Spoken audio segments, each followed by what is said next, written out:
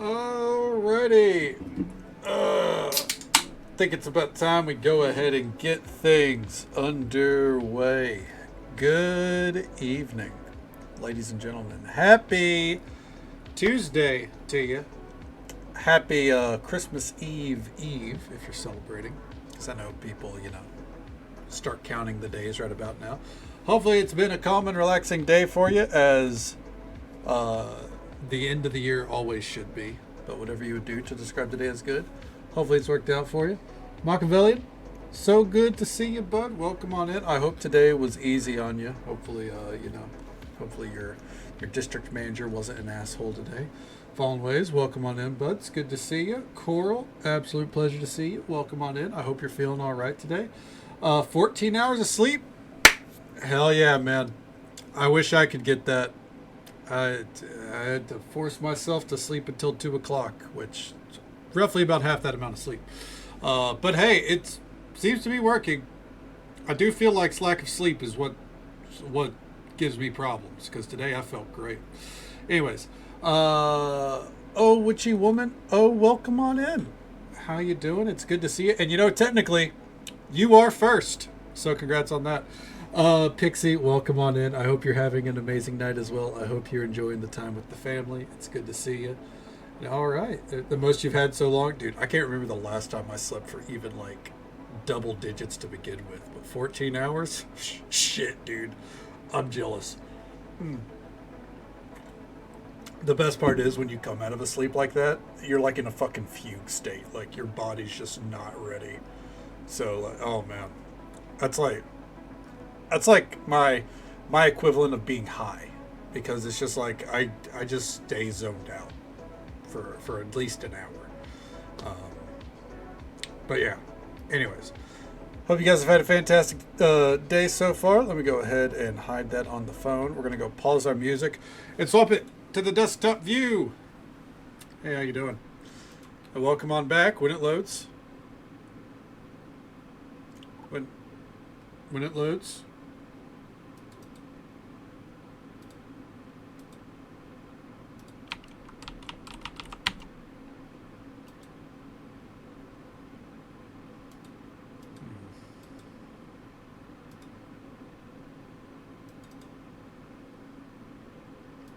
What's going on here?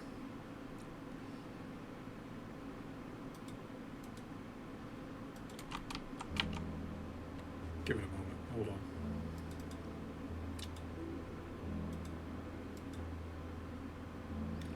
Because the game's here. Come on. It's right there. But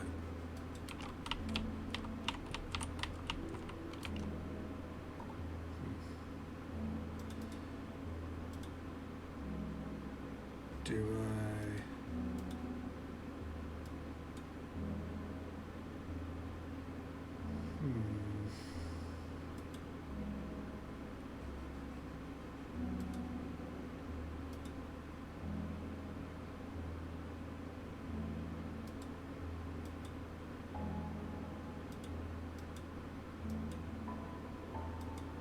Sorry, 1 second here.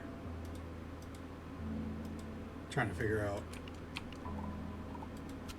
What if I just reopen the game real quick? Anyways, sorry for.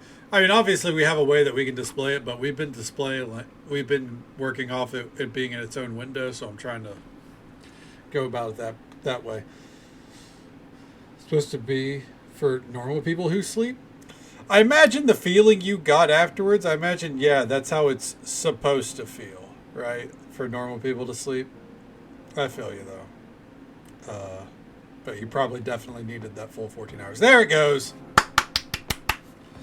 Yeah, we're not broken yet. Hey there, Moon Booty. Welcome on in. Hope you're doing well. I'm late. I mean, I guess by like maybe a minute. Depends on where you are in the United States. You see, the way time zones work, if you think about it, it's actually like a scale that moves. It's not just like, so it's 12:14 here, but that means somewhere between here and Mountain Time, I believe it would be Mountain Time, it's actually 12 o'clock. When you think about it, it's a sliding scale. It's not just like, you know, Anyways, but here we are, back to Chef RPG. I'm sure you'll notice we have a lot of money. If you were here for the last hour of stream, we went an hour over last night. We did a service, 2 services actually, and both those made us a lot of money. We, I think we safely know how to make money now in this game. Maybe not Stardew levels, but we made a lot. We got these, by the way. This is these are items from having a celebrity guest, I guess. So yeah, whenever we do service, we make a lot of money. That's very nice. As for stuff we did last night, we got about 20 new recipes. Nothing really new in terms of things that we would use in the restaurant. And we are close. We have to do 2 more services to hit level 5 here. And then we get the tea shop. Quest-wise, we have to fix April's ball, crystal ball. And we just got a super-powered drill to make that easier. So that's cool. And yeah, the tea house is almost ready to go. We just need to hit prestige level 5. There's 10 prestige levels, by the way, so this kind of feels like we're only halfway done with the content that's in the game, but I could be wrong. Just stopping by. Well, it's good to see you. We've been pretty good here, no complaints, just getting by, serving it up, staying cozy for the end of the year. Hope things have been well for you, Moon Booty. I imagine your sleep schedule's a little bit in the opposite direction right now. Hope you've been enjoying your time to yourself. Hopefully not sick. Hopefully everything's been going well for you. Okay. Let's see. Let's go ahead and head on down. Just real quick. What was that quest, by the way? Red crabs for a random piece of equipment.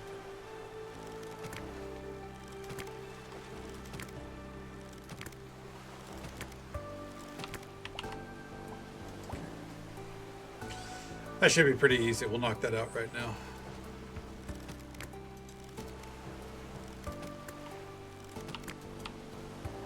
Those count as red crabs, right? Hold on. Yes. Alright. Pretty good fishing spot right there.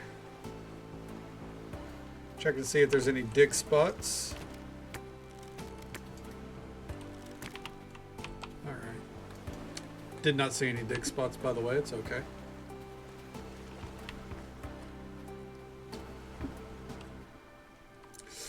By the way, so I was doing my Reddit scrolling, right?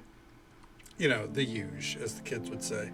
And Reddit has now started recommending a energy drink Reddit to me.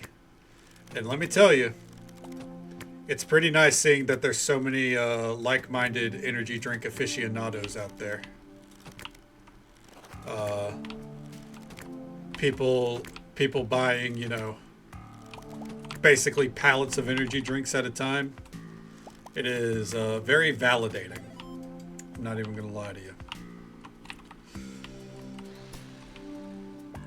I dare say it made me feel a little normal. Okay. Ooh.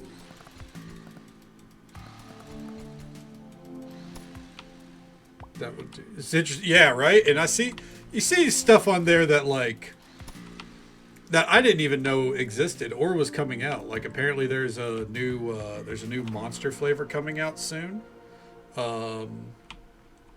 and apparently there's a lot more Gorilla Mines than I thought.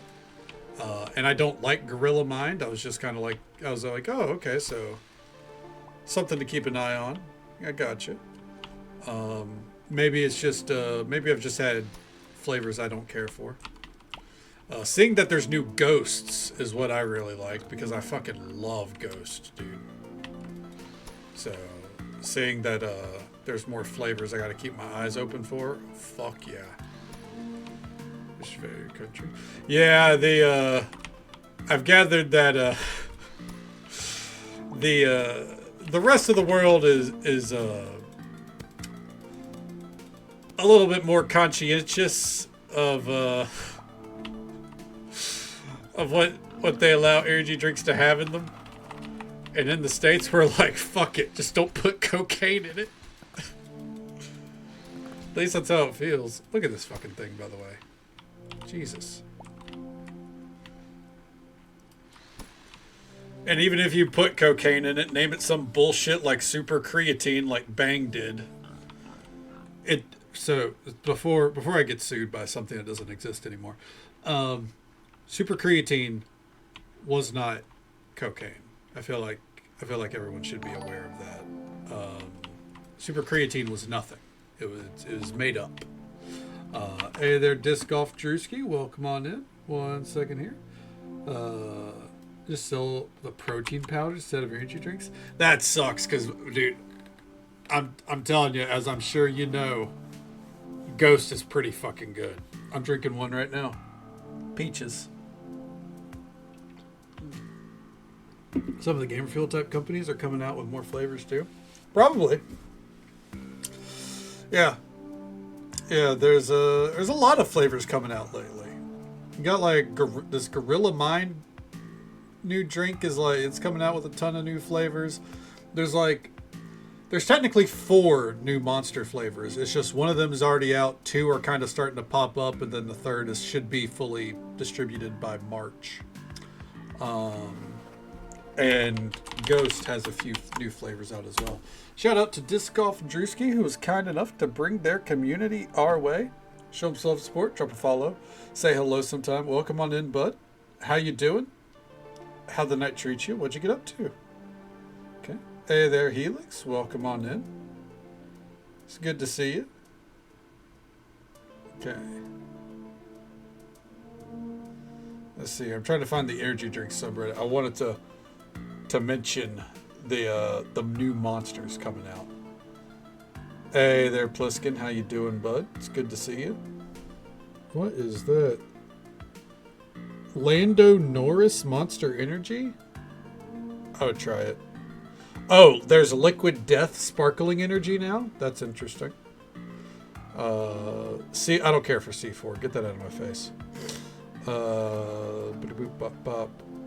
Oh, that's right. There's a new 3D. I fucking love 3Ds, by the way. They're very hard to find. The Lando Norris one is so good. Ooh, I need to keep my eyes open for it. We're letting your daughter open her gifts here tomorrow because Christmas is all right. Hell yeah, man. Well, you know what? Hang out as much as you want, and then make sure you go get that rest when you need it. Yeah, there was one that was UK exclusive that we ended up getting over here. It was like a red and black one. I think it was named after like an F1 driver. It was a very weird one. Trying to remember. I'd have to Google it, which I'm about to because this is my jam. Where is it? Oh, there's also, by the way, there's a new Ghost flavor out called Welch's Grape Cran. It's cranberry with grape, and their Welch's Grape flavor is amazing. Hardcore Apple Rockstar Punched. I'd try it. I don't really like Rockstar typically. For those that are just joining us, by the way, we're talking energy drinks because I love energy drinks, and I was talking about how I started getting an energy drink subreddit in my feed. Random fact, oh, don't you worry, I'm going to serve you up here in a moment. Okay, where is that infographic? Alright. It's going to be around here somewhere.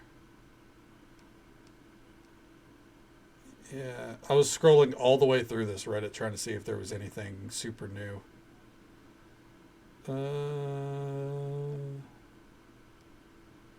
It should be... Here it is. 2026 releases. Is it F1 driver?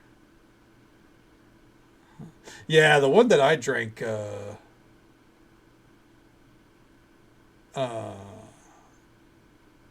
the one I drank definitely wasn't melon flavored. But yeah, that is very rare for energy drinks. Uh, Ghost has some melon flavors. It's pretty good. Huh. Companies went this hard on flat non-energy drinks. Um, yeah, there's not a lot of uncarbonated uh, just normal drinks. It's typically like it's like teas or juice is like your options if you want a drink that's, or I guess water, right? But even then, like water these days, it's a lot of sparkling options, which I love because I love sparkling water. Forward for you probably started stream. Well, welcome back, Malcolm. What'd you get? You know, I won't say you should have brought everything for the class because you know what, you've been working hard. That feast is for you, bud. 50 watch streak, hell yeah, Pliskin. We love to see it.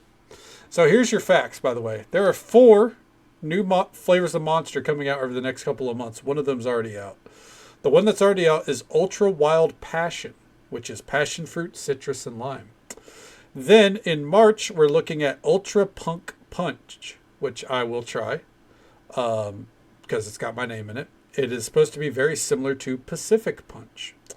And the other 2, which are starting to hit circulation but will be fully out by January and February, are Strawberry Shot, which is the OG Monster but with hints of strawberry, and Voodoo Grape, which is a monster juice, which is going to be grape with hints of plum. Very interesting, very interesting. Just a ramen and chicken sandwich? Hell yeah. You know what? I'd go in for that. Hell yeah. Okay. Can't have carbonations these days? Oh, fuck. I'm sorry to hear that. Ugh. Yeah, there is, so like, I think Ghost, but there are, oh, caffeine's hard on you too? Oh, shit. Do you like green tea? uh, I guess actually green tea has caffeine in it. In fact, that's how a lot of these natural caffeine drinks typically get caffeine, I think. Monster F1. Okay. It's a coffee worth of tea. It still causes issues. Oh, I'm sorry to hear that. I mean, you know, caffeine doesn't work for everyone's stomach. I get it, but still, that's a raw deal. Varieties. Here we go. Hold on. Do. Pipeline punched. I really don't think it was the Lando Norris that I had tried that I really liked. Maybe it was.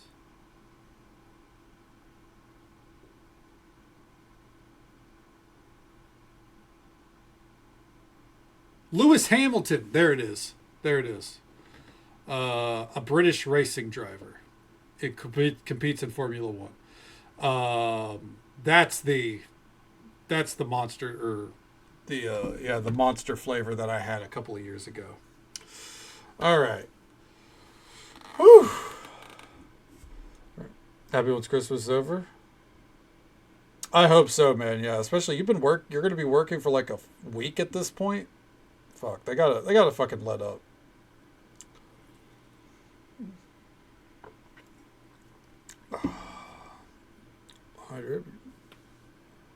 Caffeine sensitivity sucks. Yeah, that's fair.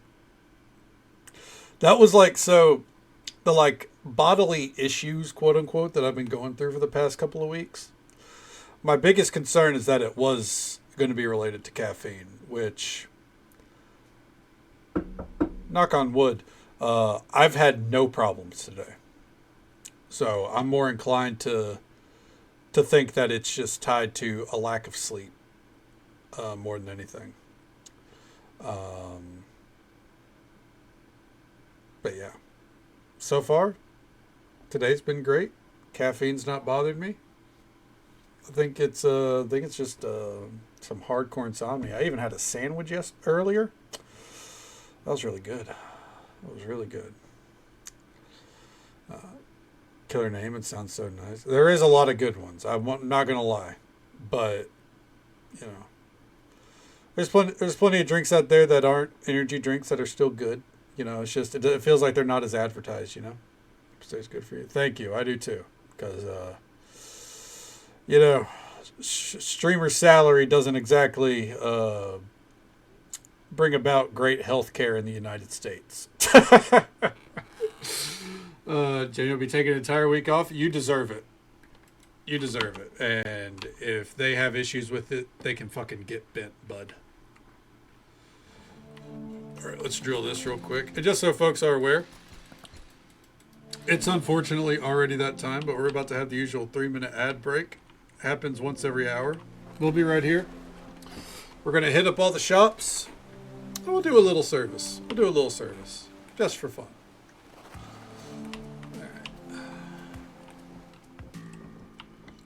Yeah, this new drill, by the way, it fucks so hard.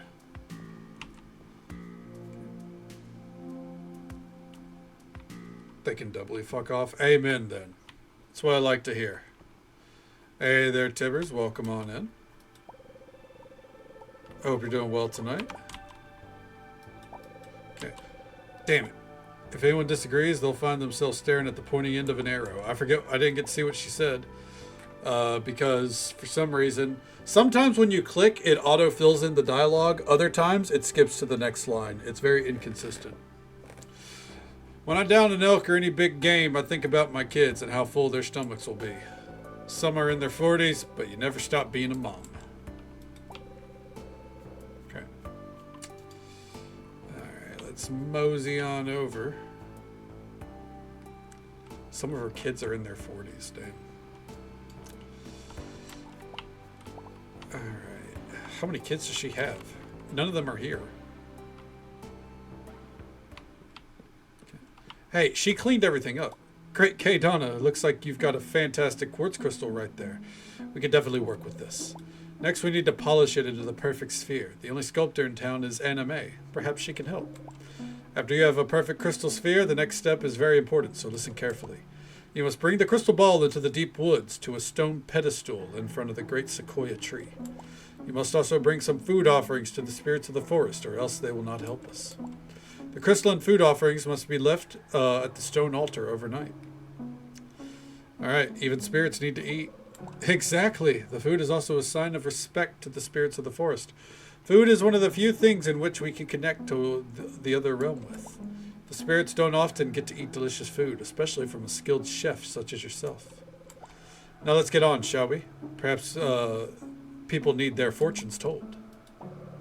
Not perhaps. Okay.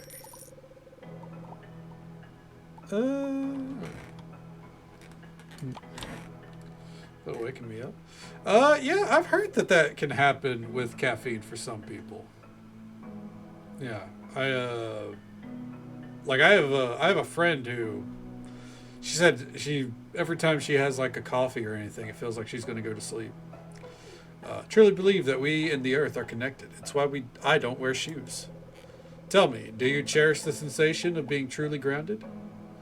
I try to get some dirt on my feet daily. Exactly. It's our lack of connection that is hurting us as a society. Okay. All right. Let's see. You should get yourself some crystals. Surround yourself with opals, rose quartz, and emeralds. Feel their energy and internalize that sensation so you can return it to your environment. Sculptor named Anna May. I mean, it's possible. She made us some lamps, but I'm sure figurines are always a possibility as well. Ooh, look at that.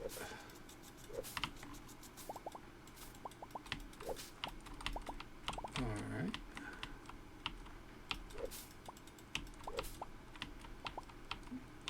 gather all this up. I'm not gonna lie. What's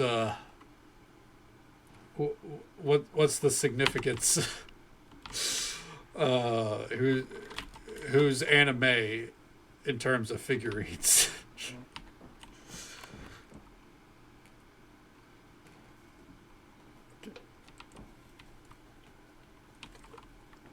Anime. Okay. All right. You know what? No, that is hilarious. Okay. I don't know why that didn't click.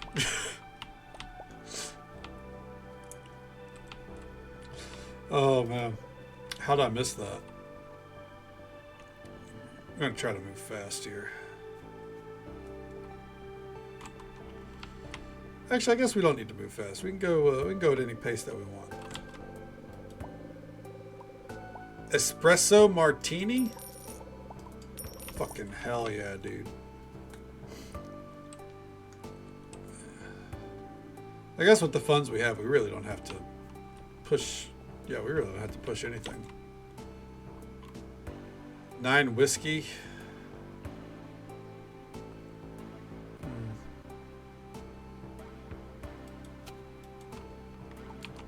Yeah, might as well. Okay, cozy on down here. We're trying to build up friendships, so we're going to talk to everyone in town. And I do mean everyone. Hey, what's up? Okay. Okay.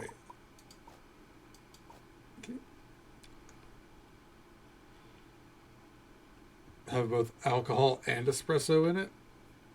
The whiskey? I think it's just the alcoholic drink whiskey. I could be wrong though.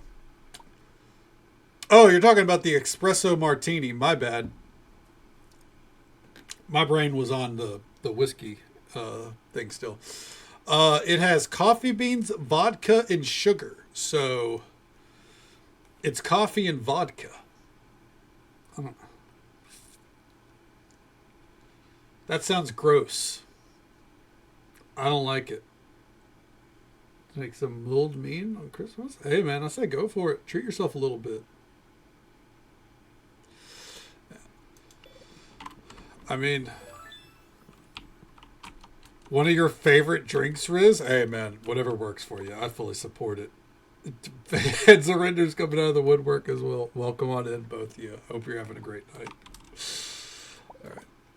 B and I have been together for quite some time. Our lives are like our bodies, strengthened by love and powered by kindness. Tell me, do you have a partner in life? Hopefully one day. If you keep an open mind, someone will walk in. Just be careful who you let in through that door. One of my favorite things are energy drinks. Hell yeah. Between keeping up with the kids and pushing myself at the gym, they keep me going. This guy gets it. Never had espresso nor vodka? Personally, you're not missing out. Things are going okay. Hell yeah. Glad to hear it, man. That being said, by the way, obviously there's people in chat that have enjoyed it, so my mileage will vary. You really drink it? That's fair, but I mean it's because it's like a treat for you, you know? And I think on Christmas you deserve a treat, especially after the fucking week that you've had, man. So personally, I say do it. I say go straight for it. 7-watch streak. Hell yeah, that's what we love to see. Oh, damn, wish they had more. Okay.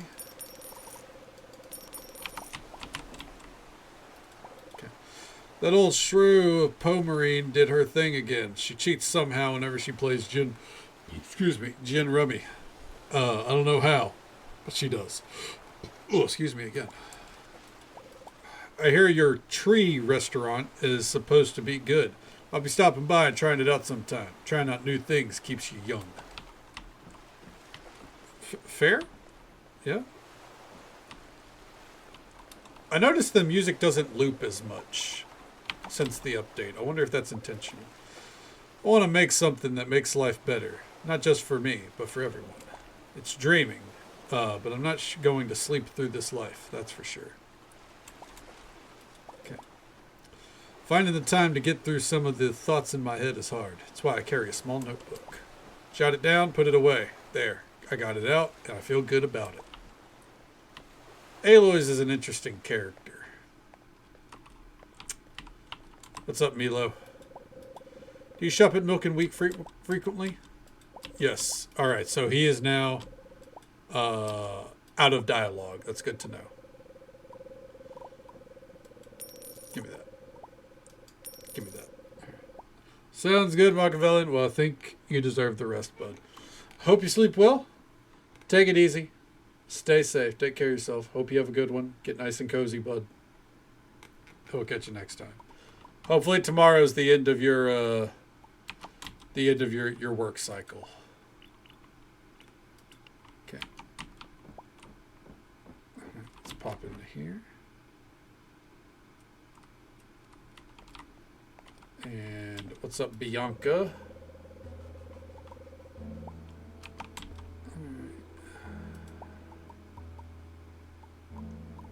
I do need to craft more of these at some point. Hey there, Jay. Welcome on in. Hope you're doing well tonight. Okay. Nothing in there. All right.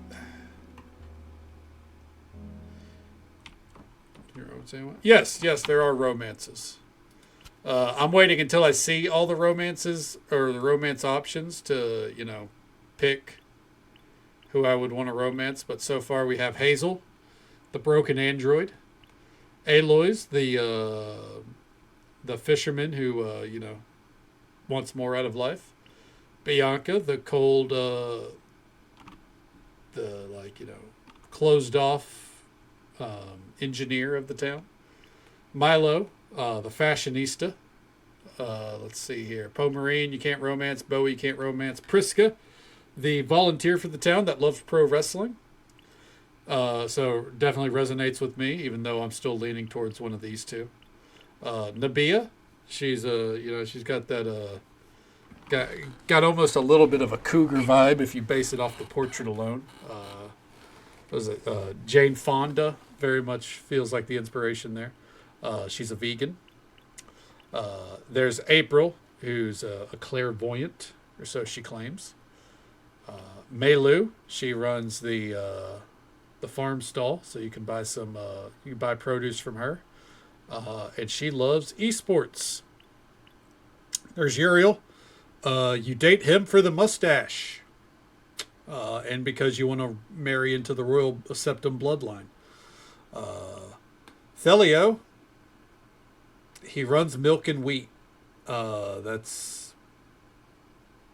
feels like his personality. He definitely feels like the most lacking of them all. Bianca, I know, right? Nabia's the cool wine aunt, kinda, yeah. There's Valentina. She manages the infirmary. She does not give a shit, and she likes to pirate movies. That's what I've gathered. Hey, all I'm saying is, if your name is Uriel, you're an assassinated king or assassinated emperor in the world of Tamriel. All right, that's it. Let's see, pirate movies and chill, exactly. What? Yeah, Milk and Wheat, Moon Booty. Aim, he's a bodybuilder. This is his wife B, so they don't count. Let's see, and then we go down to Anime. There she is. She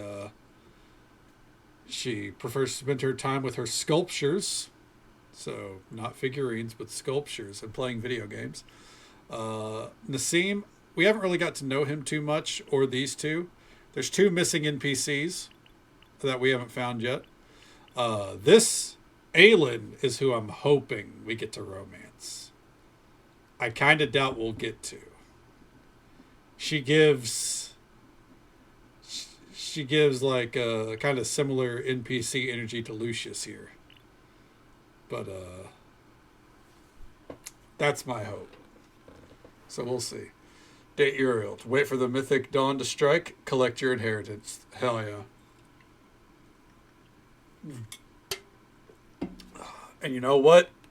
End up assassinated by the Dark Brotherhood anyways. Okay.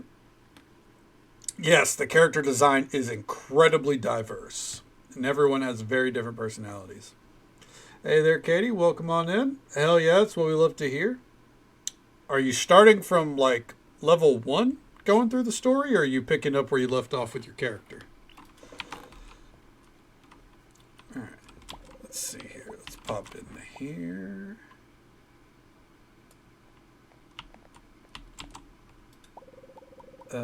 Again, why did the fucking music stop? Let me look into this. Data center has no room. That's fair. Well, it's like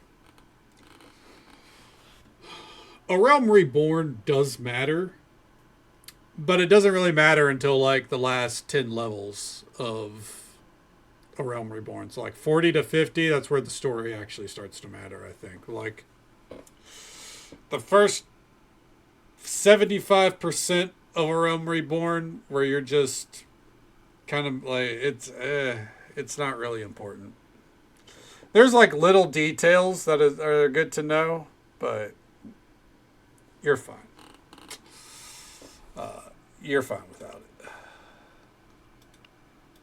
Controls, gameplay.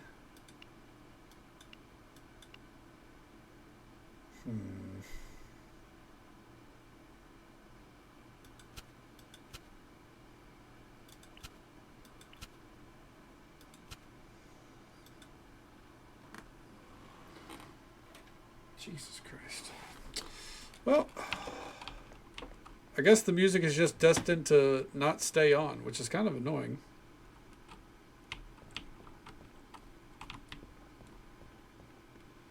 Okay. All right, there it goes. It kicked back in. It's a minor detail, but that's something I actually like really praised from before this patch, is that it felt like the music never stopped. You know. So the fact that it feels like it's stopping is kind of like, all right, what the hell? All right. Hey, K Donna. Hope you're having a better day than I. I have a headache from playing video games all night. What's this? Dialogue in there feels a little stiff. You need a crystal polished. Sounds quite difficult and requires a lot of precision. Unfortunately, I cannot work until my headache is cured.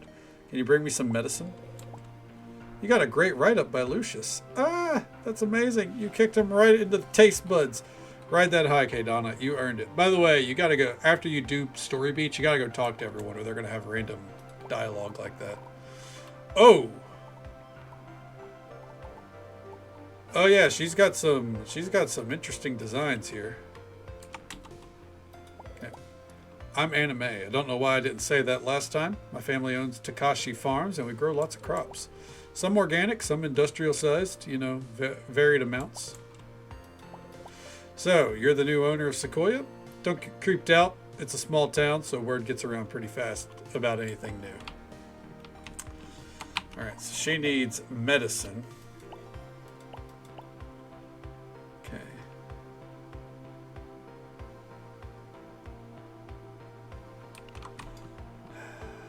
So in that case, we need to go talk to Valentina.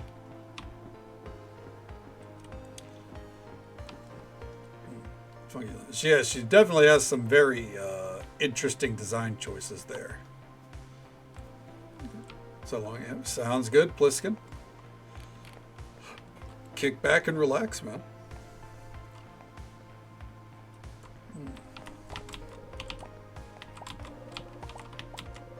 Oh, what's that? Okay.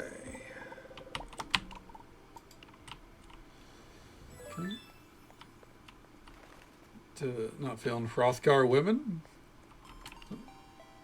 Yeah. There's some people who really love Hrothgar women, and don't get me wrong, I think the character design is good, but you gotta like be very precise with them. Personally, I prefer Highlanders. But yes, Aether and Crystal are both. Um,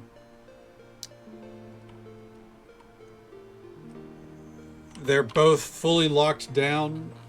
Like, you went Highlander? Hell yeah. I think it's partially because, like Witchy said, uh, Dynamis has kind of been abandoned. So everyone's like everyone, instead of just traveling to other data centers, there's a lot of like just straight up transferring to other data centers, like moving their characters over. And while I do imagine Crystal and Aether probably do actually have openings on their servers technically. Like, I don't doubt for a moment you couldn't make a character on Zalira. Like, Balmung and Mateus and probably Coral on Crystal. Yeah, those servers are probably jam-packed. Somewhere like Zalira or Goblin, it probably was actually open. But they've went ahead and shut down those data centers because they want people making characters on Dynamis. They want that data center justified. But it's not going to happen. Yeah. Yeah. They don't, I don't think they want to accept that they shouldn't have opened that data center. I strive to stave out the obvious and the terrible, yet I have never been given respect for my efforts. So the fear I instill is just about all the respect I get, and I intend to use it to make things happen in the manner that I see fit, like a dictator. I could have decades of work erased because of the whims of some idiotic owner who wants a tax cut. It is why I've chosen to diversify. I've invested in a few restaurants, a mobile entertainment platform, among other ventures. Okay. What's up, B? Why do I attend the bar with 6 kids at home? Because I like to live dangerously. And in this context, that means living with as little sleep as possible. Contrariamente to popular stereotypes, not all bartenders are alcoholics. It would be bad for business if I was one. I just love partying and being in the vibe. That's fucking funny. Alright. We're probably not opening service today. That's why I'm okay, like, just going around talking to everyone. Alright, let's see here. Thank you so much for the raid. We'll take a look at that here in a moment. Okay. Revenue X with the raid. Thank you so very much. Okay. Nays data packed ones. Well, what I think they should do, Spark, or what they should have done to begin with. So Dynamis is like 6 servers, right? Just give 2 to Aether, give 2 to Primal, give 2 to Crystal. We didn't need another data center. You know what I mean? It was never needed.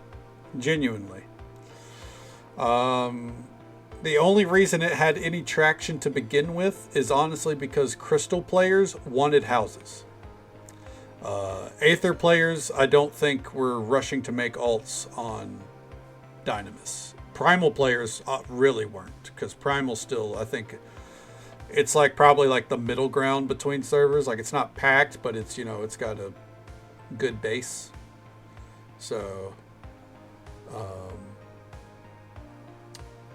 yeah, I think when people start, outside of the fact that you get bonuses for,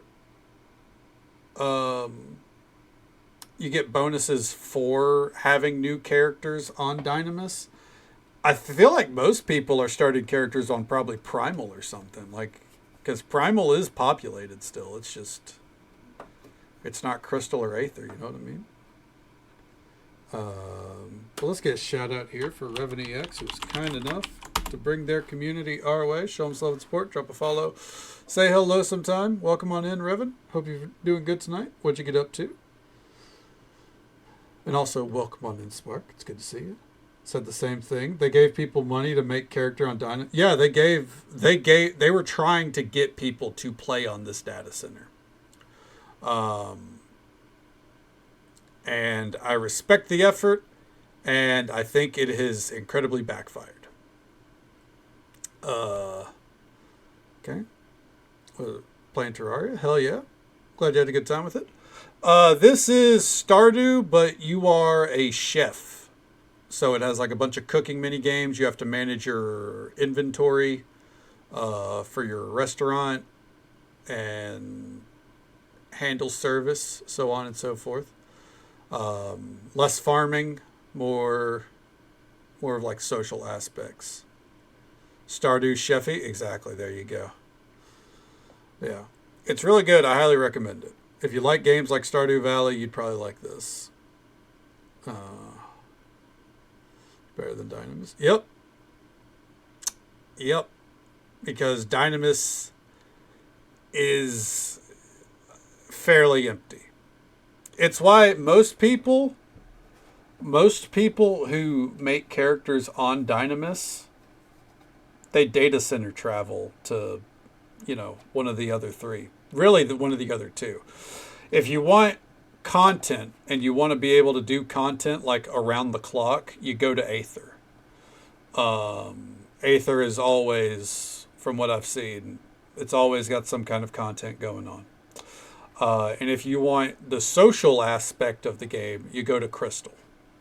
Crystal is the social scene is thriving 24/7. Okay. Yep. Yep, everyone's leaving. Dynamis is dead. It's not a good reflection of the game.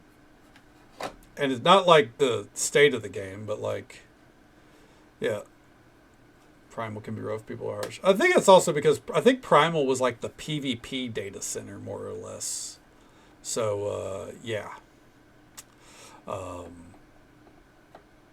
think like the best advice that I give, like, if you don't care about housing or retainers, then, which unfortunately you do kind of need to care about retainers because the only way you're making, like, not the only way, but the best way to make gil in Final Fantasy is the market board, obviously. Um, so yeah, like you got to kind of be on Crystal or Aether. I imagine in the next couple of months they'll open them up again, anyways. Um, which I know it doesn't matter because you guys have started. Um, but whenever they lock down the data centers, it's typically not for long. Um, Zalira, yep. It's a data center. Yep. Because I mean, ultimately, it does like unless you want to be in the same free company, it doesn't really matter. Like you can travel between data center worlds very easily. Traveling between data centers in general, that's a bit of a hoop to jump through. People do it, obviously. I hate doing it.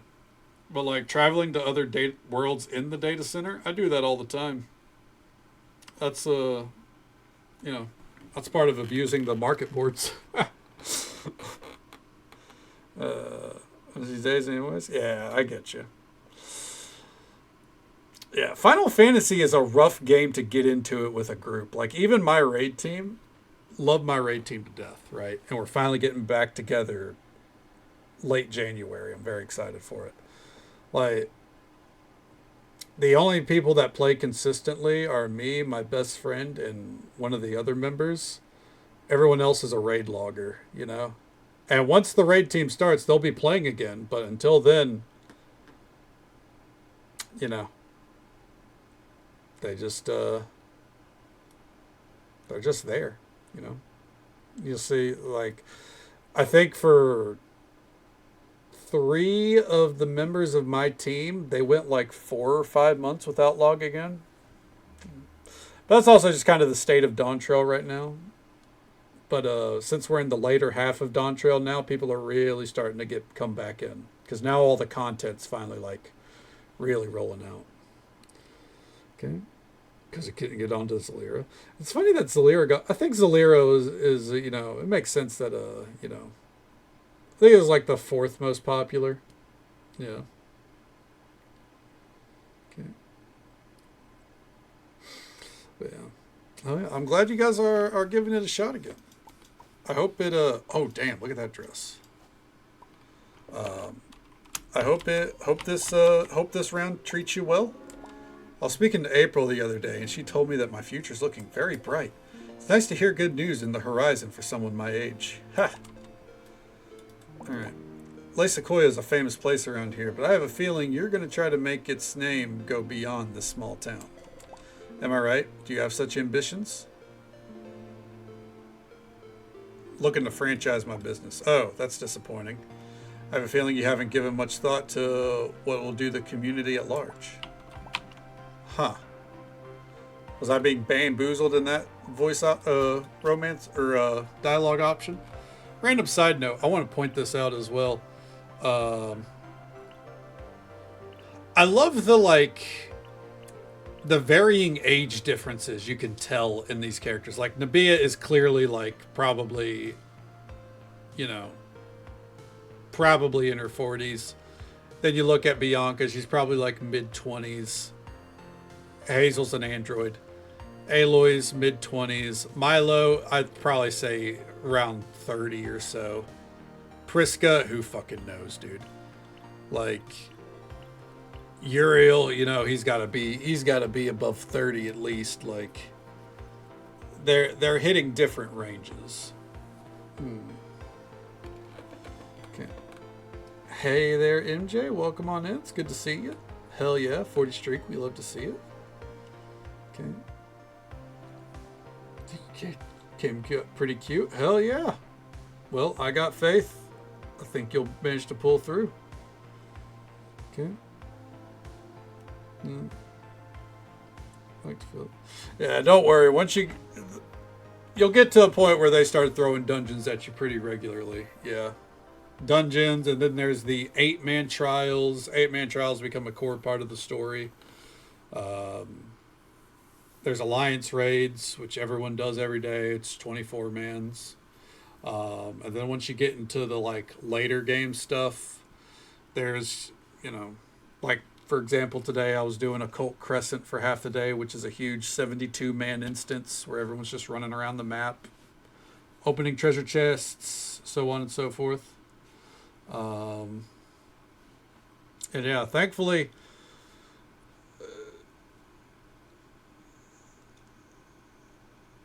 I know I can't speak to the general WoW vibe, obviously, these days, because it's been a while since I've done random queues outside of time walks where I'm just tanking and literally pulling wall to wall. But on Final Fantasy, typically people are very, very happy with returning and new players. Newcoming, you know what I mean? Returning and newcomers. Very patient, very, very happy to just see people on and thriving. Yeah, the newcomings, you know.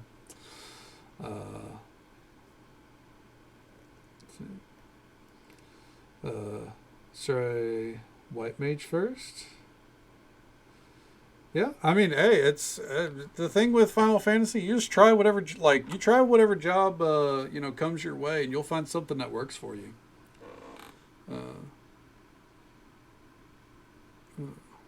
Lord of the Rings Online, damn, yeah, that's an interesting one.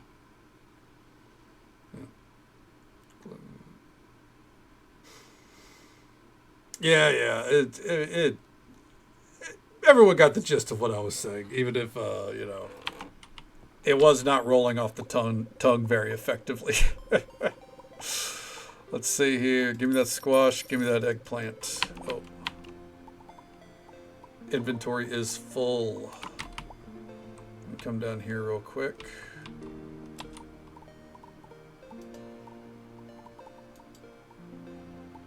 Alright. Oh, I already have multiple hoodies. I have multiple of these too. Ugh. Okay. Yeah, we're just going to destroy these.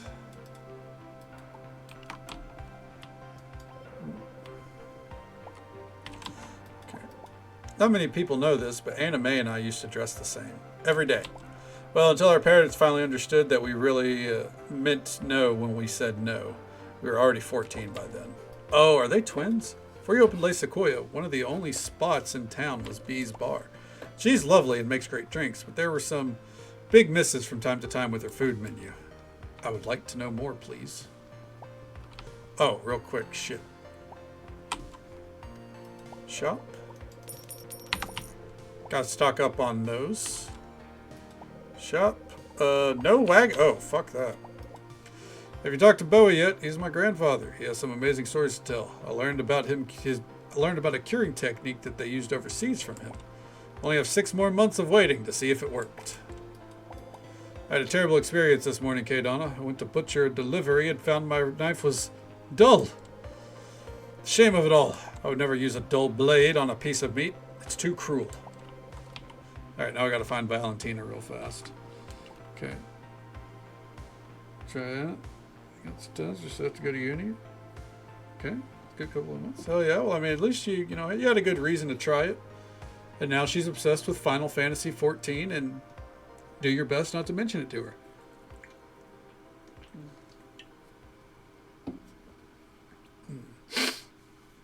Be the healer. Yeah. Obligation will ruin a job more than anything. Especially with how many there are in Final Fantasy. It's kind of like how in World of Warcraft, you should never feel like you have to play a certain spec or a class. You should be allowed to branch out, try new things, right?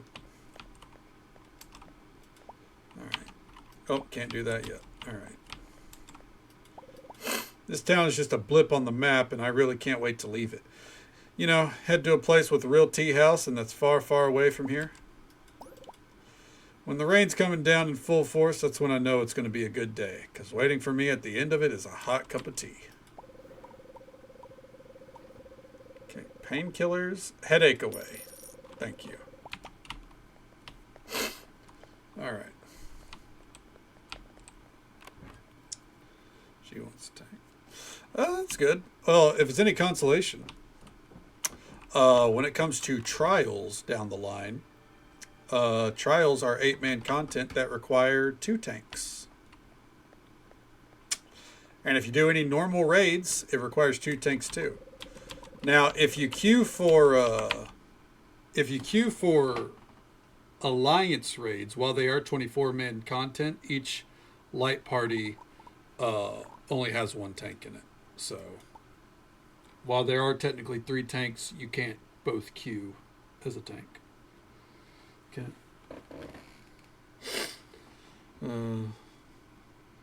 Is priest and shaman alone? Oh, that'll never happen, unfortunately. I don't even like those jobs, but they still can't get them right. Alright.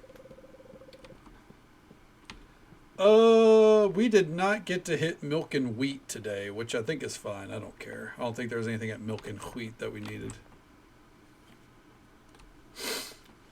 Okay.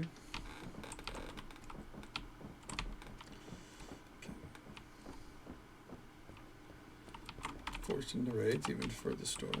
Well, I mean, that's fair. It is unfortunately, it is part of the game. I think best advice I could give there: pick a DPS to learn. Or honestly, off tank. Just don't turn on your enmity and let the other tank do their thing. Because 9 times out of 10, you could just kind of autopilot. Like, if I'm feeling anxious about a raid tier, I'll go in as a DPS and just kind of watch the fight and just kind of be a bad DPS. No one cares. No one really calls shit out. Thanks, Kay Donna. That feels much better. Let's see your crystal. I see. Yes. This should be no problem. Meet me in the back of my studio and I'll help polish this crystal up.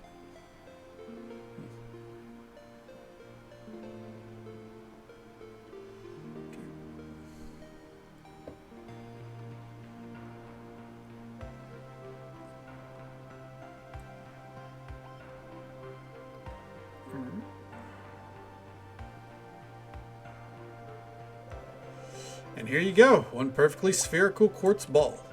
What? You're heading into the deep woods? Be careful out here. I heard there's large beasts that roam around at night. Or hi, Borlanti. Welcome on in. How's the night treating you? cook offerings of 3 vegetable dishes. Okay. Noted. Okay. Stop being the main tank. Baby as well. Ah, well, in that case, go DPS. Don't play warrior. Just to be blunt about it, but at the same time, like, people are very, again, people are very forgiving on Final Fantasy. I understand the anxiety. A lot of people have it. The key thing to remember is Final Fantasy is not WoW. I'm not saying everyone on WoW is bad.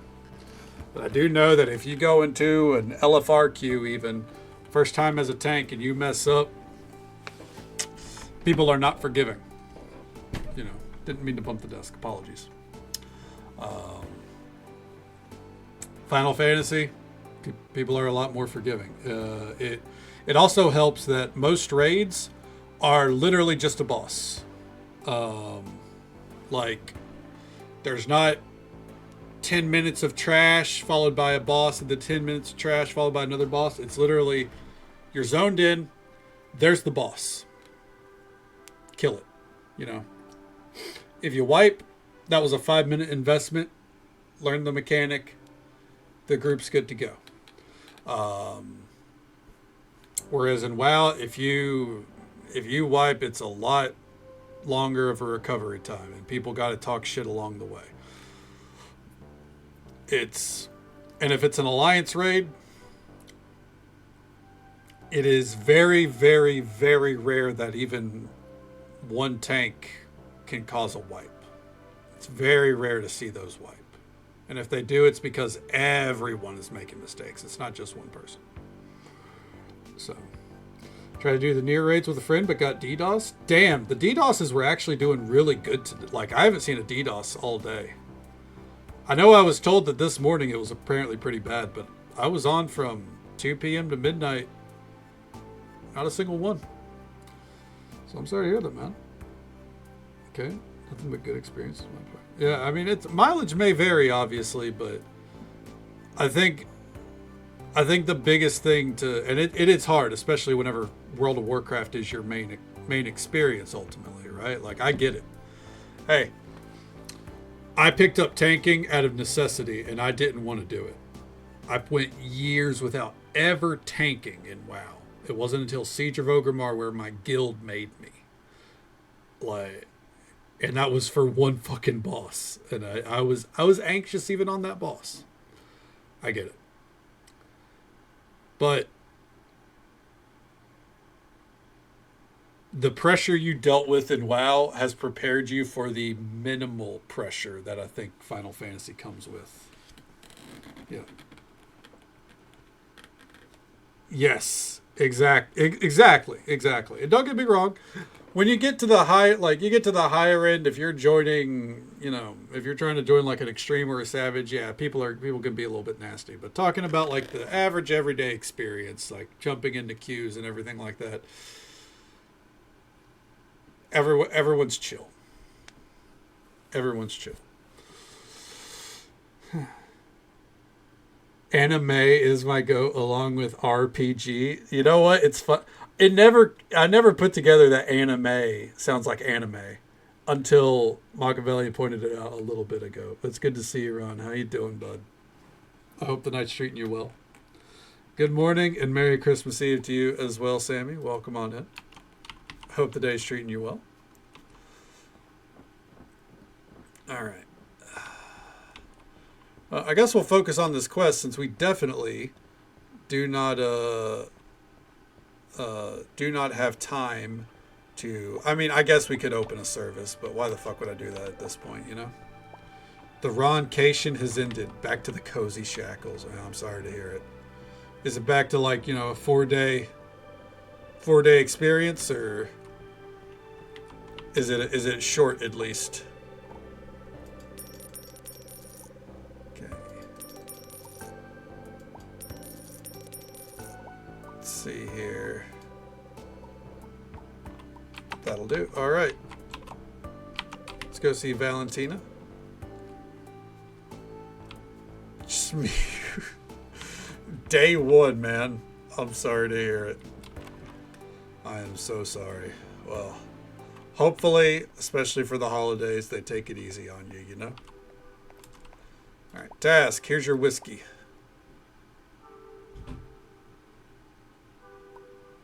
Cough. I'm going to let that sit. I'm going to let that sit. I'm going to pretend I'm not insulted. I just got coffee as a recipe. Okay. Yeah, I mean, well, hey, that's what, you know what? That's fair. And that's what matters most. If you really like the job, then I'm glad that it works out for you, man. You know?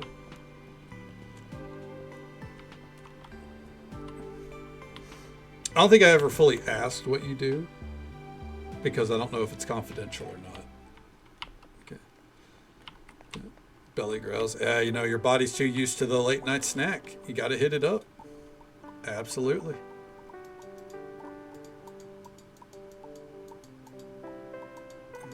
There we go. Fill you in just off stream. Hell yeah. Well, yeah, absolutely. I'd be very intrigued to hear. Okay. This man works in the government. Now it's clicking. Now it's firing on all cylinders.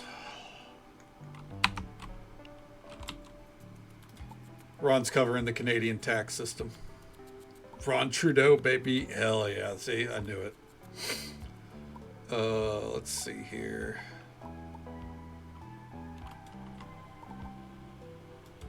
Let's cook up a Caesar salad real quick. Ooh, I'm gonna have to turn my fan back on. Apologies if you hear the low roar of it, by the way. It's just, you know, it's unfortunately somehow hot in December. And I don't mean I'm hot. I mean it's hot. Okay.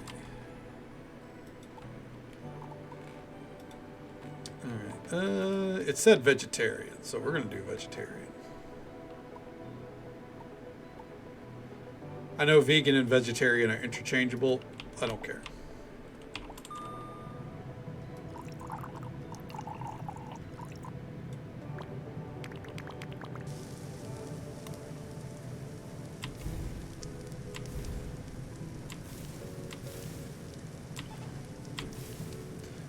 Well, something can be vegan and or something that's vegan can be vegetarian, but something that's vegetarian might not be vegan. You know what I mean?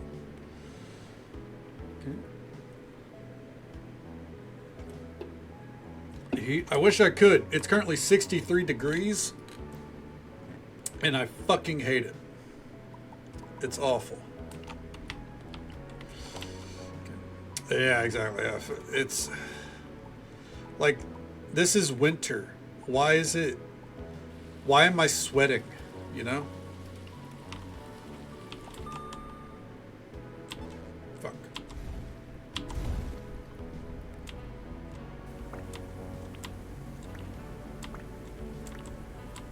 Oh.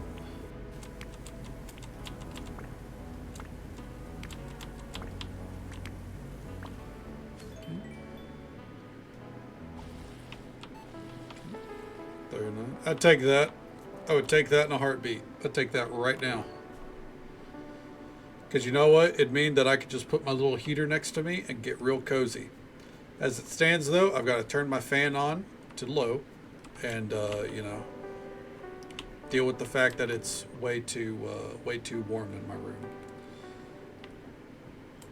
All right. Jacqueline with the Prime sub? Oh, shit. Good evening to you, Jacqueline. Thank you so much for that love and support. It means the absolute world to me. I hope you're doing well. It's good to see you. You know what, Helix, the way I see it, tomorrow you get to have that meal, right? Waffle smoke. Well, tell the Nuggie I said hi. Absolutely. Give them our best. But absolutely. Lurk away. Do what you got to do. It's always a pleasure to see you. I hope you're doing well. Research. Select an ingredient. Oh. Wait, I have to bring the ingredient with me? Are you...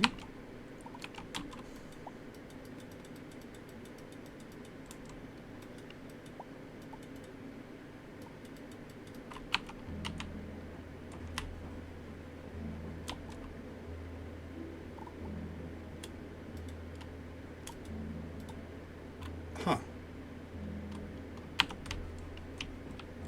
If I put those in there...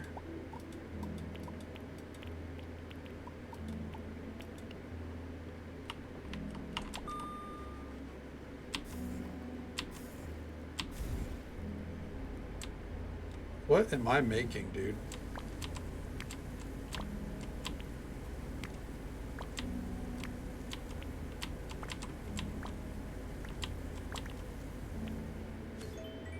Research success.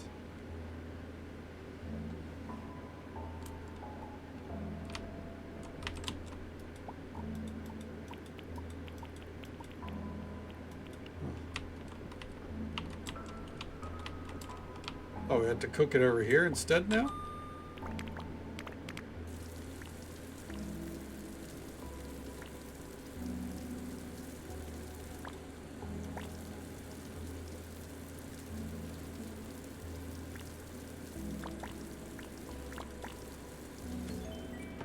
Hell yeah. Sure as hell will crave it then too. Well, hey, that just means that the sooner you could, like, you'll be ready to get it sooner rather than later, right?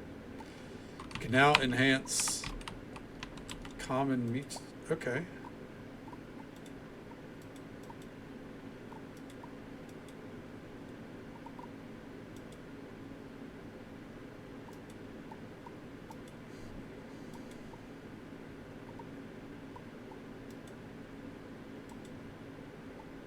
Interesting.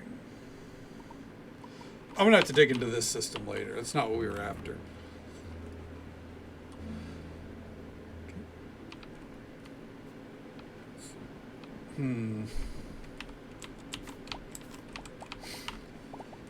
Well, what are the firm snack options? Are there any?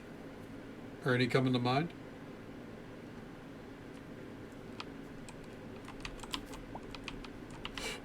Oh, excuse me. Ooh. Let's grab these cranberries.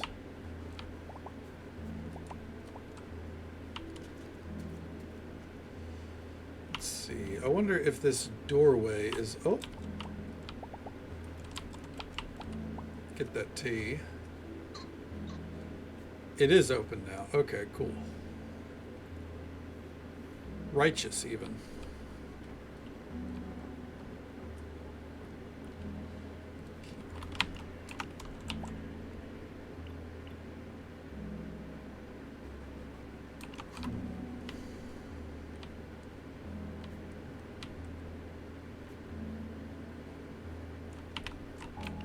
Where is this supposed...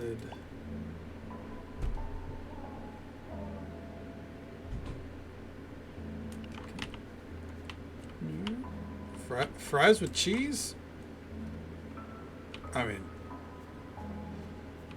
honestly, I would definitely go for some fries with cheese right now. That's just me.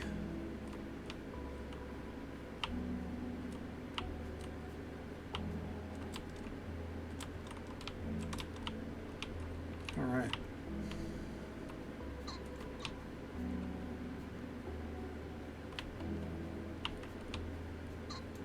But cheese quesadilla also kind of slaps.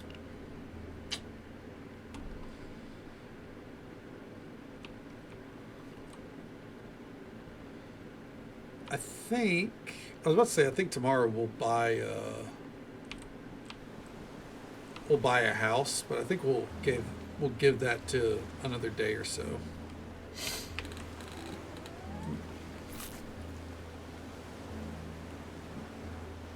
I feel like yogurt is the less filling, but it's also probably the easiest. You know what I mean?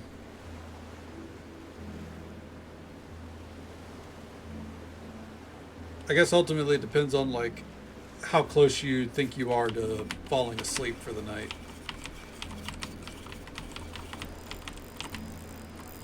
Oh, this thing is fighting. I don't know why. That was tiny as hell.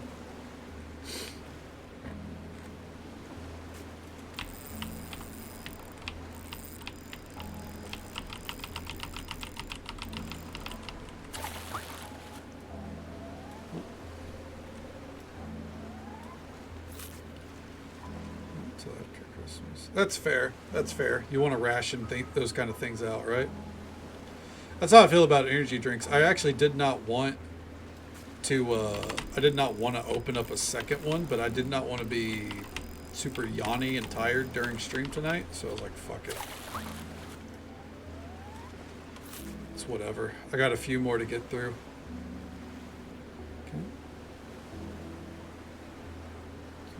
Okay. Yeah. Oatmeal can definitely hit the spot sometimes. Ooh.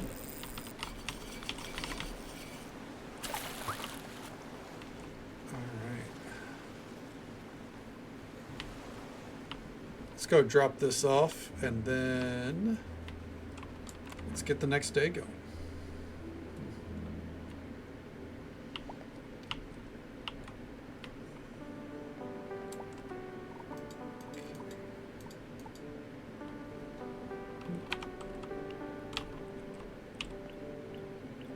It's overnight oats. Yeah, overnight oats. I hear that's pretty good.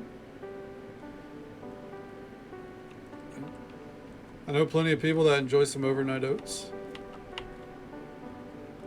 Never really got into it myself, but it's because oatmeal does me right whenever I'm craving it. All right.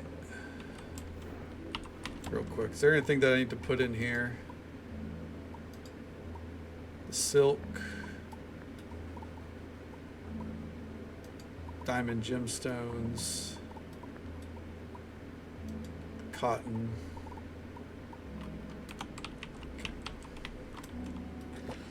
Going to sleep. Do.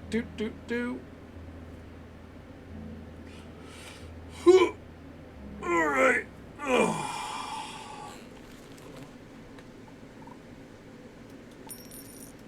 That was not nearly all the things I wanted delivered.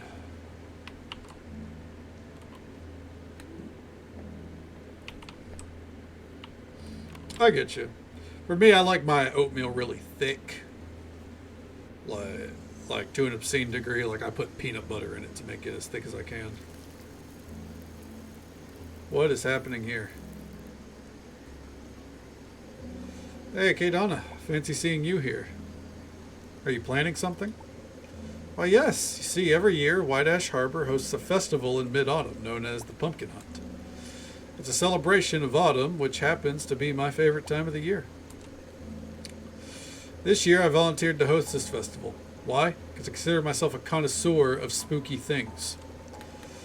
Once all the jack-o'-lanterns have been lit up, it'll be very spooky indeed.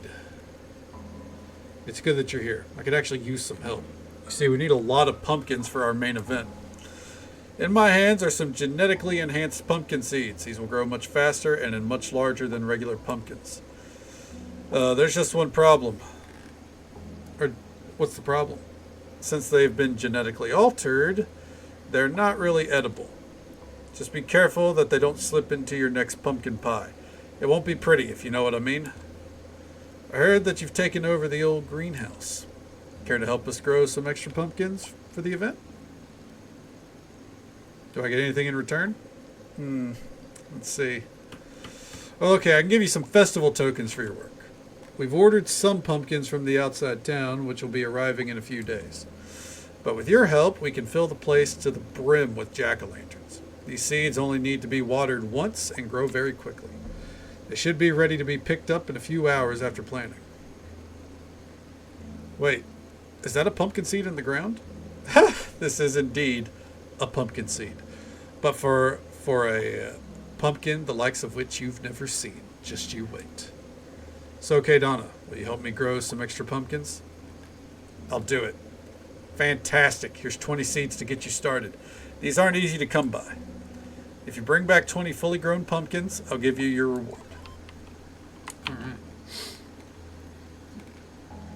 Sandwich. Hell yeah. What kind of sandwich would you eat? Grits? Ugh. How you doing, Charlie? Welcome on in, bud. Awful taste aside, I hope you're doing well. Punko fact. Here's a Punko fact that's very relevant. I hate grits. I think grits are awful.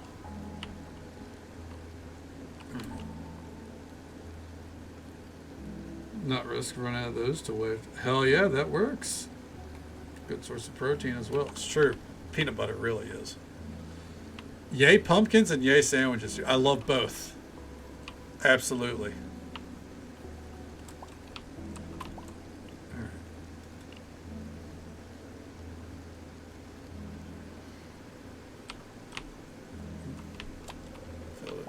It's just, it's like, I get that I'm probably in the minority. I really don't like grits. It's a texture thing, you know. Just wanted to say that it's amazing to see the growth of your restaurant. Can't wait to come eat again soon. I better get a good discount, Nabia. Okay, April. Okay, literally the same letter.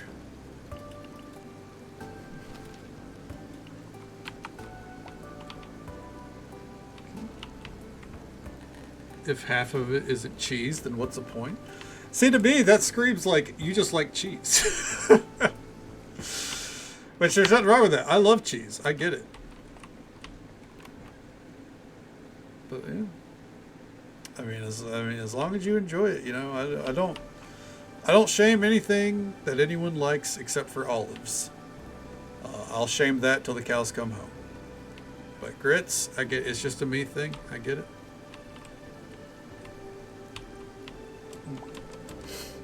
Okay.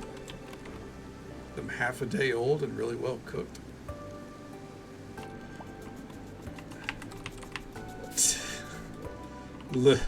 Oh Jesus Christ! That's a lot of pineapples. It's very very much a different strokes for different folks situation, if I've ever heard of one. Damn, we are. I think we're good on pineapples for a while.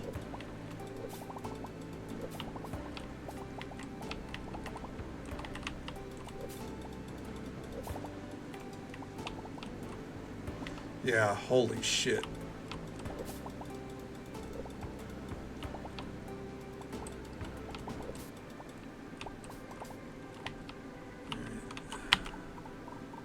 $193. Jesus. What are grits? Let's see what Google says because I'm not going to be descriptive enough. Grits is a type of porridge made from dried ground corn, uh, typically cooked in water or milk, sometimes made savory, and sometimes made sweet. Yep. Celebrating Christmas today? Hell yeah, MJ, in that case, Merry Christmas to you. Hope you're having a great time. Welcome on in. Yeah, it's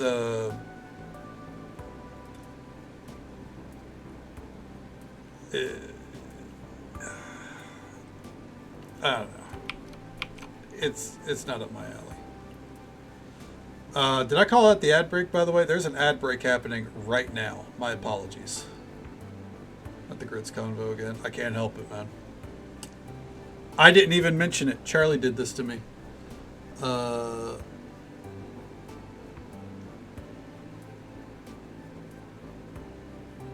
Sand your biscuits and gravy. Biscuits should be sweet. I think that's a matter of we're using a different term. To us, biscuits are cookies. To us, biscuits are fluff based like little fluffy rolls. So yeah, it's more like as Witchy put it, it's more like scones. Scones, yeah.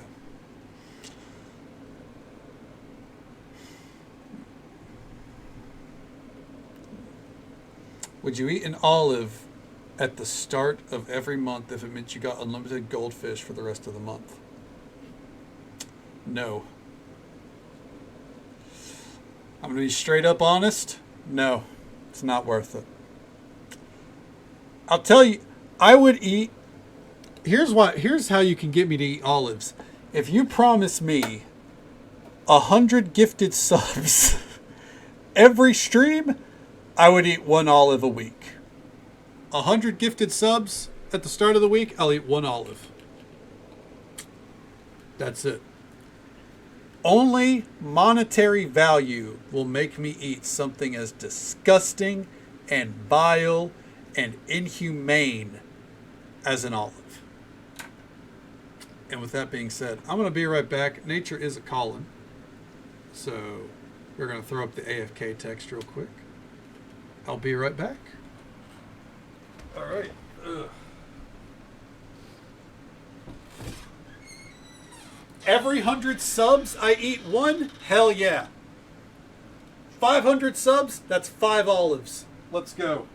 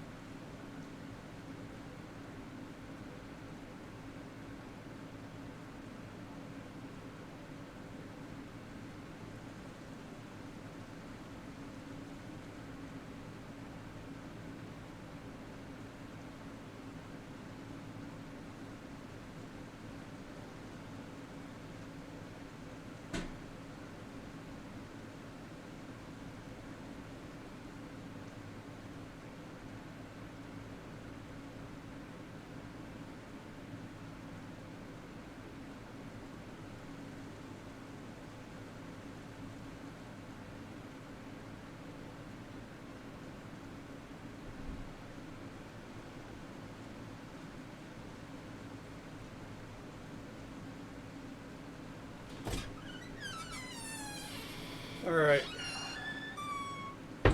Apologies. All right. One olive is not enough? Well, I'm sorry. I hate olives so much that's the rules here. 100 gifted subs. Not every time I hit 100 subs, by the way. No. No.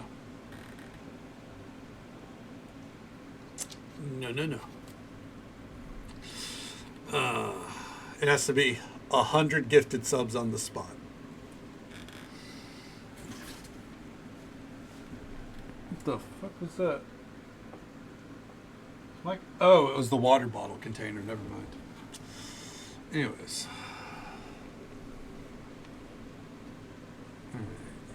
Right, they're doing 35% off gifted subs when they're 5+ subs deal right now. True. Can 100 gifted subs be for multiple people? No. I have to make as many hoops happen. I'll tell you, actually, hold on here. As a kindness. It has to be in one hype train. It has to be 100 subs in one hype train. And I would owe you an olive by the end of the week because I do not think we have olives in the house. So I can't be like, all right, guys, I can do it on the spot. I would have to go to Dollar General and buy a thing of olives. But for every 100 gifted subs in a hype train, I would do it. That is not me begging for subs, by the way. That is me making it clear how much I hate olives. Because I'm here. I'm here regardless. All right. Let's get back to planting here. Oh, Jesus H. Christ, dude. Are you fucking for real? All right. Oh, that's awful.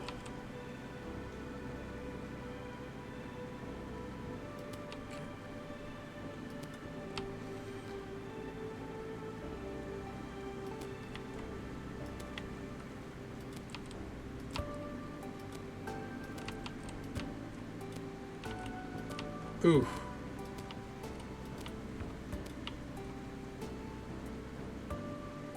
This definitely got away from me. Oh well. She said we only had to water them once. So. Definitely begging to not eat olives, but you know, if you know, that's the route we got to go. If that's the way the cookie crumbles, then so be it. You know what I mean? Okay. And burn the rest. The audacity of being born as an olive. No. I'd keep them on hand for future 100 gifted subs. You know what I mean?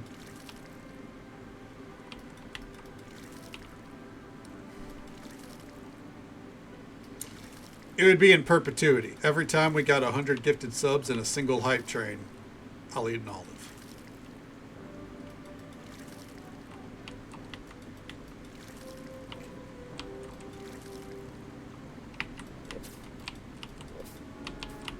Hey, a level. We love to see it. All right.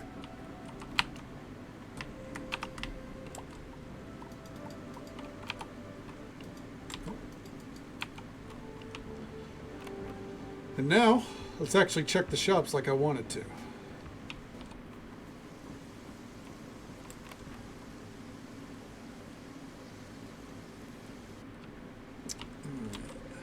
Okay, Donna, my savior, you did it. It looks good as new, and yes, I can feel the energy of the spirits flowing within. The dishes you made them must have been delicious. The dishes you made them must have been delicious to the spirits. That sentence needs to be revised. You must be wanting your reward then?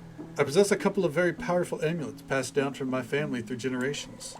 Like the gazing crystal, they are infused with the blessing of the forest spirits. Since you really saved me, you can pick one to keep. Social boost, gathering boost, and energy depletion.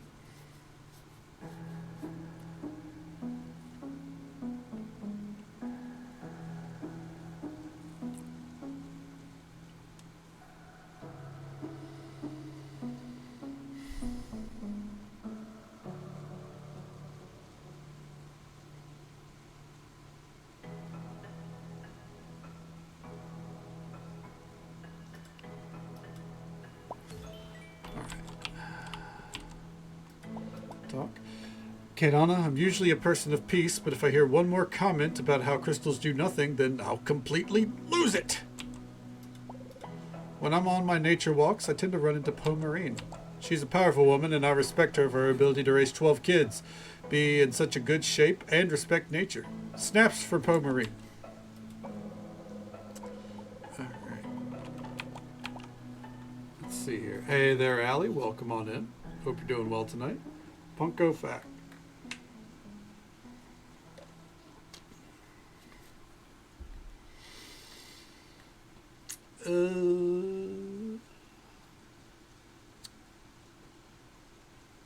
A good Punko Fact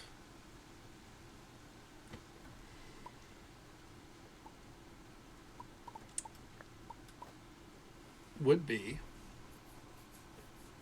snaps for Pomerine. Hell yeah. I can't snap. Yeah. Not very well, at least. He hates olives. Yeah, that is a fact. Time to make some friends with some oil barons. I mean, can make buku bucks that way. Let's go talk to old Poe Marine over here. Oh, excuse me. Let's see. You got anything for me, champ? Okay. I only collect busts for the wall of creatures who gave me the best hunt. If you want one in your restaurant, you'll have to go and get it. Stay away from older structures while I'm hunting in the woods. You should too, not only because they're unsafe, but also because they're creepy. Even thinking about it just gives me the shivers. Okay.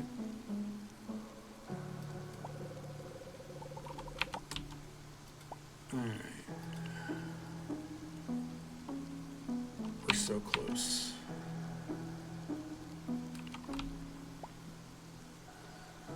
Score you answer one with someone who names Punko Fact.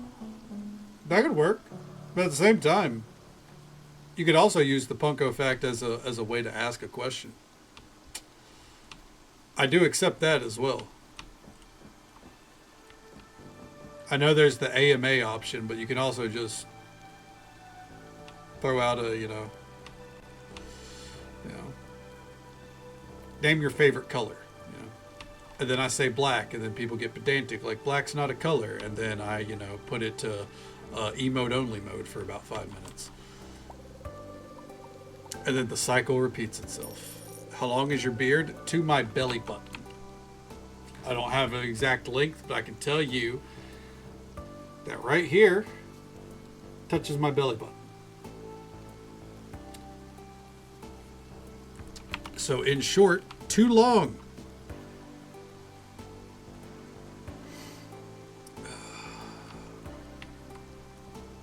Well, I've never claimed to be exciting. So, Ruby Gemstone. Do I have one of those?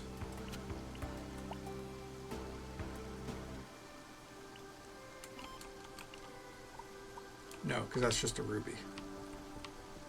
Okay.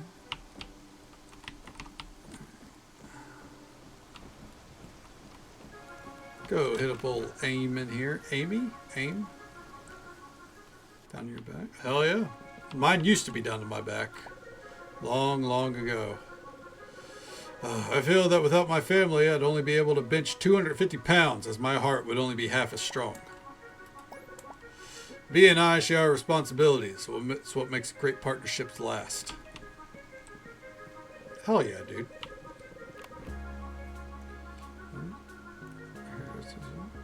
I get you. I never liked going to get my hair cut either.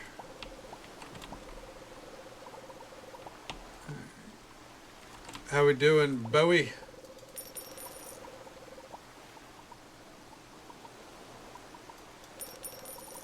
There we go. Talk. Tell me, is there anyone waiting for you when you're off shift at Les Sequoia? No, I haven't had the time. It wouldn't be fair. That's a shame. Young love's an amazing adventure. Everything feels high stakes, and every moment that passes is one that burns bright.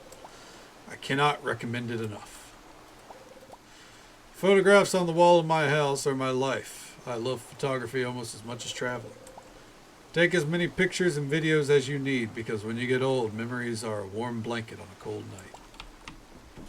Damn, that's kind of real. Oh, there's going to be a cat coming into my room any minute now. I just don't want to be a fisherman my whole life. Running my own boat will make me money, but it isn't what I want to do forever. I want to make something that makes life better.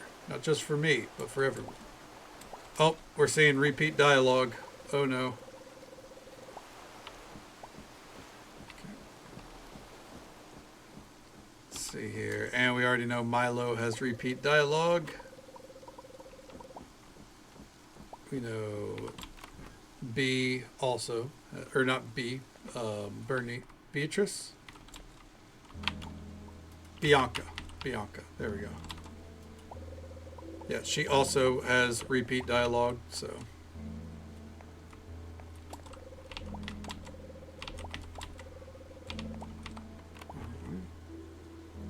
Hey there, Princess Goldfur. Welcome on in. I hope you're doing well. What's up, Lucius? Developing your own style is vital for your future. You need to build renown. Otherwise, the public will never give you what the most bloated marketing budget has yet to grasp. Attention. Looking around here, outside of a few vendors, I found nothing of note. Although there is a man that goes by the name of Bowie, whom I especially loathe. He will not stop talking to me. It's infuriating. Hate olives too? Hell yeah. They are the worst. So you're in good company here, at least with me. I think most of chat enjoys olives. Okay.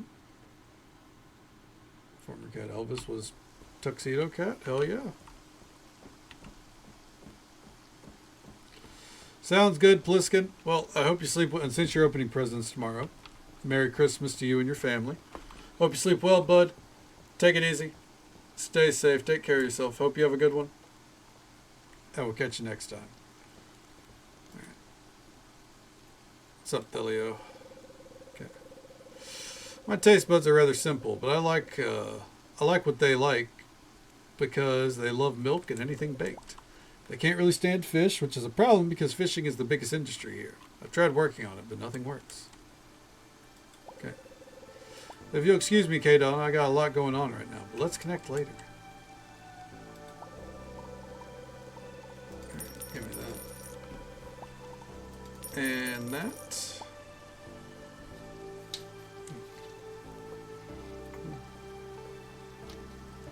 Just gotta get to this up. I think I gifted sub the other night, but yeah. Unless you mean from another Discord. Oh, yep, there it is. Oh, Aphrodite Shaz. Hell yeah. I love Aphrodite Shaz. She has a lot of good emotes. Doesn't match yours. Yeah, it's I think my hatred for olives is pretty unique. Came close. Hey man, if it's olives that divide us, I'm sorry. But I'll never change. I don't expect you to either. Stand your ground. But I fucking hate them. Mushrooms are a different story. Well, I do love mushrooms, but I get it. As much as I love mushrooms, I do understand that it's a texture thing that it's not very easy for people to overcome.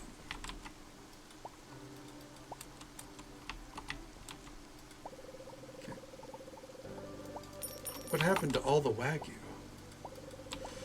You know what one of the hardest things to make is, K-Donna? Good barbecue. I love how meat can be transformed when it's cooked barbecue style. Nothing better in the world, and that's a fact. K-Donna, I got a joke for you. What do you do when you're addicted to seaweed? Seek kelp. Get it? I'm going to tell that one to Melu later. Excuse me. Eats them raw? Dude, I couldn't. No, there's some lines in life that I just don't think you cross, and I think that that's actually pretty high up.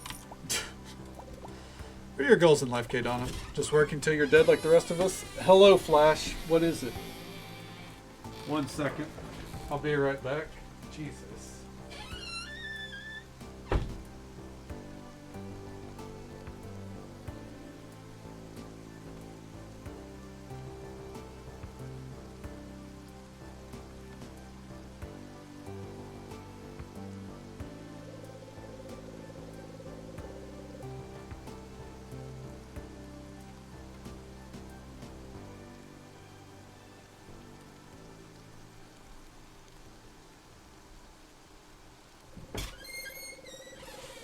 All right. Hopefully the timer hasn't been ticking down while this conversation window's up.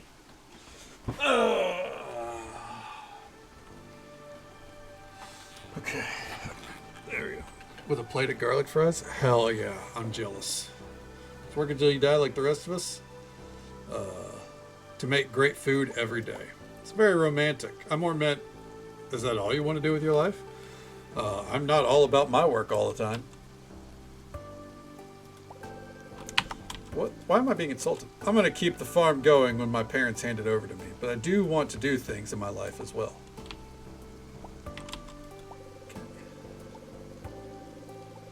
Yeah, I get that. Like, I just don't know why I'm being insulted because, like, yeah, I want to make good food. Keeping the ecology of White Ash Harbor as diverse as possible is the main goal of mine. I don't want this town to become another tourist pit full of trash. The nature surrounding this place is why it's so special. I hate that the word diet has been used to market bland frozen dinners. A good diet is just regular intake of food that keeps you healthy. You say, oh, what's your diet? And people assume you think they're fat. It's preposterous.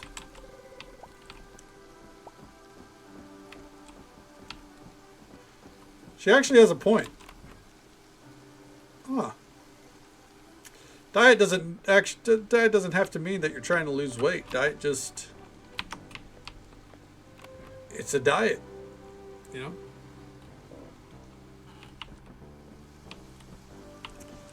Yeah, it's simple as, you know, you say you're on a seafood diet. You see food and you eat it. Okay.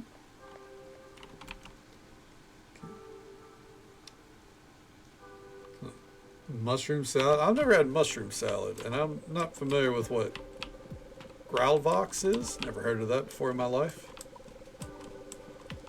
But hell yeah. Hopefully it treats you well. Okay.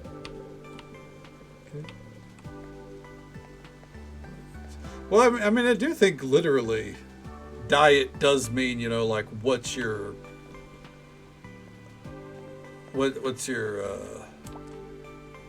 eating pattern, right? Let's see here. Put that in.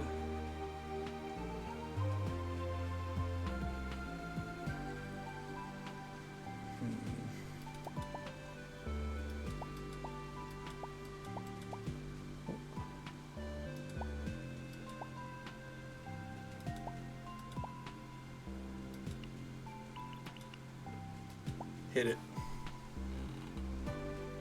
Okay. Ah, I got you. That's fair, yeah. People do take it negatively. I'm going to petition that the city council give me a stipend. I'm a little freaked that they might dump me over it, but I'm worth it, damn it. Okay. I got trucks coming in today with my order of tables and chairs so the city doesn't have to keep renting them every time we hold an event. Meaning, I'm busy for the day. Let's chat later, though, okay? We could expand the restaurant. Actually, no, we can't. But we could purchase a home.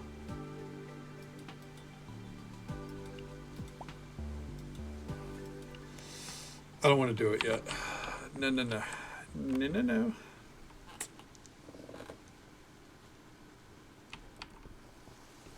All right.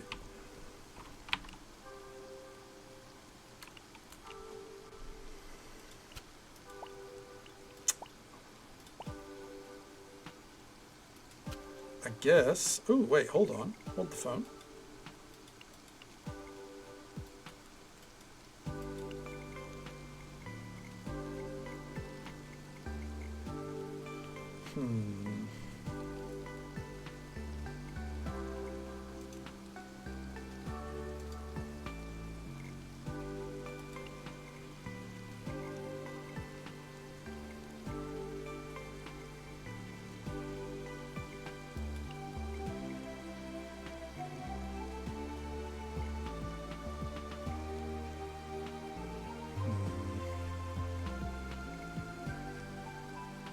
Fast travel time, maybe? Oh, host private events in your restaurant. Hey, that's actually not a bad idea. You know what? Let's go and grab that. Fresh salmon cured with a mixture of salt, sugar, and dill. Huh. I would try it. I don't know if that would normally be up my alley, though. It's just a little too stringy. I don't know. I feel like that would be just stringy enough, personally. But I get you.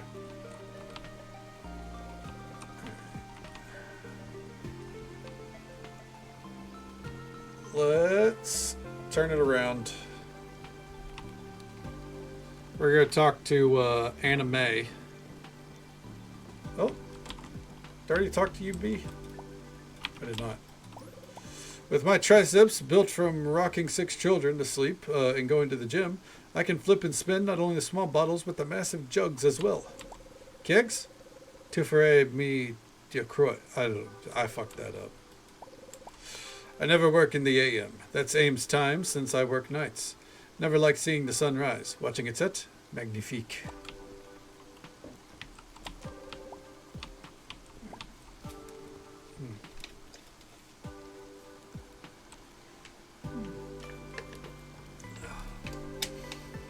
That's fair.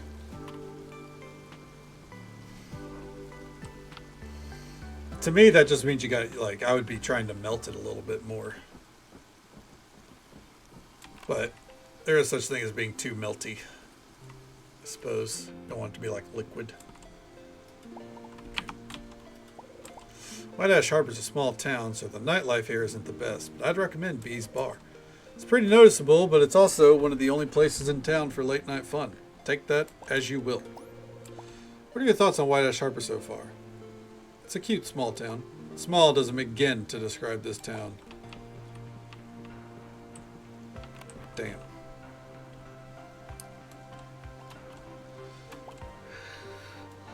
Alright. Let's go ahead and head on down.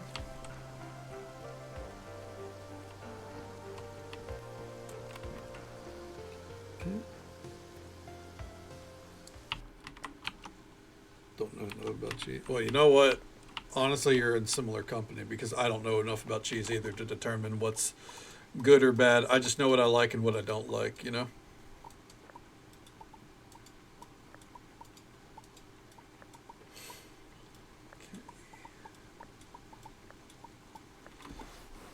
Well, I guess we're about ready to go. Fuck it. Menu looks good. Let me see here.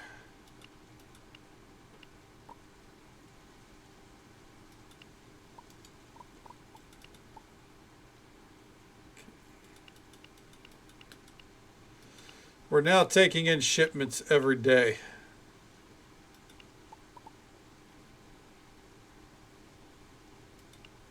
All right. Yep. Spending 62 grand a week.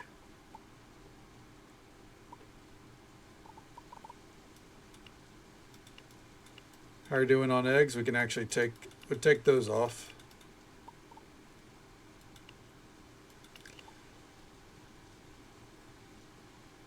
All right. Yeah, we're gonna keep getting stocked on the booze.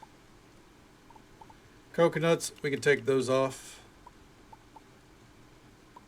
Flour.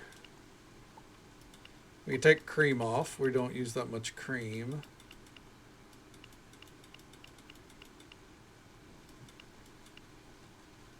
Cinnamon we need to keep on for now. Chocolate, we can take that off. Cheese, we can take that off. I think flour and cinnamon we'll keep on. Okay.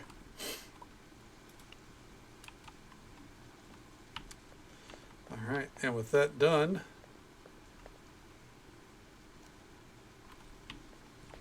let's get to it. And the music has stopped for some reason. So here we go. Our music is back up.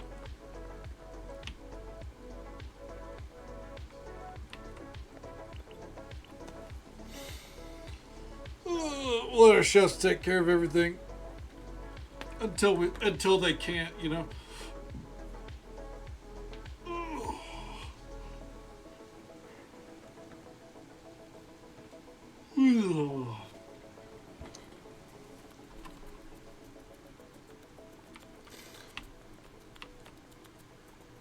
So far, they're doing well.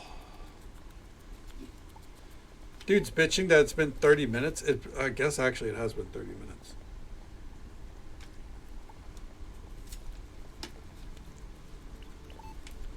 All right. I guess now it's time for me to hop in.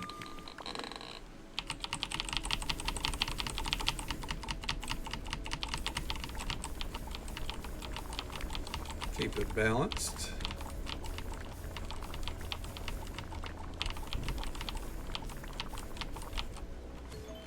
All right.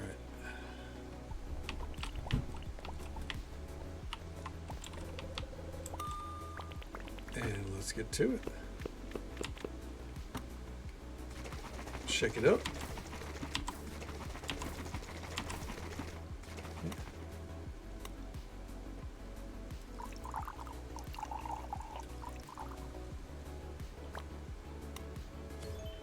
Oh, wasn't great.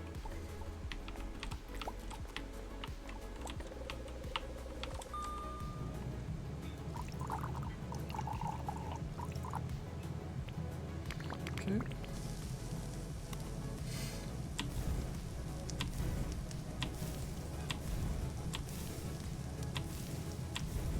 And there we go. That's true. That's true. That's why That's why some people wash their cheese, right? Because doesn't it wash the starch off?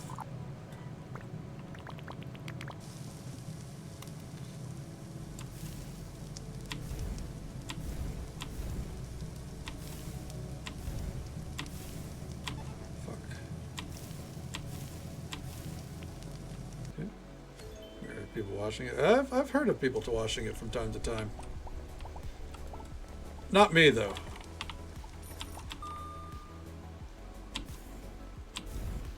I actually don't mind my cheese being, like, you know, congealed, for lack of a better term. Oh, fuck.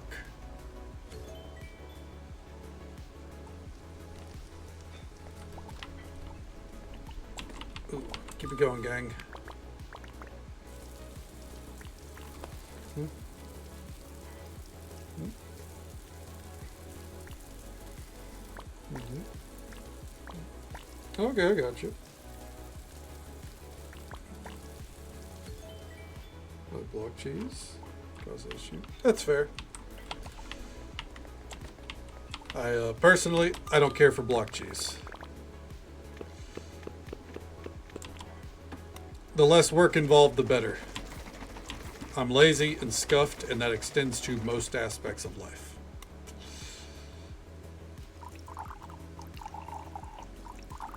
Right there. We'll take it.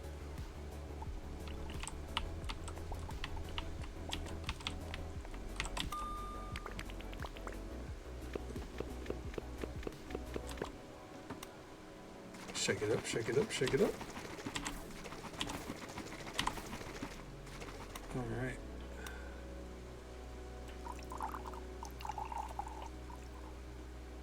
Oh, yeah, hell yeah. That was literally perfect.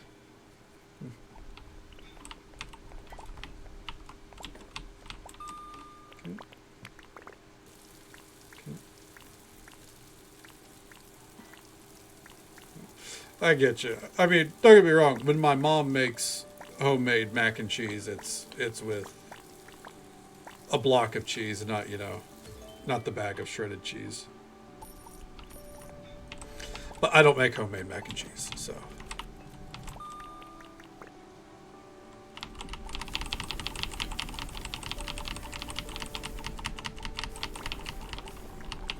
My cooking abilities involve the grill.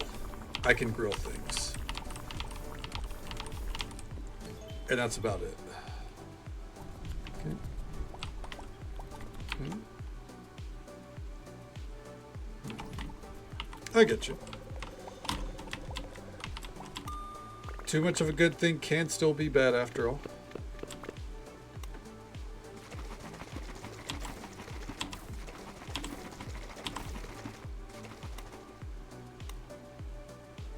Wait for it.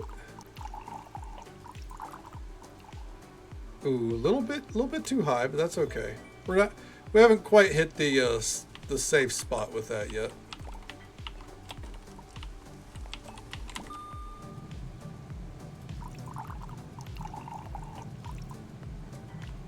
There we go.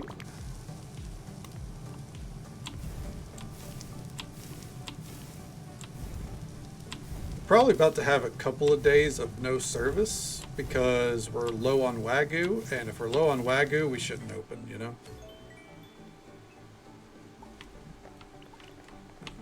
Maybe I could look to see if there's any high-end dishes that we have that don't involve Wagyu. But I kind of doubt it.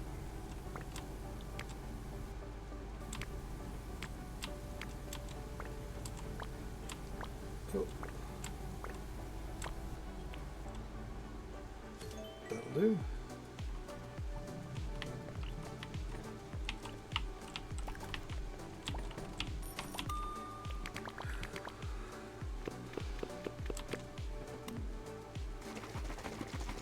And right there, right there, right there, right there.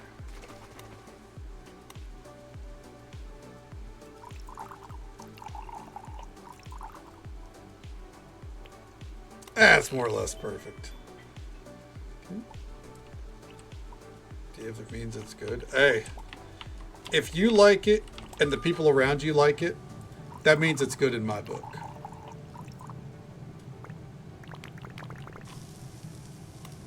You know, home cooking is meant to be good for you and the people around you. You know, it doesn't, you're not trying to impress Gordon Ramsay, you know what I mean?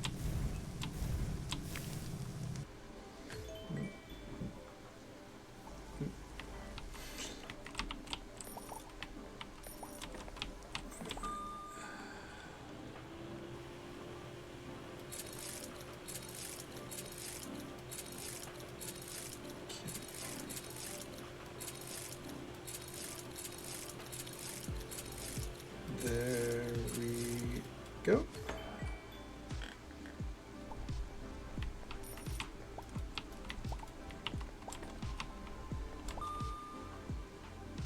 Fuck.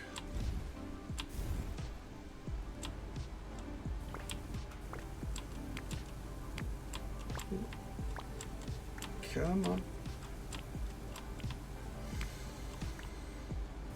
Ooh. No, it still worked out.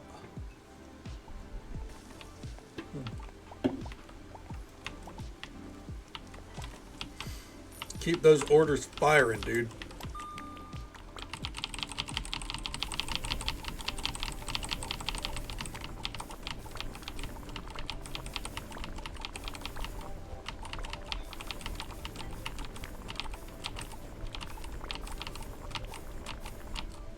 Perfect. Ooh.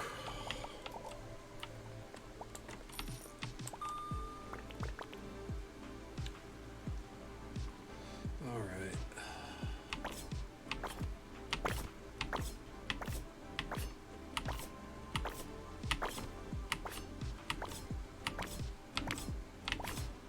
Easy breezy. Teriyaki ribs. I go for some teriyaki ribs, right, dude? Fuck.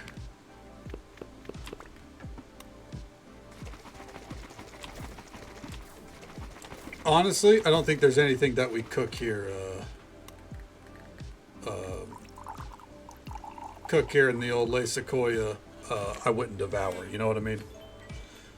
Except for maybe that cinnamon sour. Like, you know, I don't want the alcoholic beverages, which is funny because I did pick mixologist as my speciality. It just had mixologist and punkologist. Like it sounded close together. Oh, excuse me.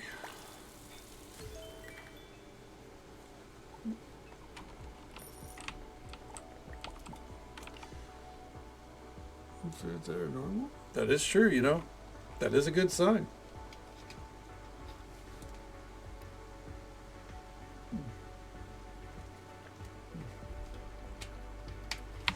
All right.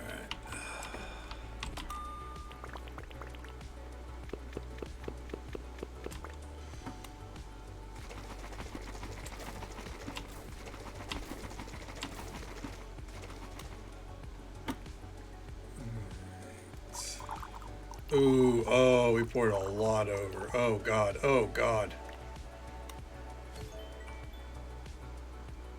It's a higher score than I deserved, honestly. Ugh. Oh, close the restaurant. Ugh, making messes. You know what? If you can't make a mess in the kitchen, are you really cooking?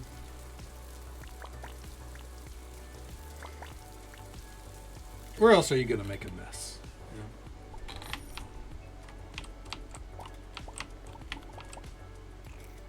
Come on, where?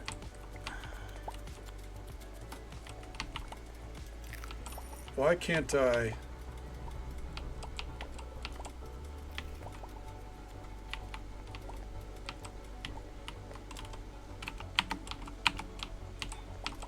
There we go. Fucking hell, it was not letting me put that down. Do I cook? I can grill every now and then. I enjoy grilling, but otherwise, no, I do not cook. Unless pizza rolls count. And I'm really, really good at pizza rolls.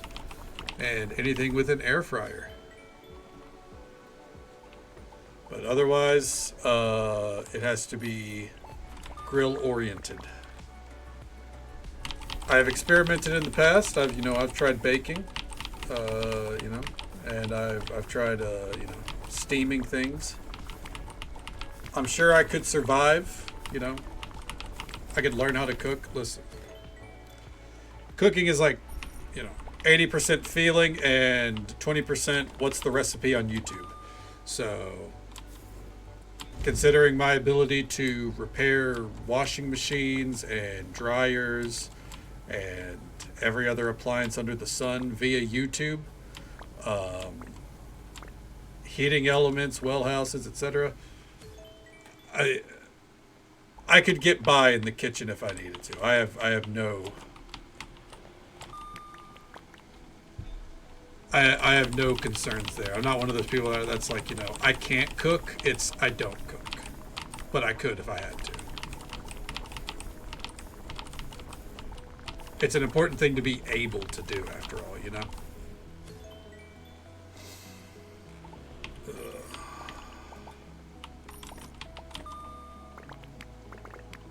Anytime someone's like, "Oh, I could never," I would be awful in the kitchen. I could never cook. I would it's really not that hard. Now, is it hard to do it good? Sure. Yeah. It takes practice. Just like anything else. But in general, dude, those steak sandwiches, holy shit. In general, you got to burn a few dishes to figure it out sometimes. You know what I mean? So frustrating. Oh yeah, the one time I cooked like a three-course dinner, I made a huge mess. It's like not ever. Yeah, exactly. Clean up the rest. It's fine, right? Play with food until it tastes right and won't kill you. Exactly, Helix. Okay. Pay you in food to come fix the washer, so then it's fucked. If it's a dishwasher.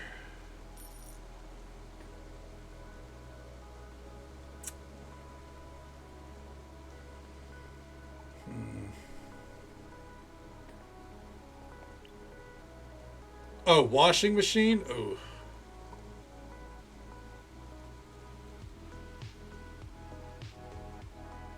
Does it spin?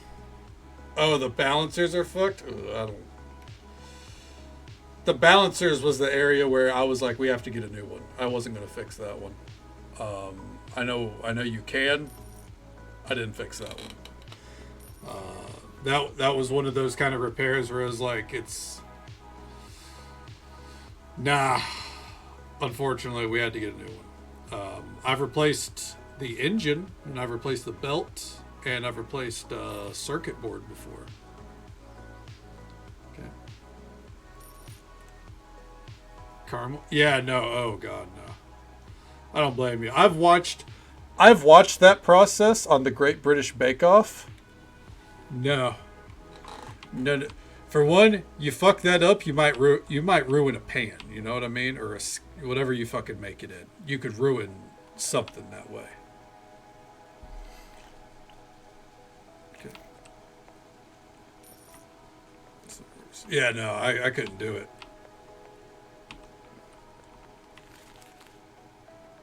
All right. You know what? For a short service, I think we did pretty good. We actually didn't do a lot of cooking either. Clean off the pan. Yeah, see, that's the thing right there. Like, you can always clean it off, obviously, but like, I don't know. You fucking gets too burnt, it's shot. Banoffee pie is one of my favorites. Hey, it's just you gotta get like get some like caramel syrup instead. Look at that money, dude. As the youth would say, that's fat fucking stacks. Yeah. Dab. All right.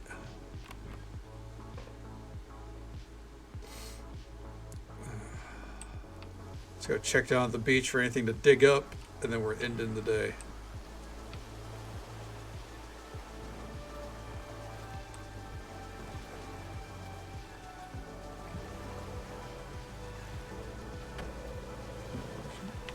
Not me. It goes in the dishwasher and it will stay in the dishwasher until the dishwasher fully cleans it. And then if it doesn't work after 3 times, then hot water goes in it and it sits in the sink. And then it goes back in the dishwasher. I've yet to have anything not work that way.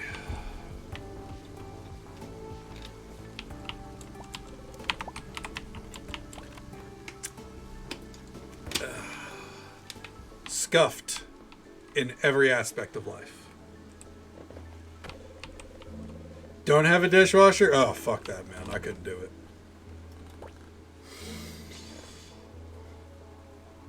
My reaction to that would be everything in this skillet from now on is going to taste like burnt caramel. That's it.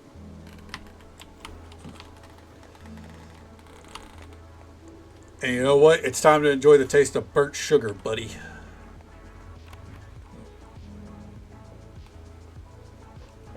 Or whatever you cook it in the moment. You know what I mean? You're the dishwasher over there? Well, you know what? If I were in your shoes, it's time to get used to the taste of burnt sugar. All right. Let's crack this bad boy open. Let's get together soon, eh? Hope you haven't forgotten about me. Here's something to jog your memory, Nabia.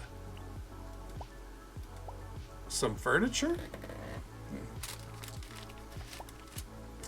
So, I have a complaint.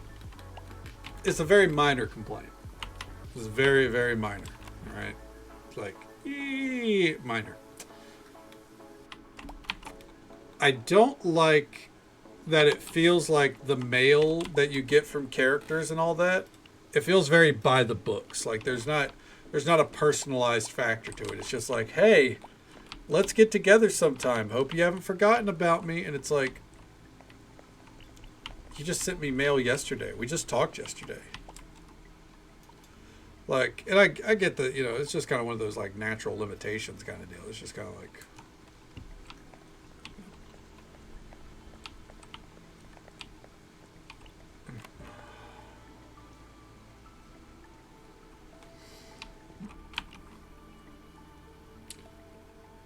all right, let's see what's on it. Electrical issues. Turn it back on. It makes the dishes start over.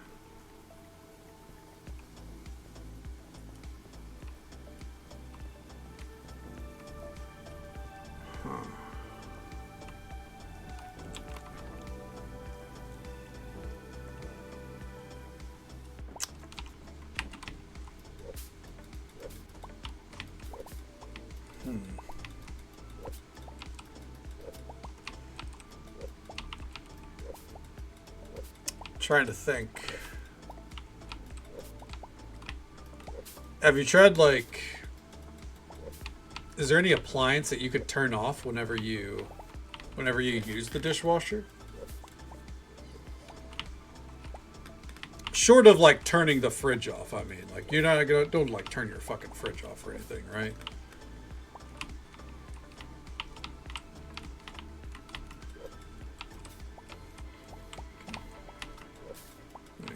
This, then we'll handle those redeems.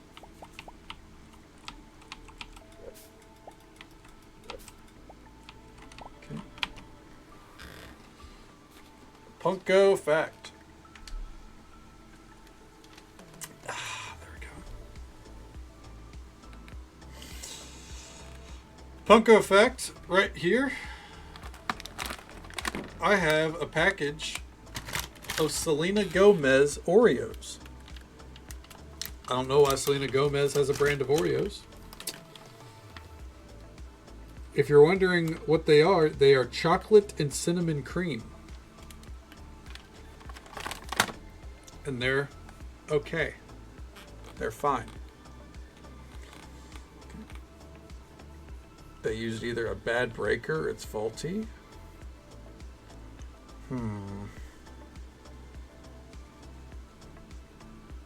Yeah, I suppose it could be either one.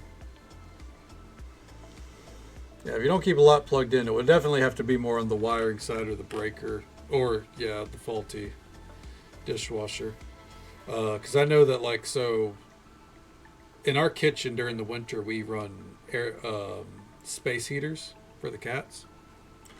But whenever we're using like the air fryer, we have to turn off a space heater for the time being, because if we don't, then it will shoot the breaker.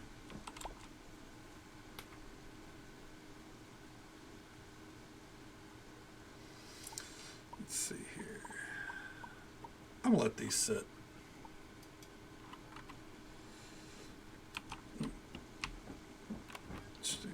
Yeah, they're fine, Moody. Interesting would be another good term for them, I think. Cinnamon roll Oreos. I've had those. Those are really good. Yeah, I've had those. They're very good. Agreed. That being said, they could stand to be making less Oreos. There's too many different flavors of Oreos. We could stand to calm it the fuck down.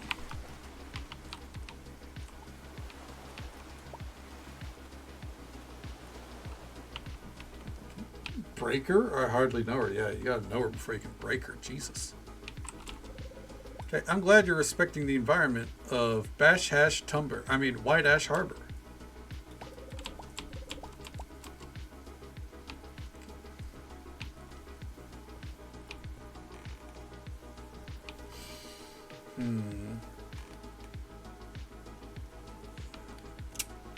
I think we could get away with doing a service if random equipment for truffles. I have 12 truffles.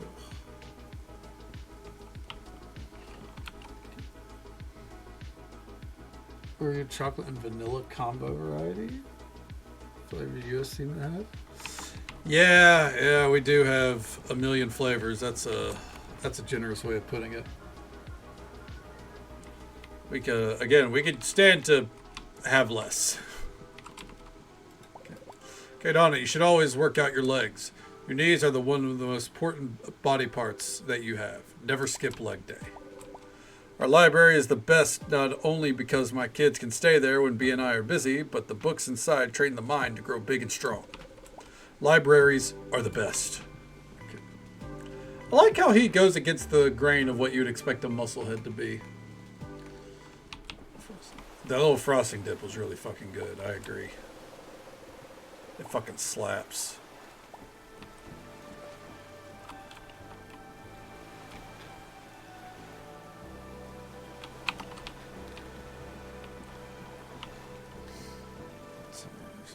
I know the feeling. Not with those in particular, but I've had there's plenty of energy drinks and shit that no longer gets sold here. Do you like Lelsh? Personally, I don't mind them. I wouldn't have the supplies that I have if they weren't here. The locals here don't like their influence, though.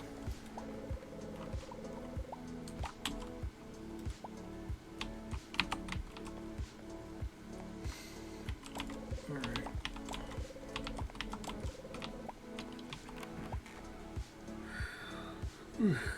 Wait.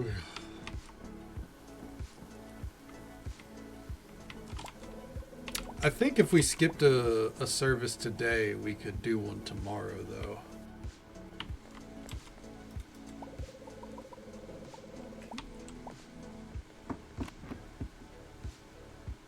Players from other places? Oh, okay. Hell yeah.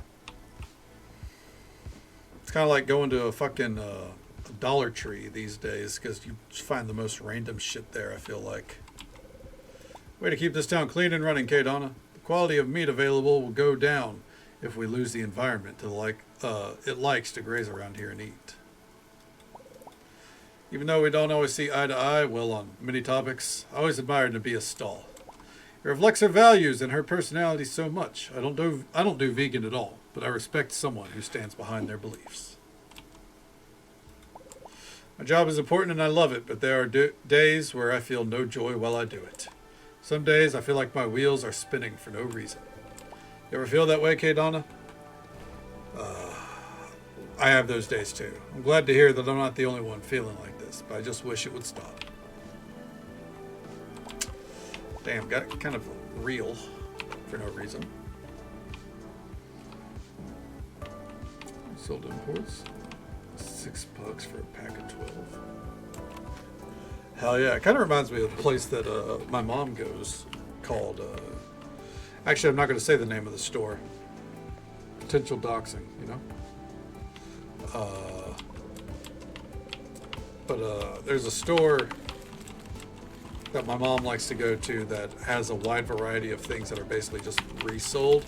And let me tell you, that's how we have things like the Selena Gomez Oreos here. Very weird. What's unfortunately also weird is the fact that there's an ad break coming up in just about a minute. It's the usual 3-minute ad break. It happens once every hour, unfortunately. But we'll be right here. Yeah. Cruising along. Chatting up Priska. Taking a break because if I don't do that, then who's texting me? No! Wrong address, wrong address. Get that popcorn over to City Hall stat. You'll be happy to know that I stood up for myself today and I got the stipend. They couldn't imagine not having me around. I'm just glad that I got to help this community without having to hunt for a living elsewhere. People are going to spam me with at least send me an enticing message. Huh, I didn't even know that people were doing that these days. Oh shit, it's Priska's birthday. Looking around here, outside of a few vendors, I found nothing of note. Oh. Okay, so he's saying the same shit now. I'm gonna give her a diamond. Wait, hold on. What is Priska like?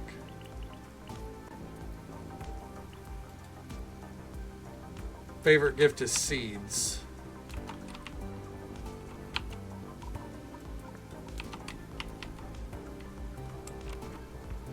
Okay. You don't like it. That's true. You know, as much as I love streaming, conscientious citizen and a great friend, you really are something, K-Donna.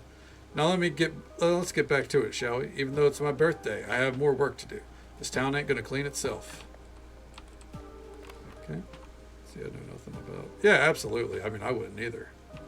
I'd rather stay without an FC. But yeah, I mean, there are days where even like streaming, as much as I love doing it, you know, and it's like this is my passion. There are some days where I'm like, I just kind of want to zone out with it. You know, I'm not that talkative. I don't want to chat much. You know, so on and so forth. It's not that I don't want to stream. It's more of like I just don't have a lot of energy to give kind of vibe. And everyone has those days, right? It's like good old Hannah Montana would say. Everybody has those days. There's also the everybody makes mistakes part, but we're not making a mistake here, so.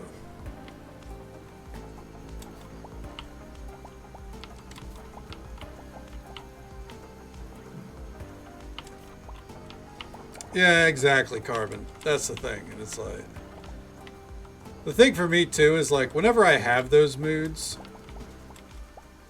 I don't like, or I'm not like trying to get people to be like, oh, you know, I'm sorry to hear it, Punk, you know, hope things get better. Like, because my thing is like, I just want to vibe like everyone else, man. So let's just kick back and vibe. We don't gotta, you know, I don't want to call too much attention to it. It's just, it's easier to be like, hey, I ain't with it today. And I'm still like, you know, still here. We're going to vibe. We're going to have a good time. And then, you know, I'm going to go pass the fuck out.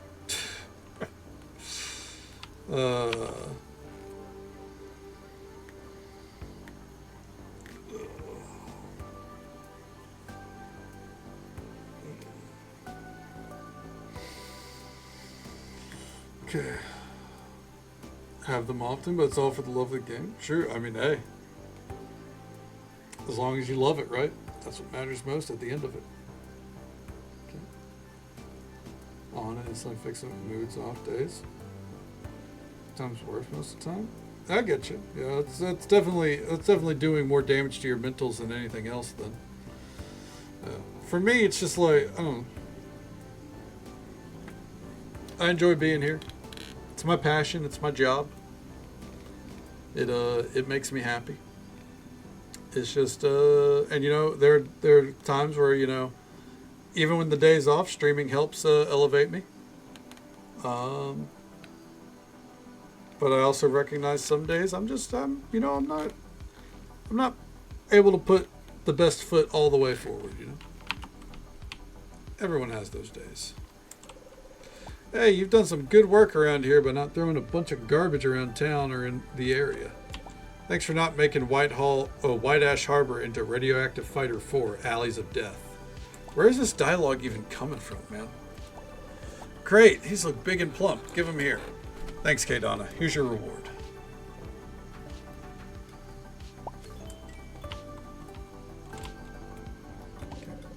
This is my day job. It pays the bills and it helps me get better gear so I can do what I really enjoy. Modeling 3D monsters. When it's foggy out, sometimes I think that there are creatures waiting in the mist, just beyond what I can see. Makes the walks home feel safer than usual because any creeps out there would be eaten before they could say something stupid.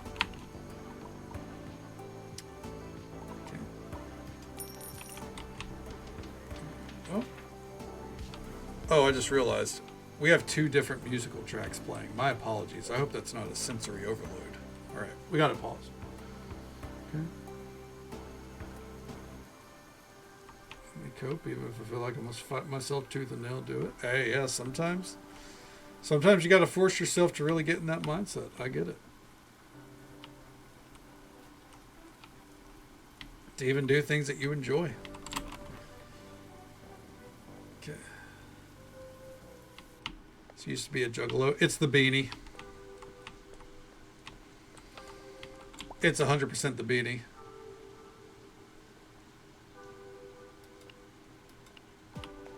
The positions look weird. Like, do you mean like the portrait? Like how it's not like fully centered?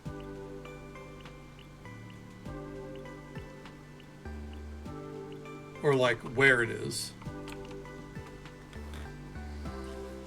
Just a little unhinged. Yeah, she did. Okay.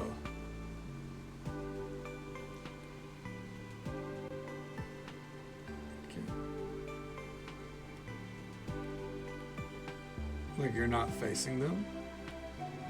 That's fair.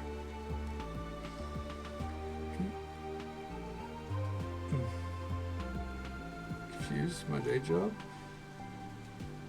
Didn't realize you were reading that out loud. Okay. Oh, okay. Oh yeah, no, I was reading Valentina's text there. No, I am not creative, so I could not design monsters.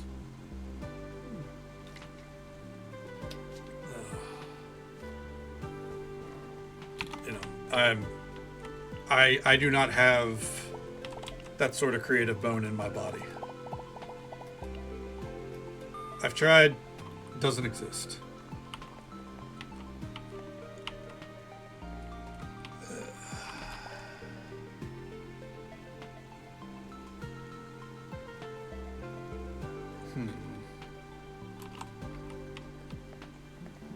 No, that's fair. It did.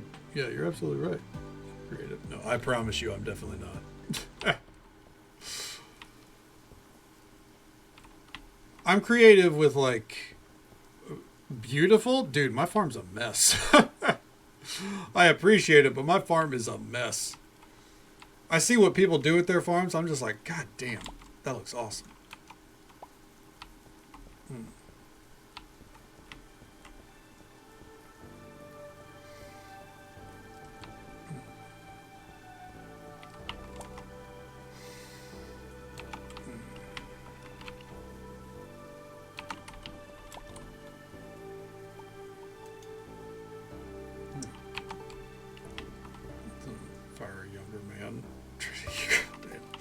Yeah, I don't think that would pan out. To be fair, I don't think saying I'm not creative is digging on myself. I think that's more being honest, recognizing my strengths and my weaknesses. I can't draw. I'm not creative. I'm creative with words. I will own that. I can write like a motherfucker. Absolutely. I could write I'll be honest, that is one area where I do have an ego. I could write laps around 90% of the people I know. Easy. I can't draw.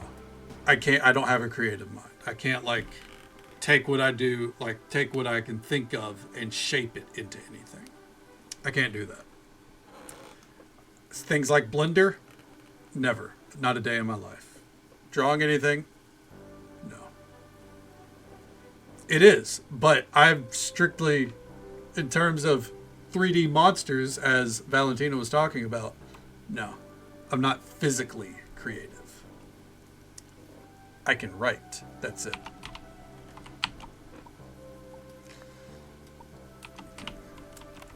Yeah. Writing, I'll write laps around plenty of people. I'll write laps all day. As I said, it is one area where I do have ego because I know what I'm capable of. Okay.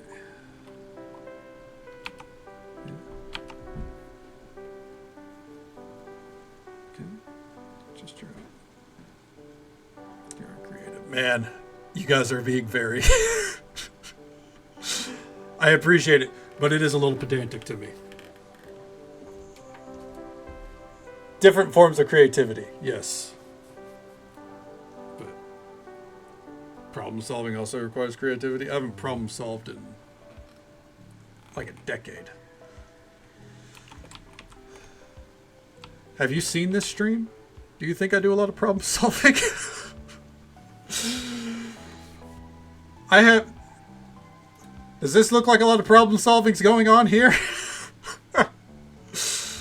Alright,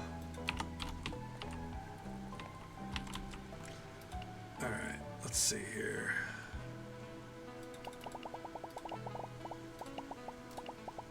We'll do that.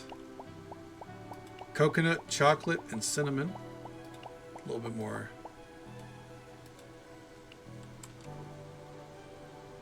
There we go.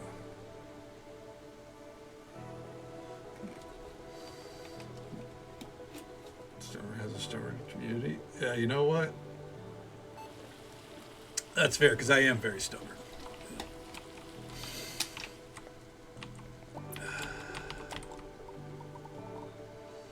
All right.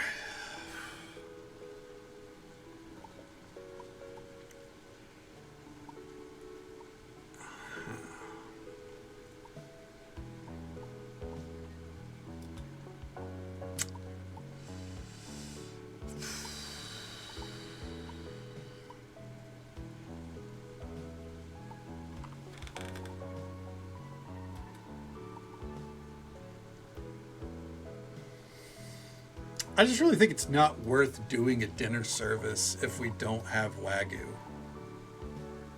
or whiskey. Yeah, I don't think we will. Yeah. Okay.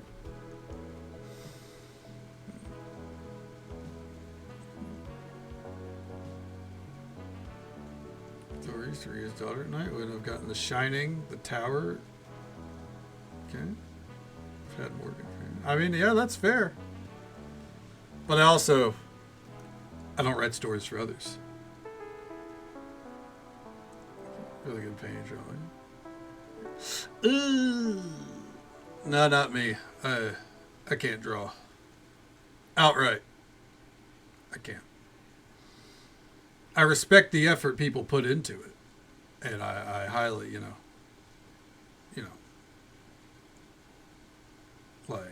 but I can't. Especially because I can't write. Like, I can't write on paper. My handwriting is atrocious. Because I don't know how to hold a pen properly. There's a fun fact. I don't hold pens or pencils properly. So. Divs, thank you so much for the lurk. Let's see.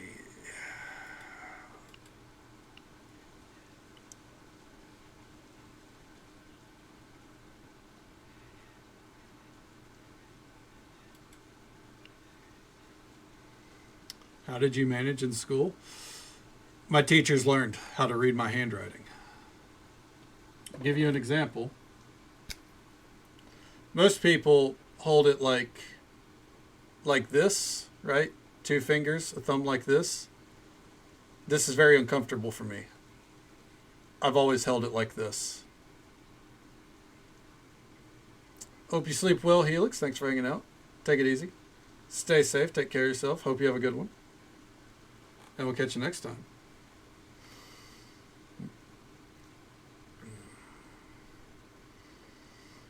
Yeah. So.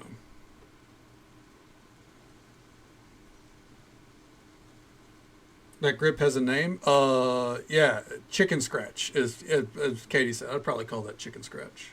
Yeah. It's awful. I've tried to write like this, and I don't like the way it makes my hand feel. So, yeah. And teachers tried to correct it. No, doesn't work. So the moment I could, like, once I hit high school and I started being able to type papers, oh, we were off to the races. I was typing papers every chance I got, and then still turning them in late because I couldn't be bothered. You know,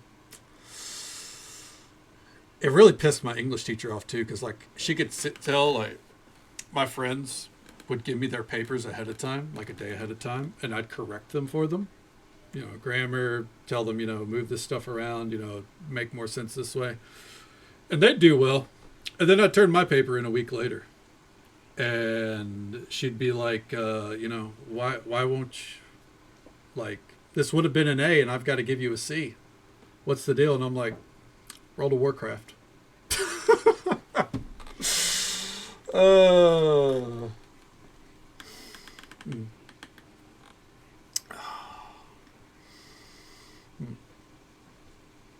a very neurodivergent thing.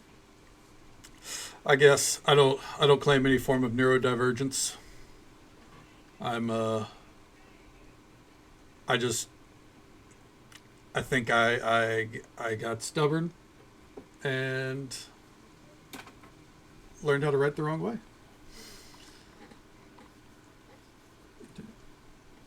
Left-handed, you got forced to switch to right? Oh, fuck that, dude. Yeah, no, that's rough. Like, yeah, my brother grew up left-handed but had to learn how to use his right. So yeah.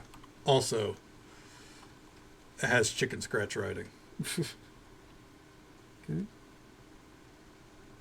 Stable angle. So when you get older, no one cares. Yeah. The only thing is like, you know, like, I don't think people judge when you have bad handwriting, but people definitely notice when you have good handwriting. You know what I mean?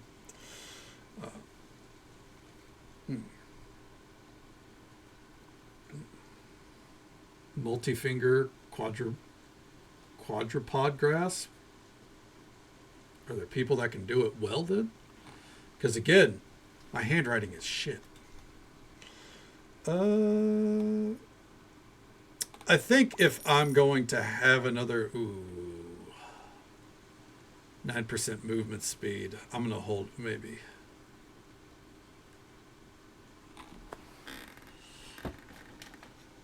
Family of love. Well, the problem is, Allie, and this is not justification, this is just, you know, how I've had lefties tell me it. This is a right-handed person's world. Think about it. Spiral notebooks. What side is the spiral on? That alone. Rest my case. You go to open a door. Where's the door handle? Grab it with your right, pull it all the way open. You grab it with your left. What are you doing? This is a righty's world. Hey there, Pangolina. Yeah. Sorry about it. I hope the morning's treating you well, by the way.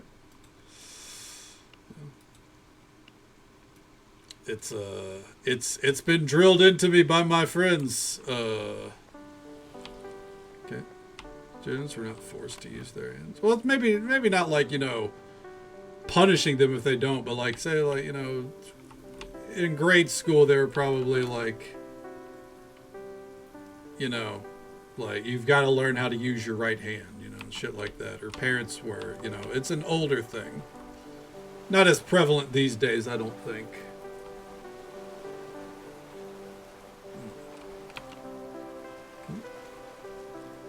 It's only been about 100 years since they stopped considering left-handedness devil's touch. True, yeah. Okay.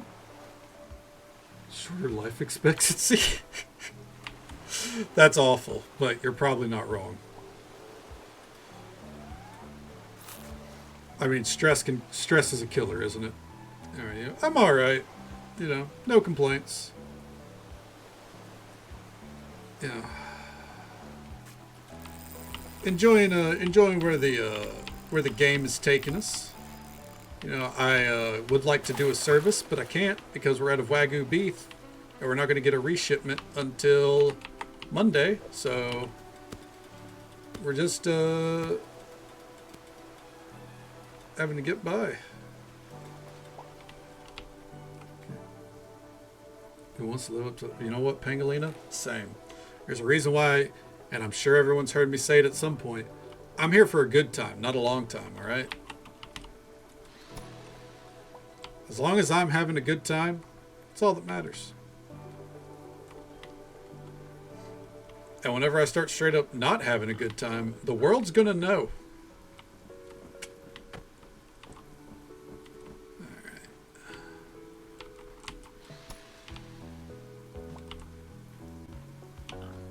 Ooh, I see that shiny. Hey, what's up? Hello.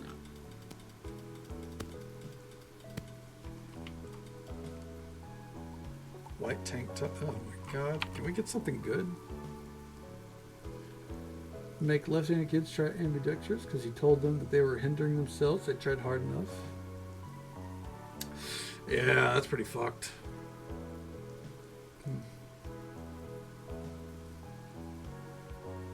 Keep going. That's got to be a wild trait. Good time, the world will know Punko or a James Bond villain. I mean, I feel like half of my quotes could be put into the game of, was that Punko or a James Bond villain?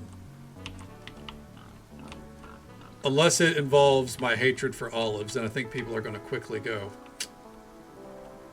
James Bond villain for sure. Alright, let's see. I think we'll go up to the sulfur cavern as well.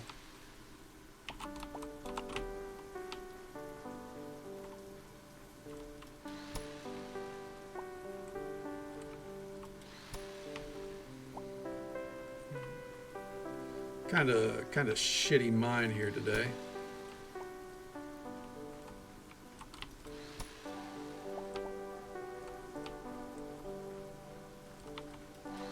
Oh, wrong spot. Oh, come on, dude.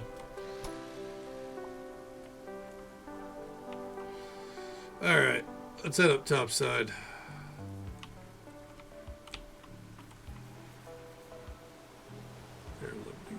Yeah, no. That teacher deserved to lose their job then. Well, we got red loose shorts and blue jeans. Ugh.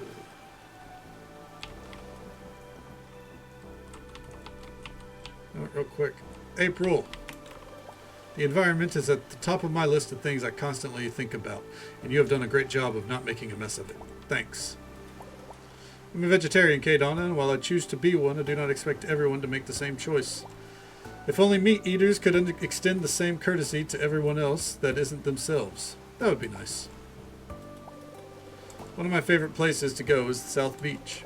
The spirits there are roaring and fill everyone who visits with so much life. I love it. Check it out sometime. If you want. There we go. I finished the thought. Get the top of this water off again.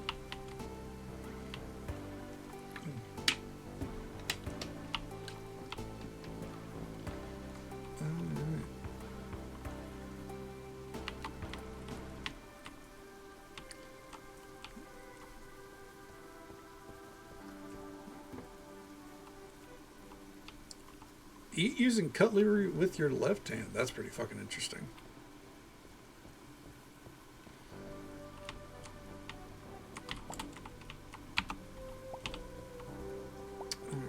This day is taking forever. That is one thing with this game. As much as I love how freeform the time is, and I probably spent a good bit of this paused, obviously, but it does result in you know, some pretty long fucking days.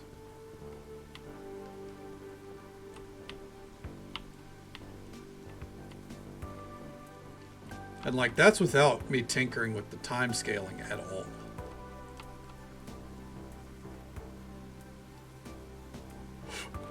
Oh, excuse me.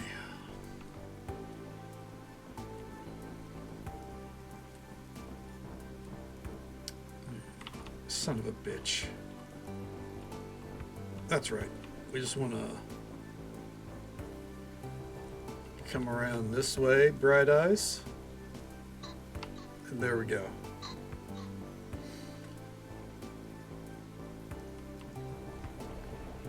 Let's see. Let's come up. Ooh. We're just going to get everything.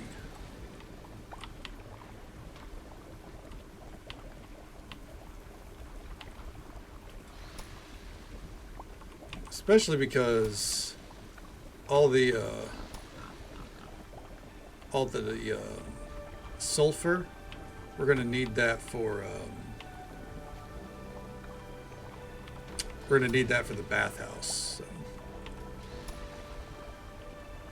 we want to be ready. Ooh, that.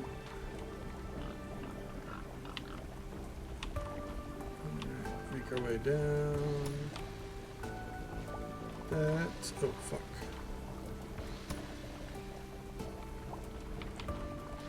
That round. Oh hell yeah! Level up. What we got? 1 skill point. All right, we can't do anything with that.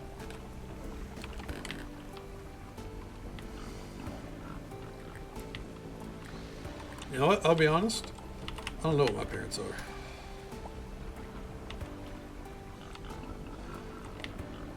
I've never actually like looked. Oh, hold on. The fuck? A random ass boss?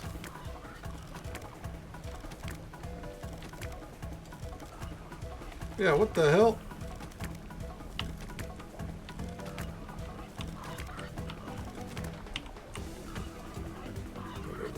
Go.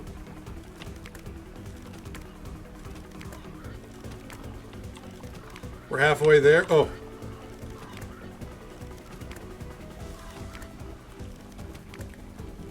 Shout out to Mr. Jovi because we're living on a prayer. You know what I'm saying?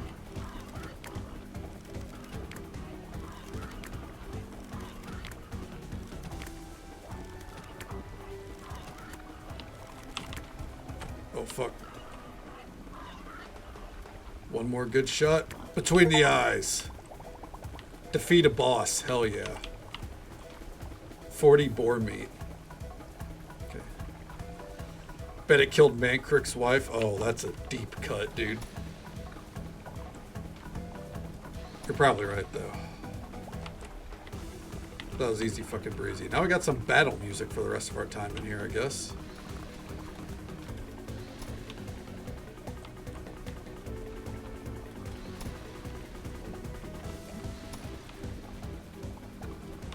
Could we take the drill to it? No.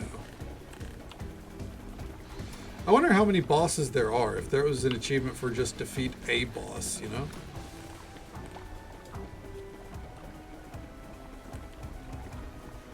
The music in here, though, is 100% a vibe.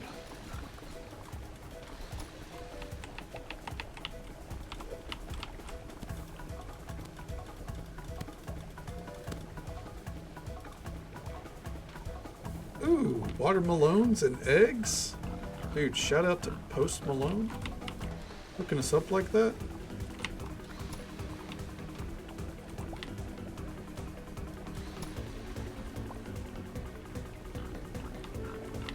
Let's see.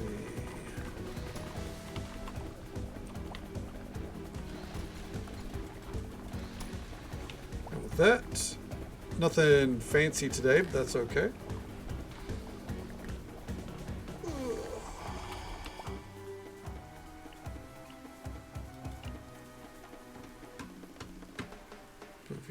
Hell yeah, make that pudding. I go for some pudding right now, honestly. Fuck.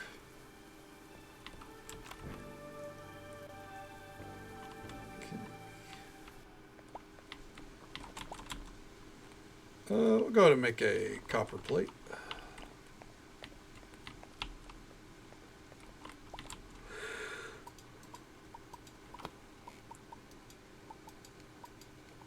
Oh, man.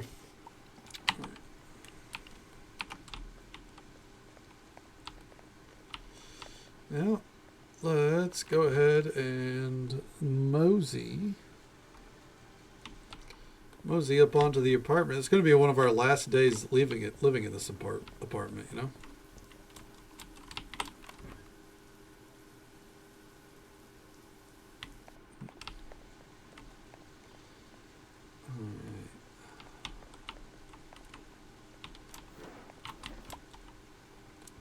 Let's see, let's drop that off there. Someone come get her. You need someone to handle partner retrieval services for you, huh? Hey, there's some dude. Welcome on in. How you doing? How's the night treating you, man?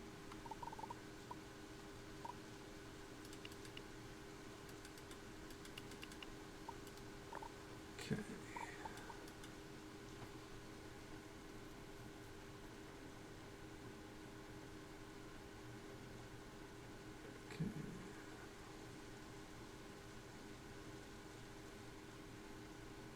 Got a few hours on the Fields of Mystery, and I'm enjoying it. Definitely like me giving a daily objective in the middle of doing something, getting fresh dialogue. Yes.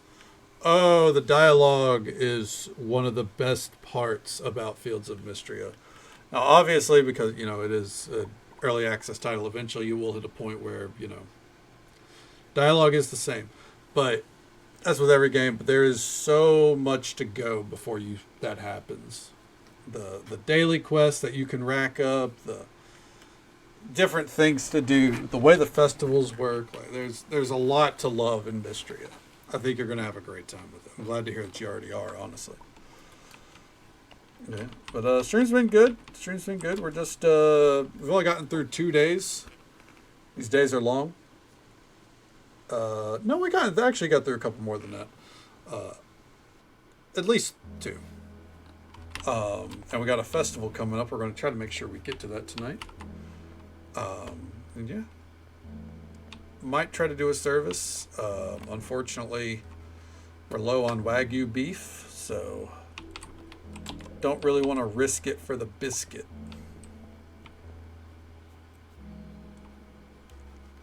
Okay. Tiny sir, scoot over so you take your spot. Hey, I mean, you know, that is your spot after all, right, Spark?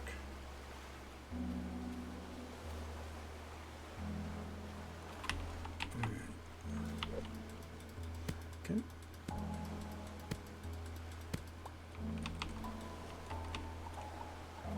Oh, good shit. Sometimes. Oh, absolutely. Yeah, the stressors in the stressors, and I use that term loosely, obviously, because it's still Stardew Valley. They're not prevalent in Fields of Mystria. If they're most of the time, there's obviously always going to be areas that are missed, but most of the things that you think of for quality of life in Stardew, like that you would want in Stardew Valley, there's like a 90% chance Fields of Mystria has figured that out and taken care of it. You know, it's actually incredible just how deep they are, or like how deep the quality of life mechanics are ultimately. Okay. Random gift item, 5 power cells. Give me that. I need that so bad that I'm turning around and cooking that up right now. Yeah, and another thing I like is that the quests, like from the daily board and everything, they have worthwhile rewards too. They give you, they give you shit like new recipes or furniture. It's not all just money. Which, don't get me wrong, I like money. But sometimes all you want is a recipe.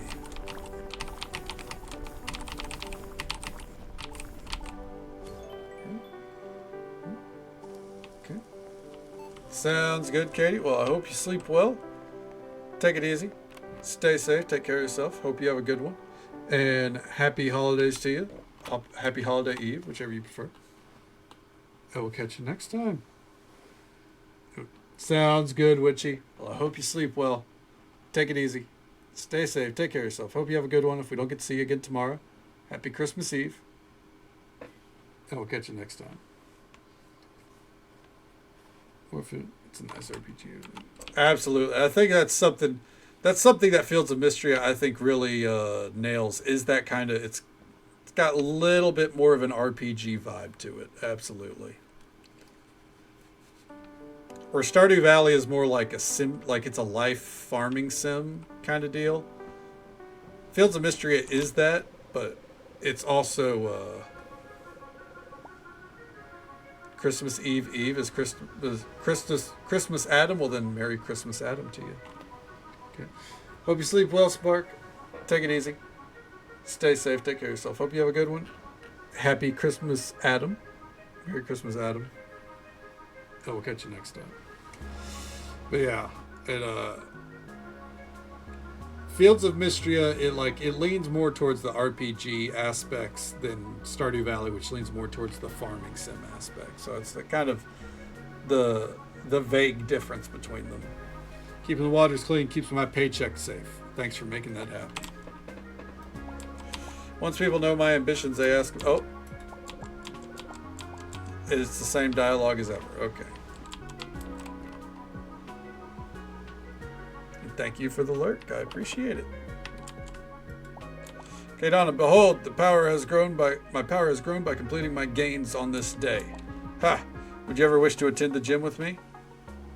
I don't have the time, really. If you do not invest time into your physical form, it will one day break. Keep that in mind, Kadana. Just because I care about my physique does not mean that I shy away from carbs. In fact, I enjoy them. Okay. Duh. Anyways.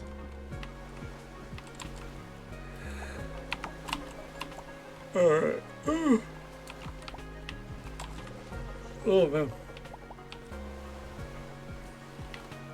I'm not tired, but I'm definitely going to sleep good tonight. 5 power cells. Hell yeah.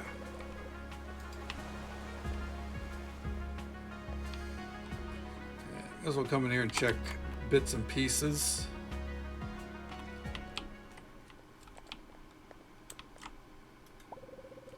Nope, nothing. Got it.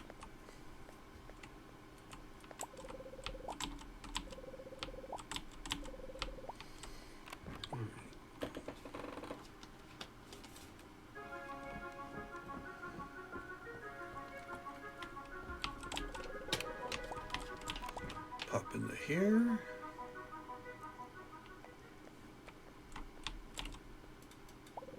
And nothing here either. All right. I guess we'll buy that house finally. Have we earned a house?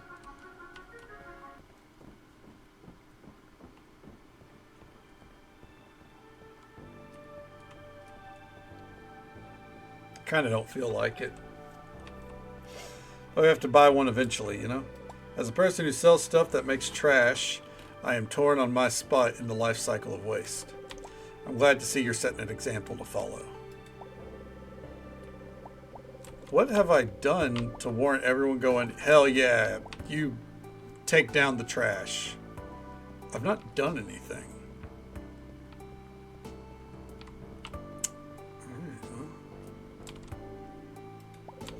Looking around here outside of... Oh, yep. He's got the same dialogue as ever. Got it. Okay, we're a couple of days away from the pumpkin hunt. Alright. Let's do it. Let's purchase a home.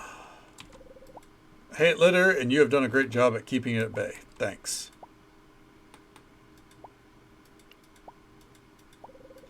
Would you like to purchase your first home for $15,000 and 10 power cells? The house is all yours. It's just to the west, behind Circuit Lodge.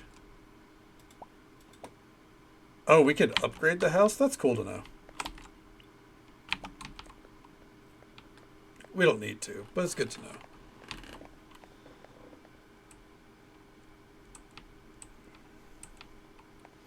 All right, let's pop over here.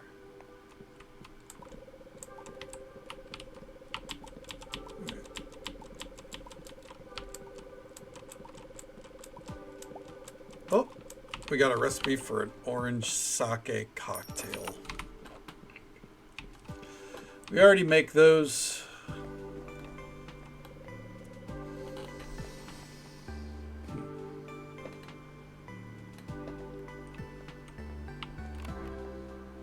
I think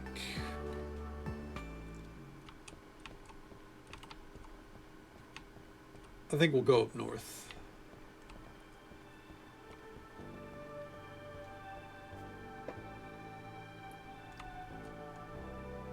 Oh man.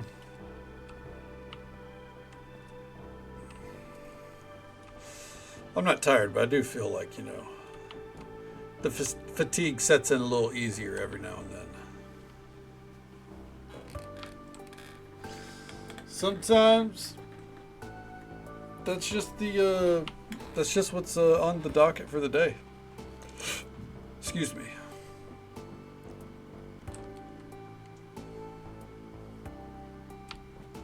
All right. Let's see what we got going on in here.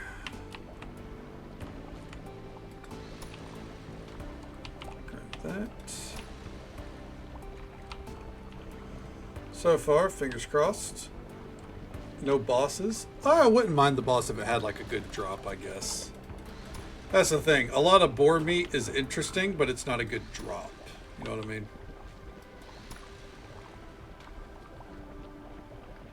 Okay.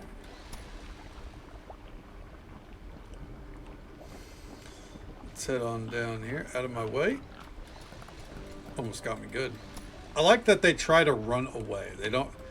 I think we mentioned that in the first week, where they actually do kind of like, they do what animals would do. Ultimately, they try to run away. If you piss them off or you shoot at them, they'll attack you. But otherwise, they just try to get away.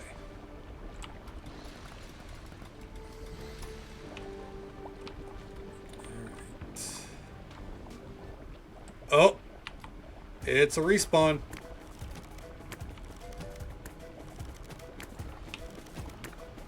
Go. Keep going.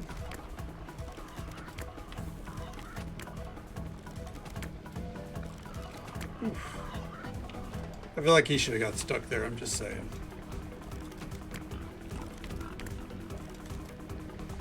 Alright. There we go. Ooh-wee.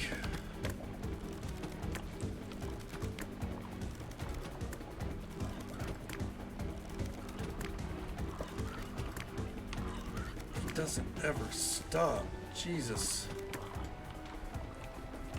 Uh-oh.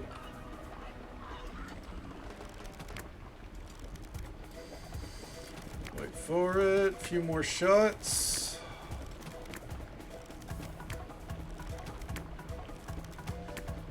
Go for 3.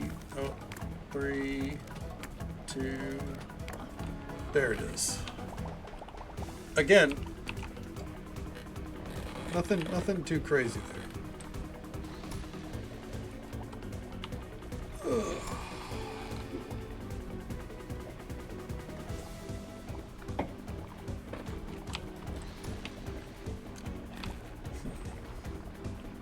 I wonder if that super rare metal is even accessible right now You know what I mean?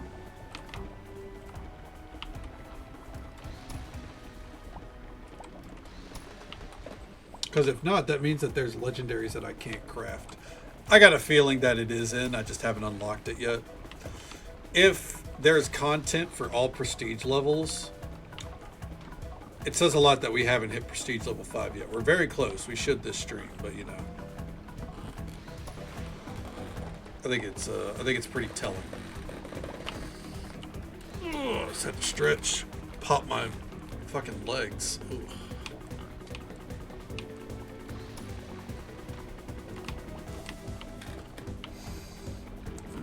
Nothing up there.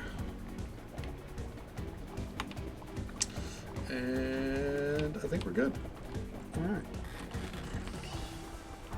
Ooh, wait.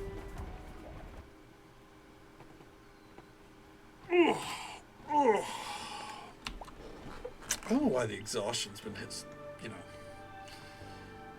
hitting around the same time each night. Oh, is this my house? It is. You can tell because there's nothing in it. Oh, man, that's fucking funny. Ooh, storage has upgraded. I'd love to see it.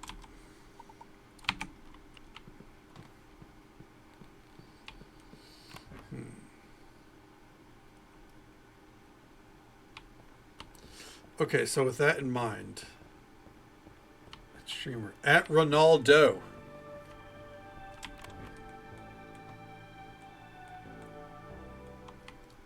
Okay. Explain this game WWF Attitude Era terms.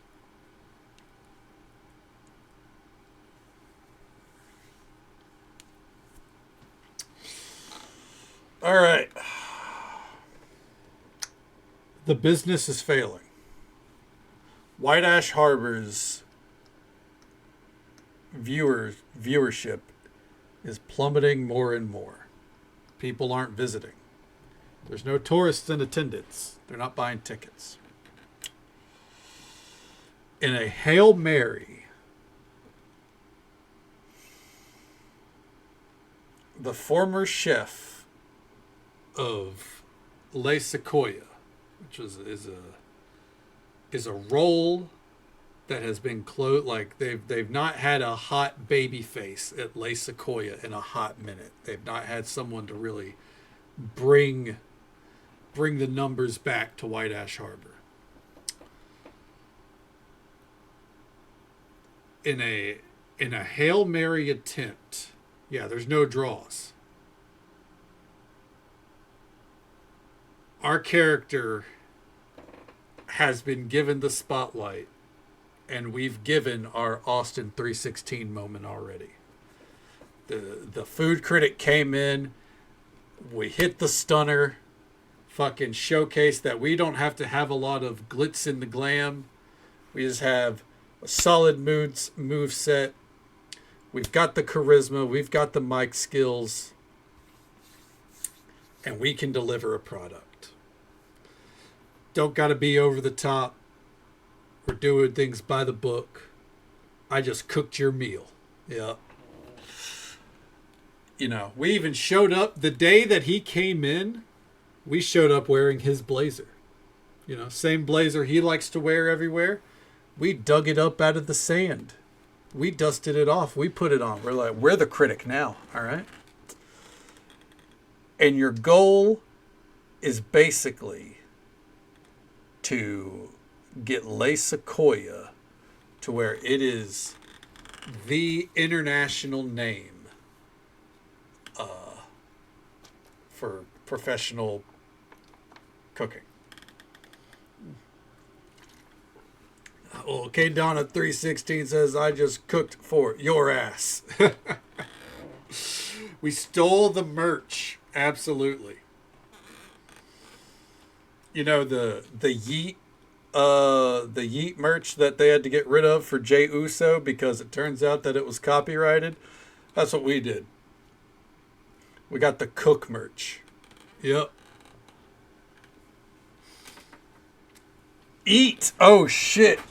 Is that real? Oh yeah, you didn't know. So when Jey Uso first started going yeet, um, they put it on a shirt. This was years ago now. They put it on a shirt, and within a week they took that shirt down because it turns out there was a wrestler that owned the trademark on merchandising and everything around the term yeet, and they had for a long time.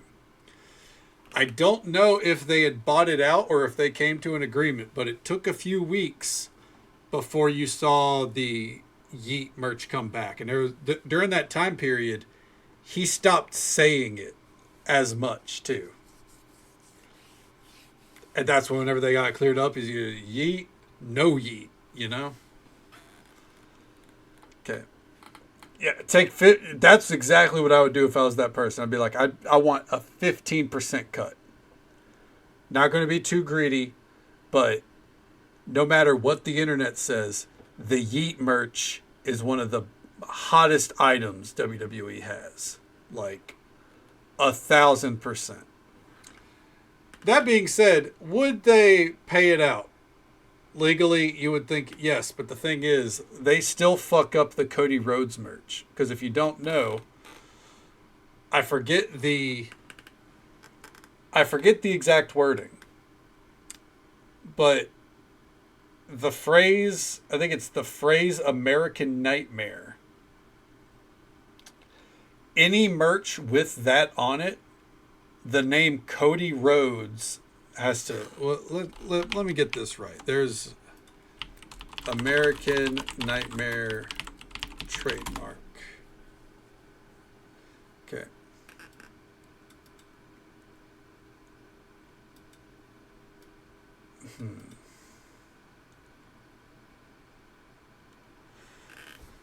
All right. So the Cody Rhodes agreement in 2021, because the American Nightmare trademark is owned by a musician for his band.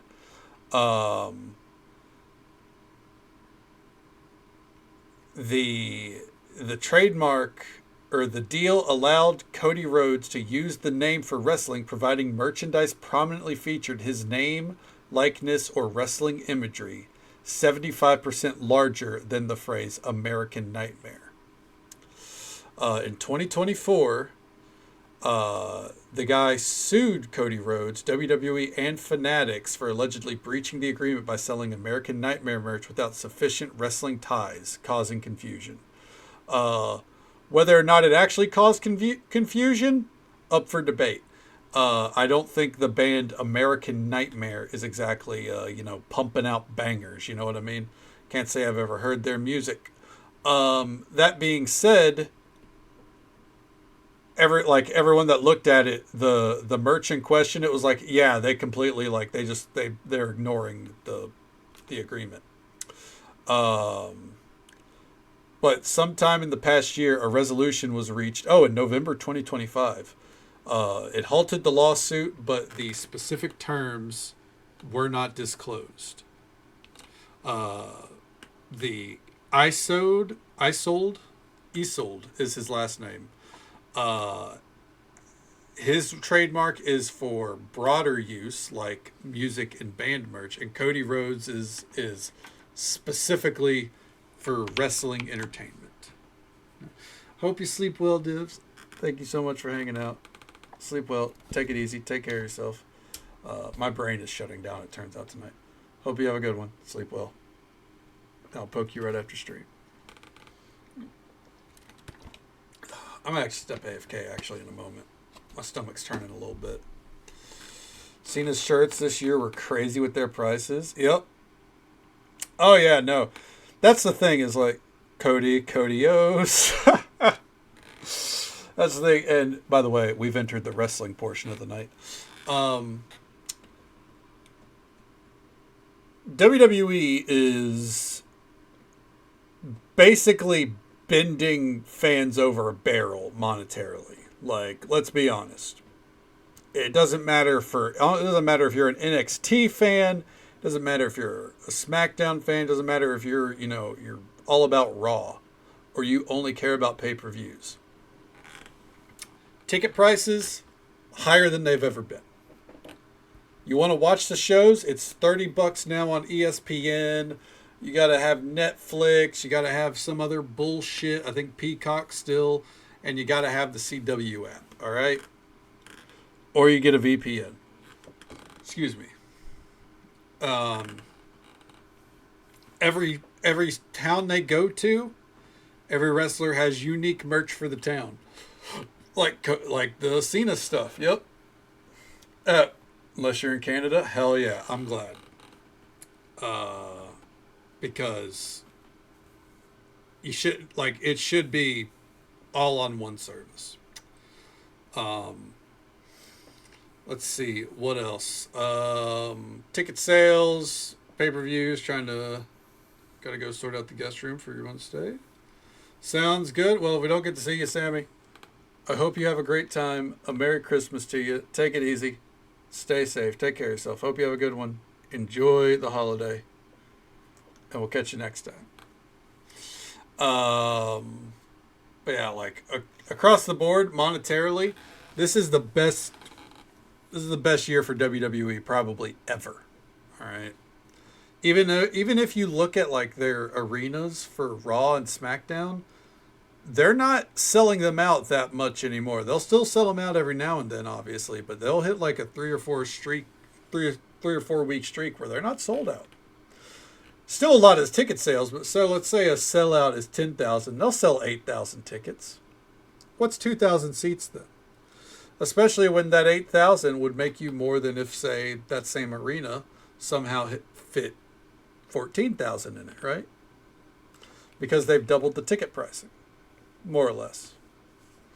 Hell, John Cena's last show, the nosebleeds were like over $400. So they're making money hand over fist. But it's... I don't... Personally,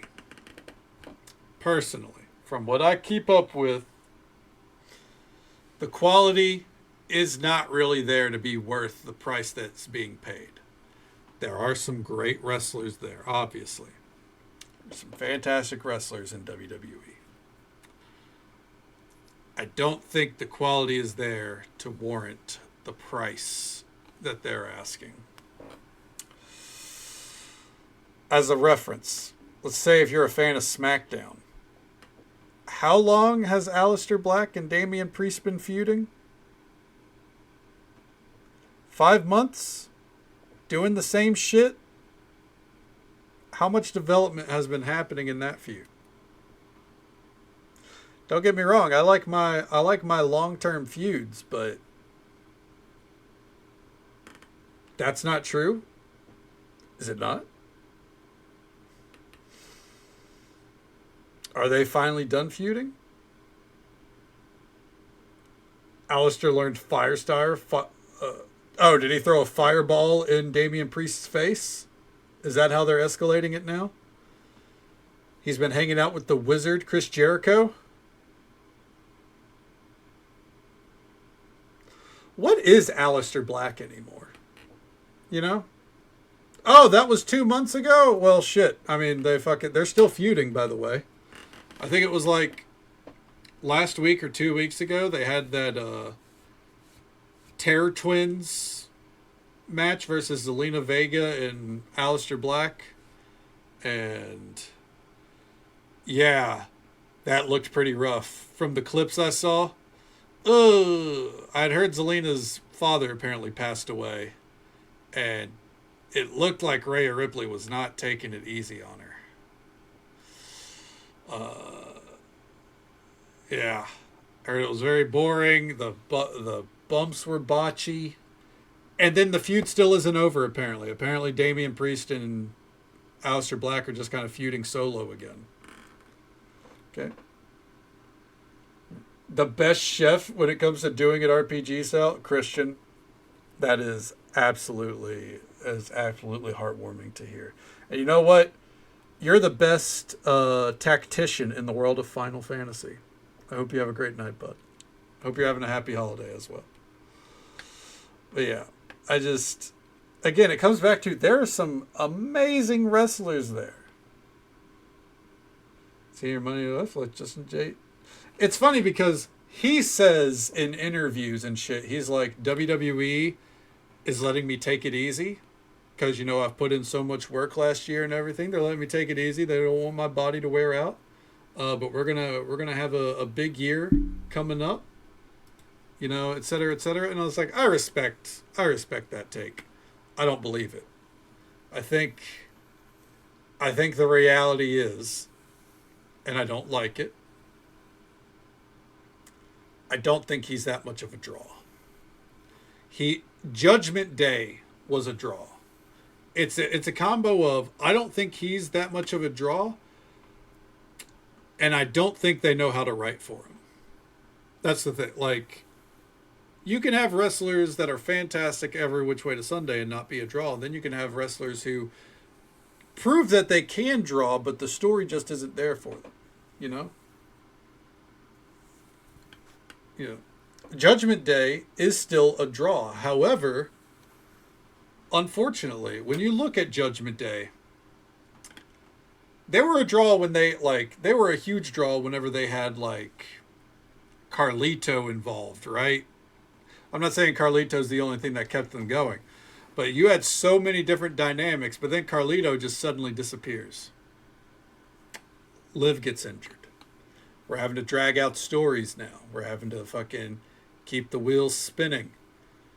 Everyone hears Finn Balor's about to have a huge breakout year finally. No, he's not. And then, you know, yeah, R-Truth not re-signed. Well, then they brought R-Truth back, but then, you know, they put him in the feud with John Cena, and then they went, actually, no, we don't like serious R-Truth. We don't like Ron Killings. Can you go back to being R-Truth? And, hey, as long as he's having fun. And then Dom blew up, absolutely, because Dom is amazing at character work. He's great in the ring, obviously. He's gotten leaps and bounds better than he was years ago.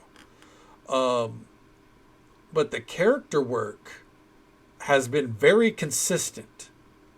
And he shows what you can do as a chicken shit heel who's always losing. And then you, you know, find yourself winning eventually. I think it's funny because I feel like, and we're gonna put on the music at least. I feel like Dominic's booking ultimately, they went the AEW route with it. Loves Lillian as a manager, but as a wrestler, she's always been a little sloppy. Yeah, and that's the thing. She was removed from action for a while too. Okay. Allegedly, Truth cut his hair to get buzz for his country music stuff. I mean, I think that's also why he wanted to go as Ron Killings, because he probably doesn't have his music out there as R-Truth. He probably has it as Ron the Truth Killings, you know. But yeah, they've wrote Dominic wonderfully. Like look at the feud with AJ Styles, right? Like they played him as a complete chicken shit, but it was great, you know. Like the clips from him and AJ Styles, like it's you've got to sprinkle in a little bit of comedy, you know. He was raised by the business. Has Go Away Heat now. I think with Gunther is an interesting case. Gunther is probably one of the best wrestlers they have on the roster. But you don't see him get utilized like he did against Ilja Dragunov back in NXT UK, right? Like by the way, that match, that's what made me a Gunther fan. Like I saw that match, I was like, he's fucking killing him, dude. Like, holy shit. Just an arena with probably 10 people in it because it was during COVID, and you hear every chop. He's killing Ilja. But we don't see that Gunther too often. Well, you see him sometimes. You see him sometimes, but you don't see him too often. And like, I mean, he wasn't gonna bust it out during John Cena, like John Cena's last match, right? Like it's John Cena's last match. You ain't gonna kill him. But I think with Gunther, I think there's the factor of like. And by the way, there's an ad break. I try to delay them as much as I can. There is an ad break coming up in just about a minute. It's the usual 3-minute ad break. Happens once every hour. We'll be right here. Probably still talking wrestling because that's how I am. There's the factor of like he retired Goldberg, right?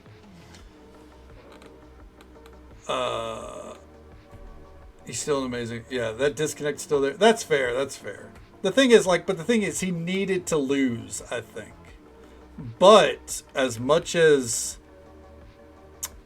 he needed to lose, and as much as I love Sammy and I'm glad he won, the crowd wanted Gable. The story was Chad Gable. And if you weren't going to do that, Sheamus has been after that IC title for literally years. Like, those are two stories that made more sense than underdog Sami Zayn's got to finally get something. It was the thing is, ultimately, it was a consolation prize for Sami Zayn. Because Sami Zayn, I think at that point, was still over enough from the bloodline stuff that they're like, well, we have to have him on the card. We have to have Sami Zayn on the card. Nowadays, would you say that he would be a priority over a Chad Gable storyline? No, I think they would probably be about the same level. But last year, it was they had to do something with Sami Zayn, and because of what they did, made Chad Gable look bad because the fans wanted Chad Gable. Made Gunther look bad because of all that story build up. He just loses it to Sami Zayn, and Sami Zayn, it's like, all right, you got a pity win because you deserved a higher spot on the card, right? So I could see it. Say for a world title. Yeah, exactly. Like, I would have rather Sami Zayn get a short run with the world title because he does deserve it, you know? Like, and just like I think Jey Uso deserved the world title. People can shit on that, be like, he's not the best wrestler, you know? It's like, I've watched since the beginning of the Bloodline. I remember the COVID Jey Uso versus Roman Reigns stuff. Before the Yeet, Jey Uso helped carry WWE. And then on top of that, he got fucking Yeet over. Give him the fucking world title. You didn't have to give it to him for long. I think they gave it to him a little shorter than they should have, but you didn't have to give it to him for long. You know, show like he had a lot of fan support in the arenas, not online, because online chuds, I don't know, think CM Punk as a world champion's a good idea. You know, it was a nice moment. And that's what WWE is there to manufacture. And whenever they do it right, they do it right. You know? Stop caring about Gunther, but yeah. Yeah, I think so. I think you're right. Yeah, like I think with Gunther too is like the retirement of Goldberg followed by the retirement of John Cena. I think people are just kind of like, there's a lot of factors there. It's like I think a lot of people thought that someone else deserved to retire John Cena. People didn't like the ending. Everyone knew months ahead of time that supposedly Gunther was going to be the guy to do it, and a lot of people were like, Gunther? Why not, like, you know, LA Knight, Dominic Mysterio? Could have been Dominic, right? People, contract ended near that time. Yeah, but the thing is, Copeland Copeland's contract isn't up, is the thing. Copeland went away, but if I type in Adam Copeland, and by the way, also, yeah, I can't wait to hear how shitty that fucking Goldberg retirement actually was. Like, I can't wait to hear Goldberg's stance on it, honestly. Okay.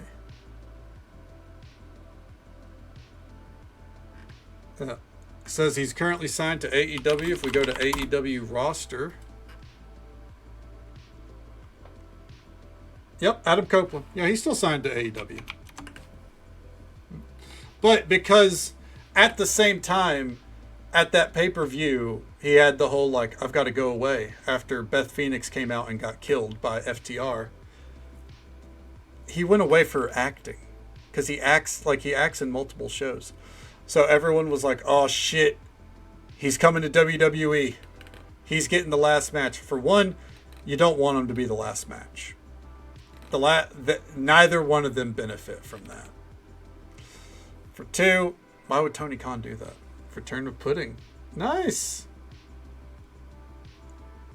You would think of yeet and John Cena while you eat it tomorrow? Hell yeah, fucking yeet that pudding. But yeah, it's just, I don't know. I think ultimately with the John Cena retirement tour, it had a lot of ups, or had some ups. It didn't have a lot of them, and it had more downs. I think it'll be remembered for, and I know we're like pivoting through a lot of things, but I think ultimately it comes back to my point about WWE. It'll be remembered for the heel turn that was awesome in the moment and then fizzled out hard. The awful WrestleMania match with Travis Scott. Nonsensical feuds leading up to SummerSlam.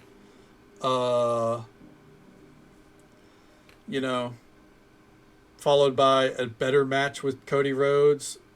Good match with... Oh, let's not forget the Saudi Arabia stuff with CM Punk that he's still fucking shilling out over, which is weird. Then the AJ Styles stuff. And then Dominic. I think he was the only person who had 2 matches with Cena. Yeah, but the thing is, once they had those 2 matches, yeah, he shouldn't have been last. I think what I would have done,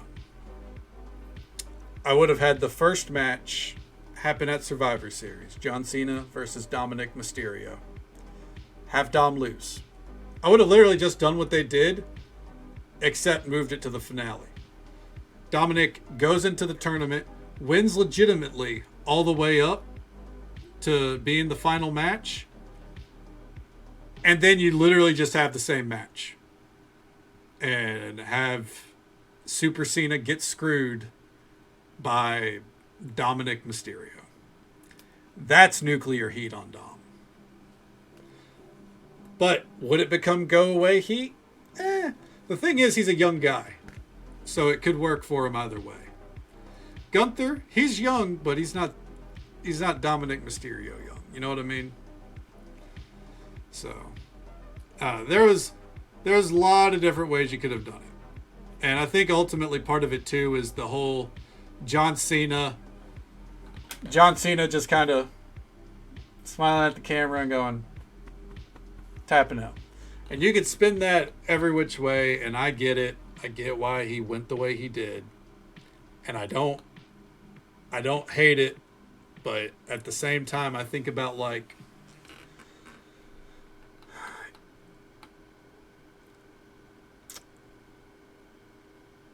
I think you have to sell a tap out is the thing. And John Cena tapped out not because he had no option. He tapped out because it just kind of gave nah, I'm done.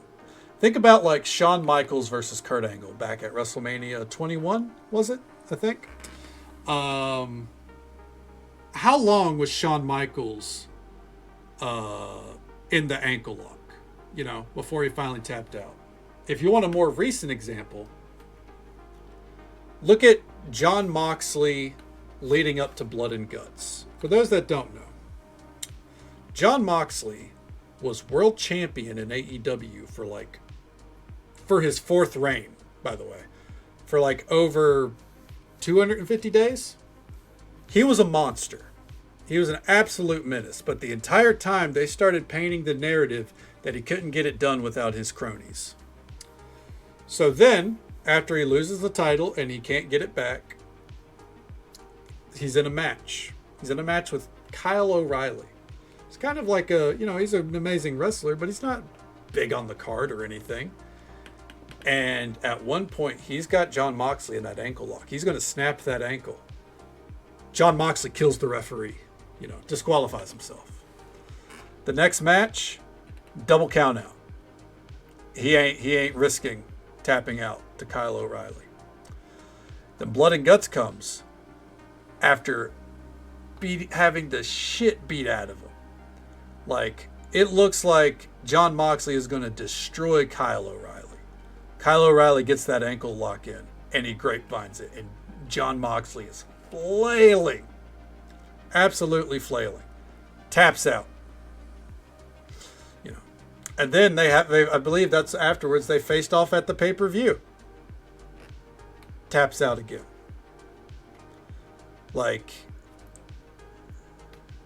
And the thing is, the entire time when he taps out, he doesn't immediately tap out. He's selling the agony of it. It's locked in for so long. Not as long as Shawn Michaels versus Kurt Angle, obviously, but it's locked in for so long. And he has no other choice but to tap out. That is how you sell a tap out. Like if John Cena was sitting there, locked in the sleeper hold, or the choke it makes it a little hard to do it. But he was sitting there locked in the choke, even 30 seconds, and you could see the life starting to fade from his eyes. And then he gave that smile and tapped out. I think that alone, that little detail ultimately, I think would have sold it better. Because I watched it, and it looked to me like, I understand that John Cena escaped it a lot of times. To me, that didn't scream that John Cena had no choice but to tap out. That was John Cena going, yeah, I was going to lose anyway. Or I should tap. Not, I have to tap. It was I should give up. The guy who said never give up for over 20 years, he said, I'll give up. And by the way, that's fine. I think at some point it made sense. All right, give up. You can't always fade to the lights, right? They didn't hype up Gunther talking about making him give up. It would have been so much better. Yeah, I agree. The build was bad. Like, John Cena's final match being a tournament,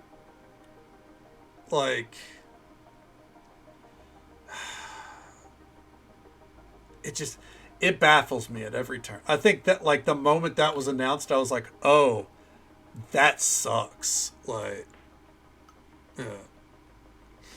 That's a bold that doesn't tell a story, it's not, I don't know. The whole thing,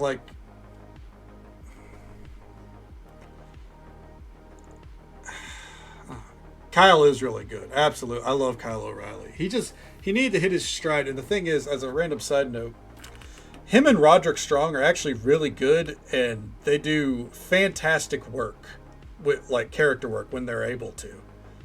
Unfortunately, and I say this with a heavy heart because I love Adam Cole,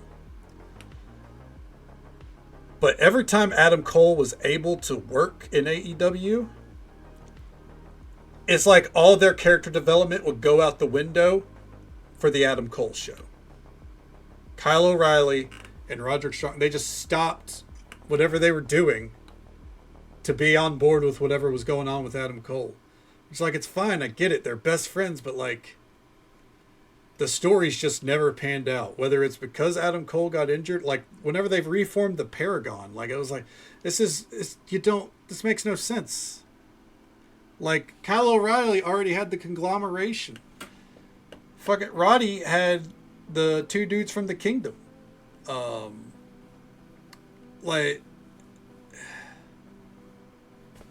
They didn't need Adam Cole. Adam Cole didn't need them, and I think every time it set them back by like a year. And now they're doing really well.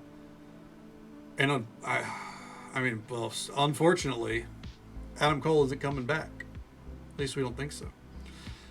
Especially when it plays your career, he's never lost by submission until that match. I think he had lost by submission. I think he had lost by submission. It just had been over 20 years. Okay, Roddy does have the best backbreaker in the business. Let me make sure on that, JP. Times John. I'm actually imagine this has been a popular search. Tapped out. Okay. John Cena has tapped out a handful of times in his career, notably to Chris Jericho, Chris Benoit, and twice to Kurt Angle. So, and that is like super early in his career. Yeah, like he hasn't tapped out since No Way Out 2004 to Kurt Angle. Yeah, when he first tapped out to Chris Jericho was whenever he wasn't a big deal. He tapped out in 2003 to Kurt Angle, then December 2023 to Chris Benoit. We won't count that. And then No Way Out. 2004. So, yeah. You're right, Caveman. Like, doesn't go over well, and especially, again, just the build up to it. Like,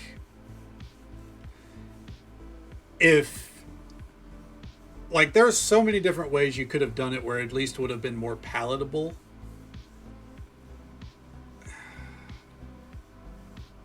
I don't know. I'll be honest. Yeah, that's true. Like, imagine if there was actually some shock to it happening. That's true. Outside of like, oh, he actually did tap.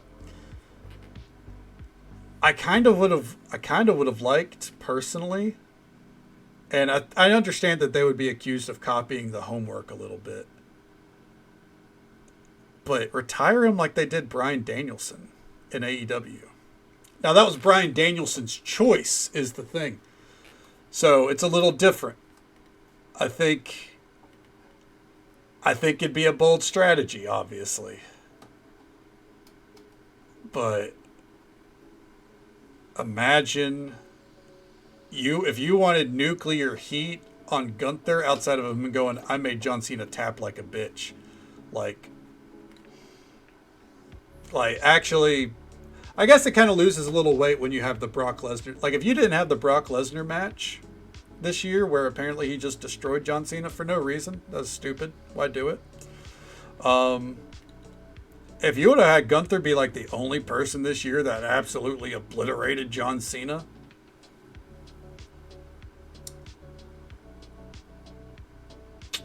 I'm not saying put a plastic bag over his head like John Moxley did to Bryan Danielson, but I think it'd be pretty sick. Like, if you literally made it to where all John Cena could do is tap, or make him pass out. Like, he doesn't have to tap.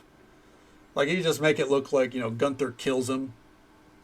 Gunther doesn't have to be like, yeah, I made him tap out. Gunther would be like, no, I killed your Superman. But, liked Adam's run with MJF till the devil reveal. I think that way. Best stuff. Undisputed Kingdom and everything past it. I think a part of that was the Adam Cole. Like, they got cold feet at All In on killing the bromance. Like, they got cold feet and they're like, all right, we have to extend this because this program is actually doing numbers. But then Adam Cole got injured. And they thought they could drag it out. But then MJF got injured. And they couldn't drag it out anymore. Like, it was... There was too much playing wait and see if we can do this. If they wanted to give Gunther an edge in a different style, it would have helped. Yeah. He couldn't be running the same shtick, which probably would have been a better option in the long run. Yeah, that's true. I think they want Gunther to be like the next big monster heel, but the thing is, then you gotta commit, man. Like, you got to make him look like a real fucking monster. Even mentioned that he was the one to break out of the Master Lock. Hmm. Yeah, but the thing is like, I think you can have like the whole thing where everyone paid their respects afterwards and all that. Like, I think you could still have that, even if no matter how John Cena loses. Like, I don't think you don't got to stretcher him to the back like they did Bryan Danielson, right? Like, I think there's a balance that could have been done, because like even afterwards, like it was nice that you had CM Punk and Cody Rhodes give him the titles and everything, and he got to lift them both up. But then there was no speech. No speech from the biggest guy from WWE in the past 20 years. He just kind of went off into the sunset with a salute and a bye-bye. Like, I don't know, man.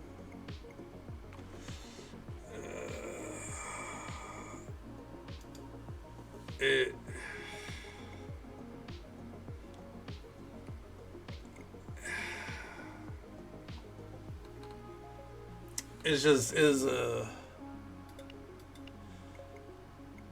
was one of the retirement tours of all time.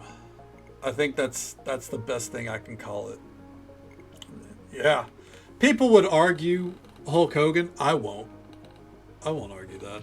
I think didn't mean to bump the mic. I think the only one that you could argue is The Rock. And even then, The Rock, he didn't exactly like come back to help WWE that often during his career. Like, is very, very sparingly. Now, when he came back, it was a big deal. But like, he's not out. He wasn't out, talking about his time as a professional wrestler all the time while he was in Hollywood. John Cena still pays respects. Question of value is, I disagree. I never liked Hulk Hogan. I've always hated Hulk Hogan. I've always thought he was overhyped. I never understood it. And when it turned out that he was an absolute piece of shit, I went, good. Like, not good that he's a piece of shit, but good that people also hate him. Because, good Lord, I never understood it. Ugh. But I was more of a macho. Like, if I'm looking back at that era, I'm more of a Macho Man guy. Which, also, I feel validated. No, I don't agree with his values. He's an awful human being. He's a dog shit person through and through. I do not mourn Hulk Hogan. But good that people fucking finally are on the same page as I am. Fuck Hulk Hogan. I've hated Hogan for so long. I can't help it. I always had a bad feeling about him. Not that he would turn out to be the racist piece of shit. But I always felt like he was the kind of guy that was like strong-arming people backstage to get whatever he wanted to make sure he looked good. So from like a business standpoint, I was already like, fuck that guy. And then he turned out to be a racist piece of shit. So I was like, all right, good. Definitely fuck him. Short comparison to Cena and Hogan. Yeah. Stone Cold and The Rock, they really did not have... Stone Cold had a longer career, but it was shortened because of the broken neck. But he was wrestling, since back, like, I think it was like 89 or 90. But The Rock's career as a full-time wrestler was super short. Super short. Yeah. Like, you know what? I'm finally going to get this.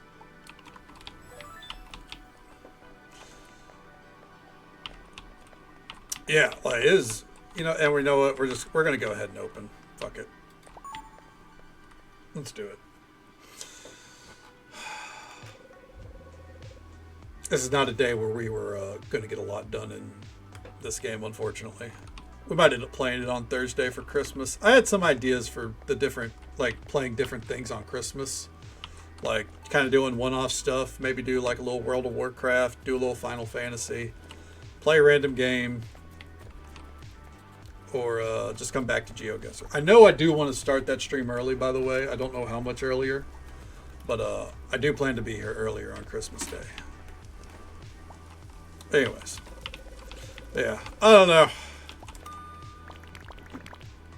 I think all that rant, by the way, all that rambling about, like, you know, Damian Priest, Aleister Black, the Judgment Day, excluding Dom, and the John Cena run with the Gunther stuff. I feel like it all comes back to the point of I genuinely don't believe Triple H knows what the fuck he's doing anymore. Okay. Like, genuinely, I don't. I think he's lost the plot. Okay. So just because he does share a mustache, hey, I get it. I get it. And a lot of people grew up with him as childhood hero. I don't shit on anyone on anyone that enjoyed or cared about Hulk Hogan the character. Did I? No. It's just important that we also recognize what an awful human being he turned out to be, you know? It's kind of like if someone, you know, if someone likes a Kane or an Undertaker match, right? And I grew up loving the Undertaker. I do not identify with him now, you know? Not at all. I don't even put him in my top 5 anymore. He had matches that I really enjoyed, and I'll leave it at that. Okay. Okay. And refusing to lose certain people, you're wrestling. Okay. Should it count? Should it? Oh yeah, absolutely. Like, I think back to the best encapsulation to me of Hulk Hogan's career, outside of him getting booed at the start of the year on Netflix. I thought that was hilarious. His match with Shawn Michaels at SummerSlam, where Shawn Michaels did everything he could just to make Hulk Hogan look ridiculous. Hulk Hogan still won, but Shawn Michaels made him look absolutely ridiculous. Okay. Let's see here. And we got a raid from our good friend Straw Betty. We'll get a shout out here, then I'll get back to rambling. Shout out to our good friend Straw Betty, who was kind enough to bring their community our way. Show them some love and support. Drop a follow. Say hello sometime. Straw Betty is a fantastic strawberry creature here on Twitch. They play a wide variety of games, a lot more in the cozy side of things, much like us here. So yeah, it's always a good time. Go check them out. How you doing? What'd you get up to tonight? And hey, there's Arinder.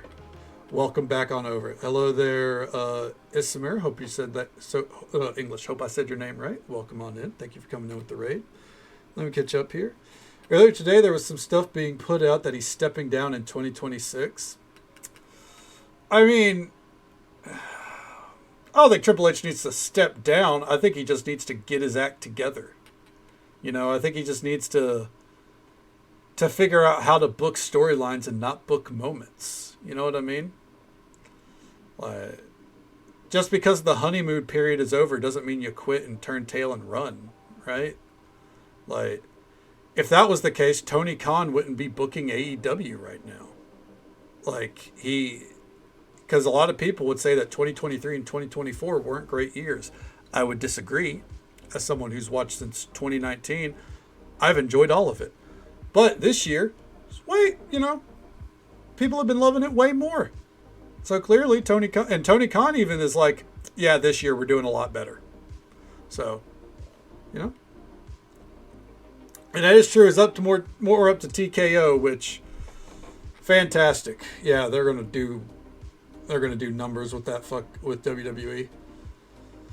Through all the scandals popping up and proving to continue to be a great person. Yes. The only criticism that I think you can find about John Cena really is his love, and I do not underestimate that term, for Vince McMahon. That is the only, I think, firm complication you can find with John Cena. I'm sure there's other people that say he was a bully backstage in his earlier years and shit like that. I'm sure. And if those stories were to bury John Cena's career, so be it. But the thing is, at the same time, unlike a lot of wrestlers, he has done more good with the Make-A-Wish Foundation alone than a lot of wrestlers will ever do. Or a lot of them could do. So, even if I might not, like a lot of his opinions and everything, it's kind of like how Chris Jericho, we're not going to get political, but like Chris Jericho, I do not agree with a lot of the things he supports, but at the same time, the moment a wrestler or like someone wrestling adjacent has any issues, he's donating like $10,000 to $15,000, like not making a big deal out of it. You just see like on the GoFundMe, Chris Jericho, $10,000, So, sometimes people can do good still. Okay, it's just a notable thing. That's fair. Yeah, took Undertaker and Sting more seriously. Hell yeah, we love Sting. We love Sting in this house. Okay, doing okay. Played some remaster of Pharaoh. Hell yeah. Well, I hope you had a great time with it. Okay, let me catch up here. So when Van Fleet has done interviews and asked about matches with Randy Orton, good dude has phenomenal eye for pulling off great spots. When she was going to moonsault, still cage. Said, did one dive off the cage? Spot. Oh, absolutely. Randy Orton is one of the smoothest in the ring, period. Like, he just has a mind for the business. And the key thing is, Kevin Nash touched on this, and he tried to make it sound like it was a bad thing. I think, or at least the headline did. I don't think Kevin Nash would actually say this is a bad thing, because Kevin Nash was also the same. Randy Orton is not a mark for himself. He's not trying to get himself over. He's not trying to put himself above others, because Randy Orton knows his stock. He knows what he's worth. And if they tell him that, like, you need to lose this match, or, this is the way it's going to go, he goes, okay, am I getting paid? And he gets paid, and he goes home. Like, he'll make. I think the era of bored Randy is over. There was a time where if he was bored of a match, you could tell. Yeah, but he put Jinder Mahal over cleanly. Yeah, exactly. Like, that might not seem like a big deal, but Jinder was not exactly a proven main eventer. And Randy went, okay. Now, was it, amazing in-ring work? No. But he still did it. In fact, that's one of the things that people will note about that entire run, is that, well, Jinder got put over by Randy Orton. By the way, if anyone needs to raid and run or raid and lurk, absolutely feel free. I completely understand. We're gonna be here serving it up Gary's way in the old what's this game called again? Chef RPG. If you like Stardew Valley type games, I highly recommend playing it. It's a fantastic time. Okay. But yeah, thank you again so much for the raid, Straw Betty. It's always a pleasure to see you. Okay. Yeah, like Jinder. Here's the thing, and this is my controversial take. All right. The whole Jinder story was bad, ultimately, and they should have nixed it a lot sooner. Like, letting Shinsuke Nakamura win. But I don't think you can fault WWE for trying something new. Now, did they try something new because they were going to do the India tour and they thought they would do big numbers with Jinder as champion? Yeah, sure. Fair. It was questionable motive, right? But, ooh, learned whiskey coffee. Hell yeah. That being said, like, they still tried something new, you know? WWE doesn't often try new things, but that was a case where they clearly did. They were, you know, maybe they were desperate and throwing shit at the wall, but again, you know, you gotta try, right? It's why, like, you know, as an example, there are a lot of people that shit on the idea of Jack Perry versus Bryan Danielson as a pay-per-view main event last year. I didn't, because, like, you gotta try.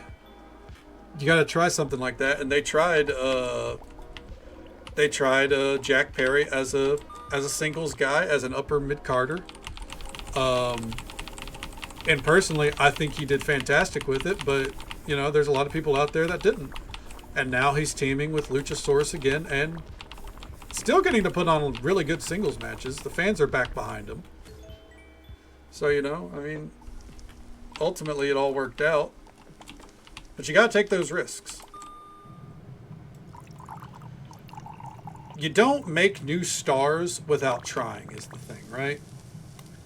And, like, a portion of it is, you know, just listening to the fans. But also sometimes it's trying something new that the fans won't expect. Right? Oh, another new recipe? Hello, hello. Some French onion soup. Okay, let me get you up here.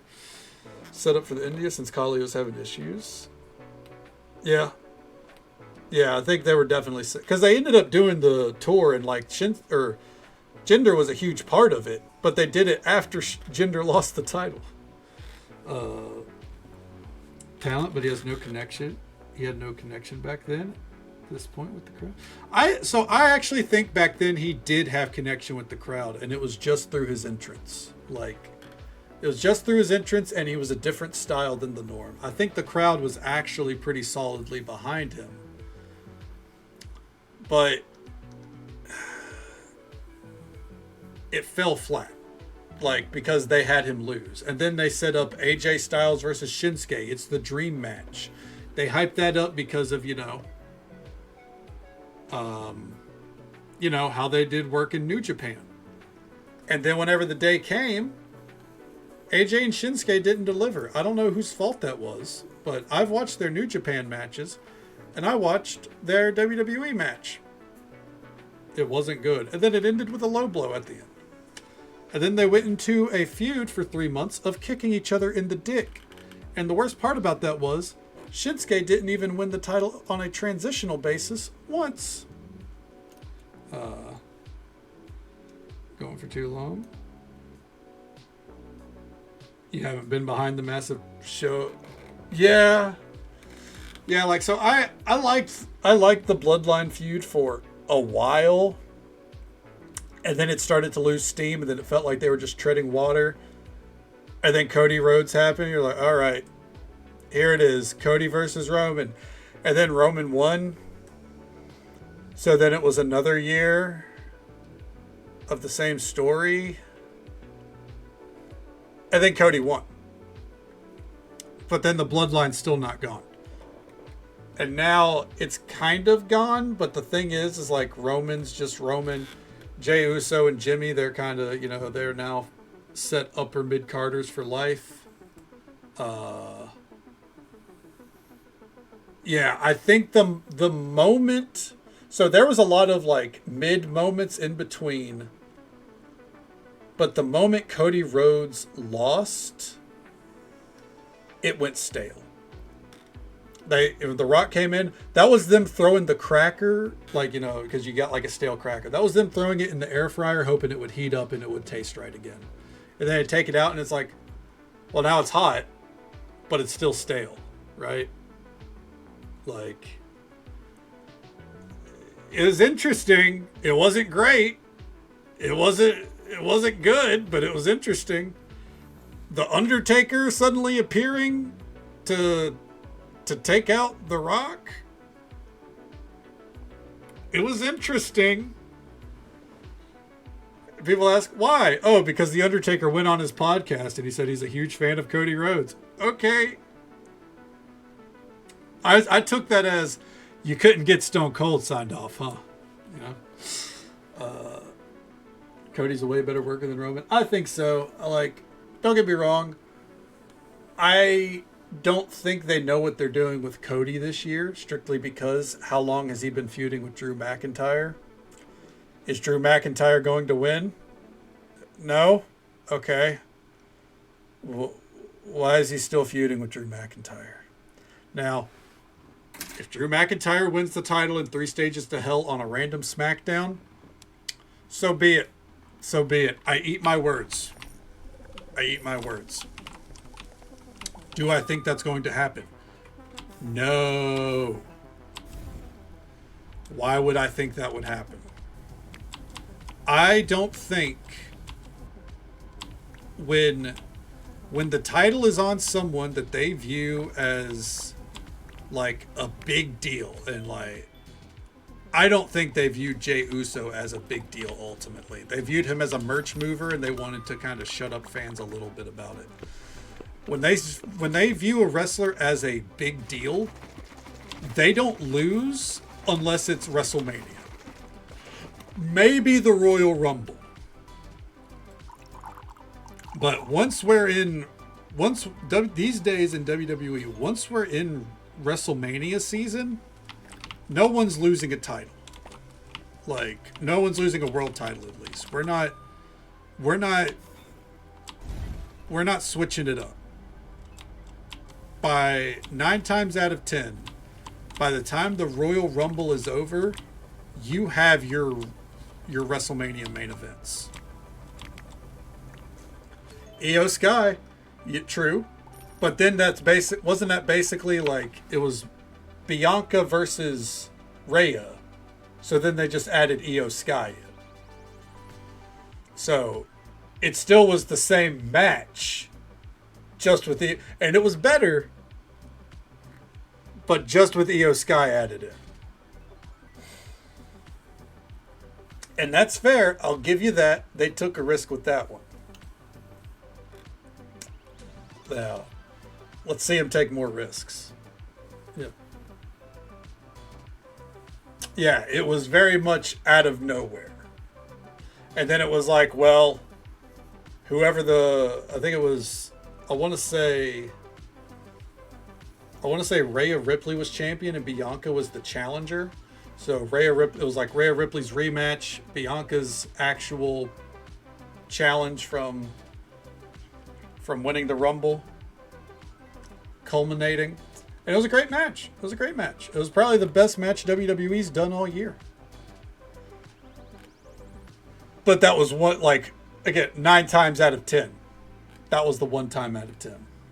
It's like fried seafood might be okay for a minute, but it's totally shit after a couple of minutes. Just shitty when it gets overcooked. Yeah.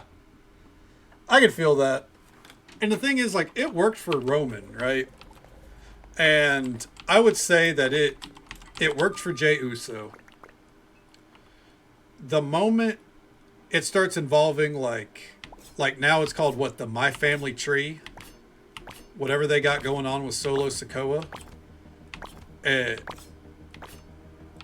It's like, I feel like Solo Sikoa works on his own, but like, did he really need, like, are the Samoans of New Japan Pro Wrestling doing much for him?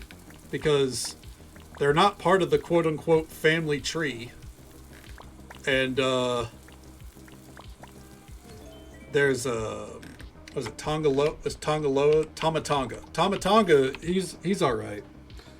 Jeff Cobb, I don't know what they're doing with him anymore. He is good. I don't think they're making him good. Then there was it Tongaloa, I think it was. One of them, he fucks up more than anyone to a hilarious degree.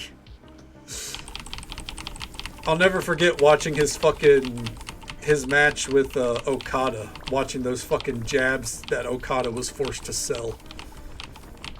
And no matter what anyone says about Okada's time in AEW, which has been great, by the way, Um,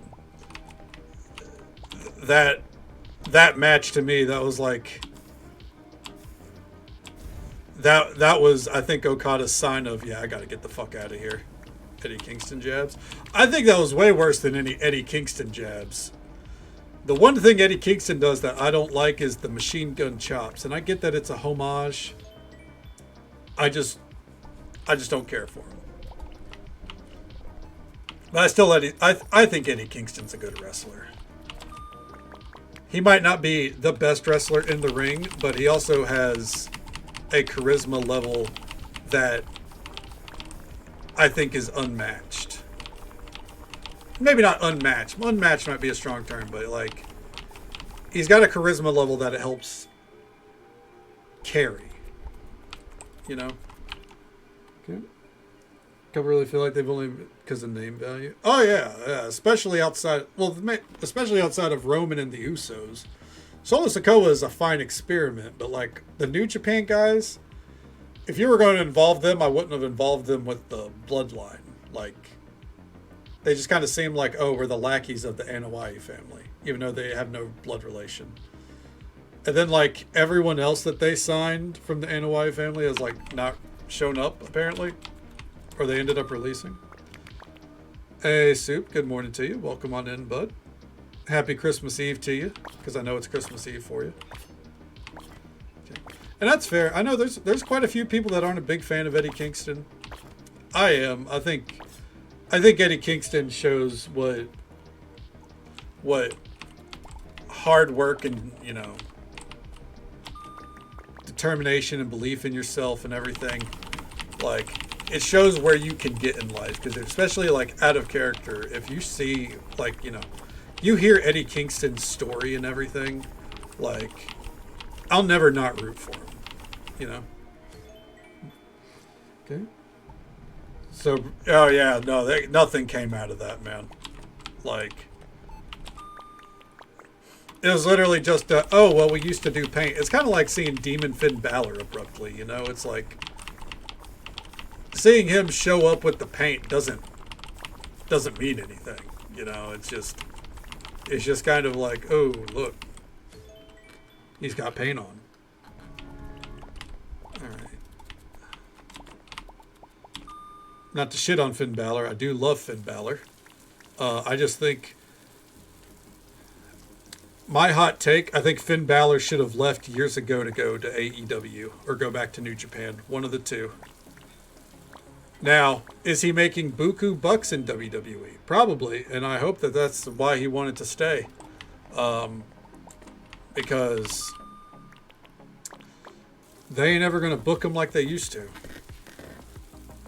Everyone thought that they would too when Triple H took over. Nope. Nothing. Nada. Because another hot take, he should have beat Edge at WrestleMania. Maybe that's not a hot take. It's pretty lukewarm. Okay. That's always possible. So that is always possible, actually. It is possible that that much like Shinsuke, and I'm sure they, like, if you ask them, they're like, yeah, I want to win the fucking world title, of course. But like, I'm sure, especially at his age, you know, he's in his he's in his 40s. He's done some insane matches already. There was a point where he was like a nobody, just kind of like popped up on the indies because he would cosplay as the Joker or something like that. Like, if he's making buku bucks in WWE at this point, maybe he's happy just doing that. And I would not blame him one bit, you know. But as a fan, you want more. Like, that's the thing, is like, I think as fans, we naturally want more for the wrestlers than they probably care about. You know what I mean? It's like Shinsuke. Shinsuke is making a fortune, gets to do the hobbies he loves, and shows up for like 2 matches a year. So, does he really have to try? Right? They're misusing him. They are misusing him, and they completely killed the idea of Demon Balor. Once he fell off the turnbuckle against Roman Reigns, Demon Balor was dead. There's no more Demon Balor. Okay. Okay. There's an interview. Okay. That's fair. 'Cause, yeah, like there was a time where like he had to wear the paint to be over. You are right. And he did hit a point where he was just over without the paint. But like I think now he can be over without the paint. But they have to actually write a good story around him. They have to actually try.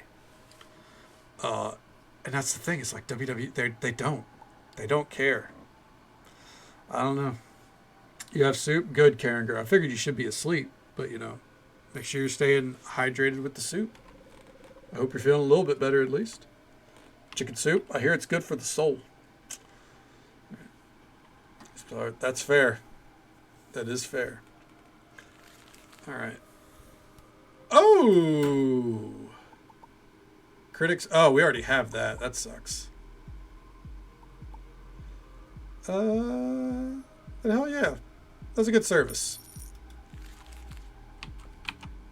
Yeah, that's literally what we're wearing. All right. Put that down there. All right. Let's go to bed. We gotta get ready for, I think we're gonna do one more service. Okay. Set us up for some exciting shit tomorrow. 4 hours or 3. Hopefully you get more than that here soon though. Yeah. I don't know.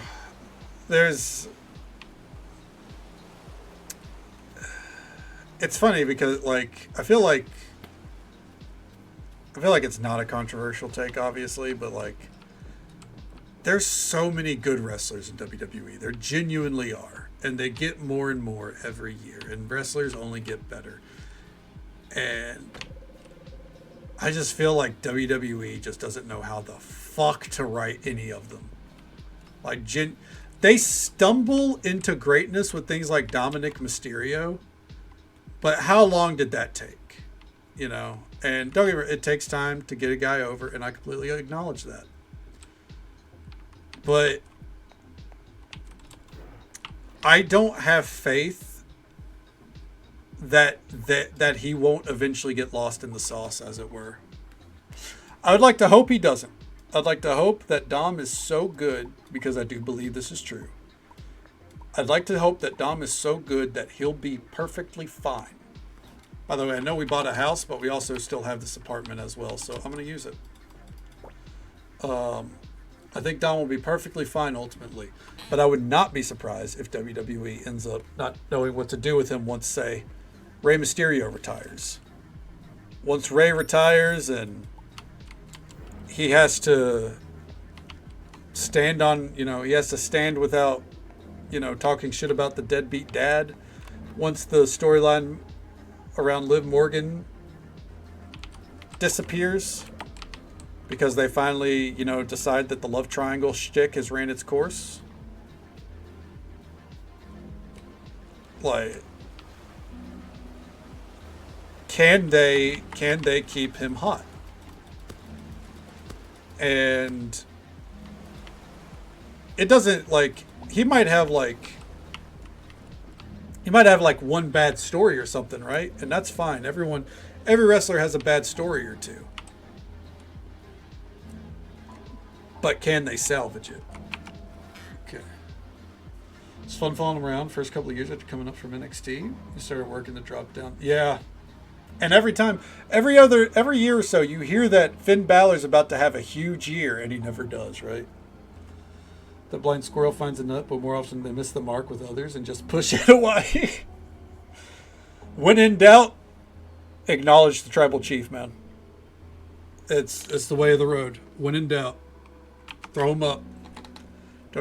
I do love Roman, but he's as part-time as they come now. Okay. Think his sink or swim moment will be when he finally turns face. Yeah. Okay. When in doubt, pinky out. That too, but you should always have pinkies out. Don't just not when you're in doubt. Should always have pinkies out. Yeah. It'll it'll be interesting to see if they can salvage or not salvage, but if they can make Dom into a bigger deal than he is as a heel, you know? Because the thing is, like, you can be a generational heel, right? Like, look at... Actually, that's not a great example. If you're capable of nuance, which, hot take, WWE is not. If you're capable of nuance, you can have a heel that is a face. Look at MJF. MJF had a whole, like, half of his world title reign. He was a face, technically. The fans were cheering him. The fans wanted him to win. He faced good guys and bad, and the fans wanted him. But he didn't really change his character outside of, like, he would do silly shit like, you know, the kangaroo kick. Randy Orton. No, Randy Orton is a good one. Randy Orton has had times where he is an absolute monster.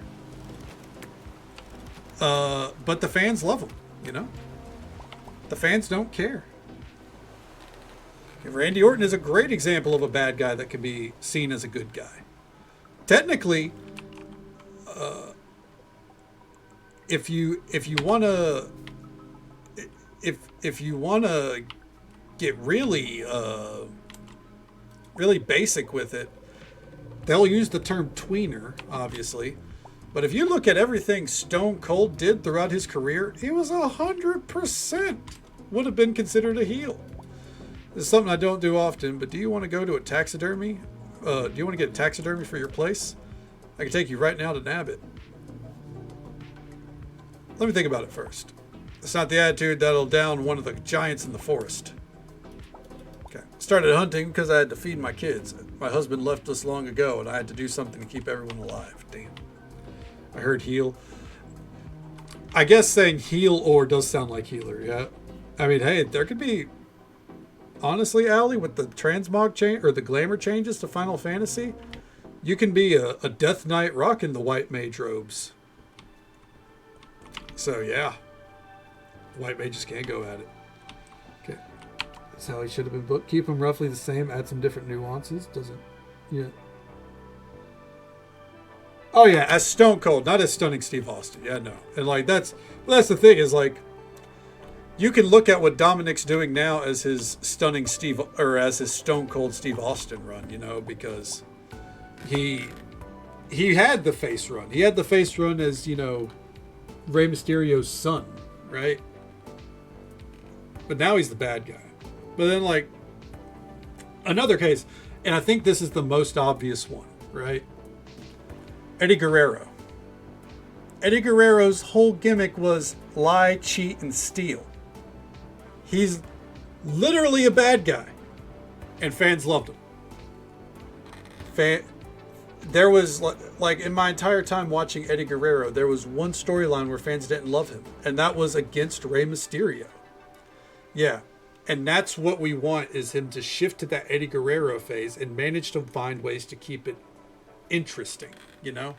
And not just, like, because right now he's operating in the Eddie Guerrero phase, but still, like, opposite of the good guys. You want that, like, that Eddie Guerrero versus JBL moment, right? Or Eddie Guerrero versus Brock Lesnar, where the other guy is so bad that Dominic is the good guy. And once that happens, once they manage to pull that off perfectly, if they can, I don't think they will, but if they can, he's made for life. He can float between good and bad guy right then and there. It's like Jon Moxley in AEW. He was a good guy for like 4 years. And then he became a bad guy. And the fans resisted it, but he did become a bad guy. And then the moment he lost the titles, he's going back to his original style of wrestling. He's not changing his character really too much, but he's tweaking it to where, like, he's back to being that tweener, you know? back to like, you can cheer for him. The idea is that like, okay, now now he's not trying to be the asshole that we want to lose because he's lost. So now he's back to trying to be the asshole that people are happy if he wins, which is going to be great when the Death Riders kill him, unfortunately, next month. I'm calling it. But yeah, like, it's done. They do need someone that can make it happen. Is Gunther the one? Maybe. Maybe. Do I think so? No. But I think they will pick Gunther. Do I think Gunther is going to be... I don't think Gunther is enough of a, like... You need a guy that has, like, Roman Reigns go away heat. Jon Moxley's title run go away heat kind of deal. You know, you need someone that's just so fucking like, get this guy out of here kind of vibe, right? And Gunther, he isn't there yet. He could be. He could be. Time will tell. And time will tell us how to do it right. And by the way, just so folks are aware, there's an ad break coming up right now. It's the usual 3-minute ad break. Happens once every hour, but we'll be right here, cruising along. There we go. Seeing if we could do one more restaurant service. I think his recent go... It did, but let's see if it's because John Cena tapped or if because, like, you know, like... It's kind of like how when Roman beat The Undertaker, that night he had go away heat and everything, right? And like, you know, it was through the roof. Then it simmered back down to where people were with Roman, where they just didn't like him, right? Like, they didn't capitalize on the "this is my yard now" promo. It was just a moment. Exactly, when Roman won the Rumble, here it is. Here's the peak of his hatred. And then it went down. Yes, exactly. You need that kind of combo, caveman. Yeah. That's pretty poignant. Well, see, here's the funny thing, some dude. I think, here's my take is, that's a misconception. People didn't want Roman to win. People wanted Batista to lose. We had just, like, there were other people they wanted to win, but it came down to Roman and Batista. And yeah, ultimately, Daniel, look, I'm sure there's people who disagree, but there have been very few times in my life where I haven't wanted Daniel Bryan to win something. Yeah. And yeah, like once they accepted that he wasn't in the Rumble, they was like, all right, fuck it. Roman Reigns, like, we don't want a fucking part-timer, which don't get me wrong. Batista wasn't coming in as a part-timer, but he had been gone for a long time. He wasn't seen as the good guy that WWE wanted him to be. And to be fair, Batista knew that. Batista knew going in, I'm going to be a heel. You know, he wanted to be a heel. And they tried to push, even after that, they tried to push for a while. Hey, you're not a heel. But then Roman wins and they're like, yeah, everyone's going to love it. It's great. Fuck Daniel Bryan. We'll toss him out. How'd that go? My crystals, they sometimes take me places while I sleep. Have you noticed this as well? I've noticed some shadows around my house. I'm glad I'm not the only one who's noticed it. Seeing open spaces is such a luxury. I wish people would understand how nice it is to live around here.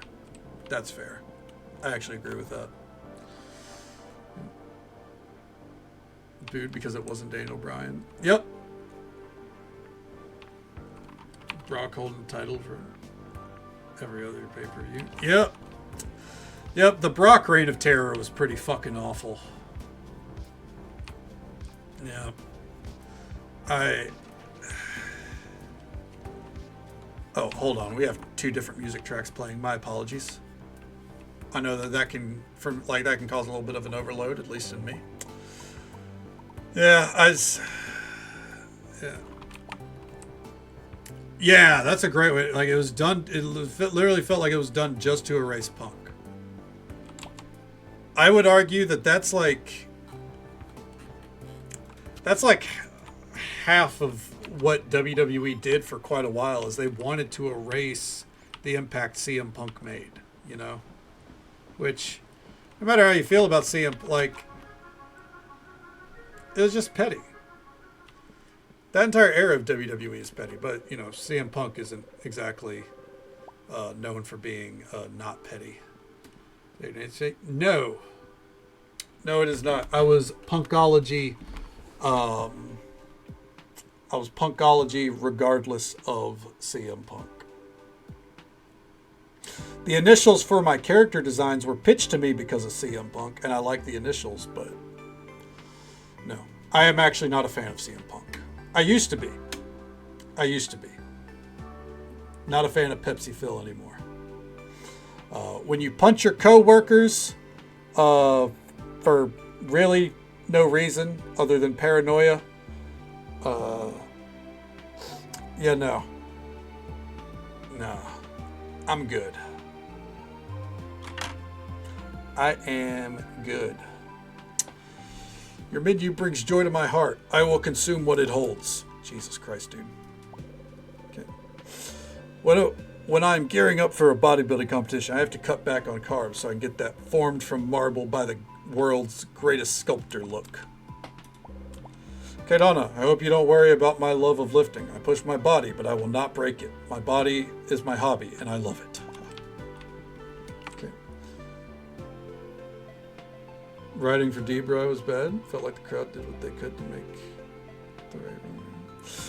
Well, the thing is, the writing around Daniel Bryan was just so bad, and like the fans knew he was a great he is a great wrestler. I mean, he's semi-retired now, but like they knew how good of a wrestler he was, and it was clear that WWE was just like, they didn't care. Like, it goes back to, like, what was it, the 30-second match against Sheamus for the world title? That immediately fucking destroyed. Like, not destroyed, derailed. Like, it derailed any intentions they had for him, because the fans were like, no, that's fucked. Like, we deserved a better match than that.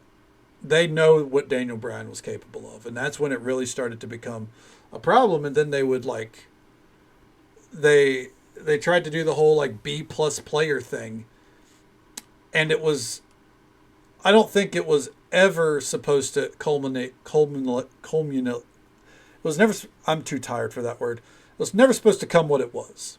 I know how to spell the word, I'm struggling to say it. It was never supposed to go the way it is. WWE tries to paint it as like, yeah, it was always supposed to be Randy versus Batista versus Bryan for the world title. And the reason why it just felt so bad is because it wasn't what's supposed to happen. It really wasn't. Like, WWE just likes to paint the revisionist history like it was. They got backed into a corner to where Daniel Bryan was what they had to do, not what they wanted to do. So, yeah. Yeah, it's a great, like, the build and the story, the build wasn't great, the story after was awful, but the moment is what people remember. Everyone but Bryan. Bryan actually has, like, gone on the record to be like, no, I don't care for the moment.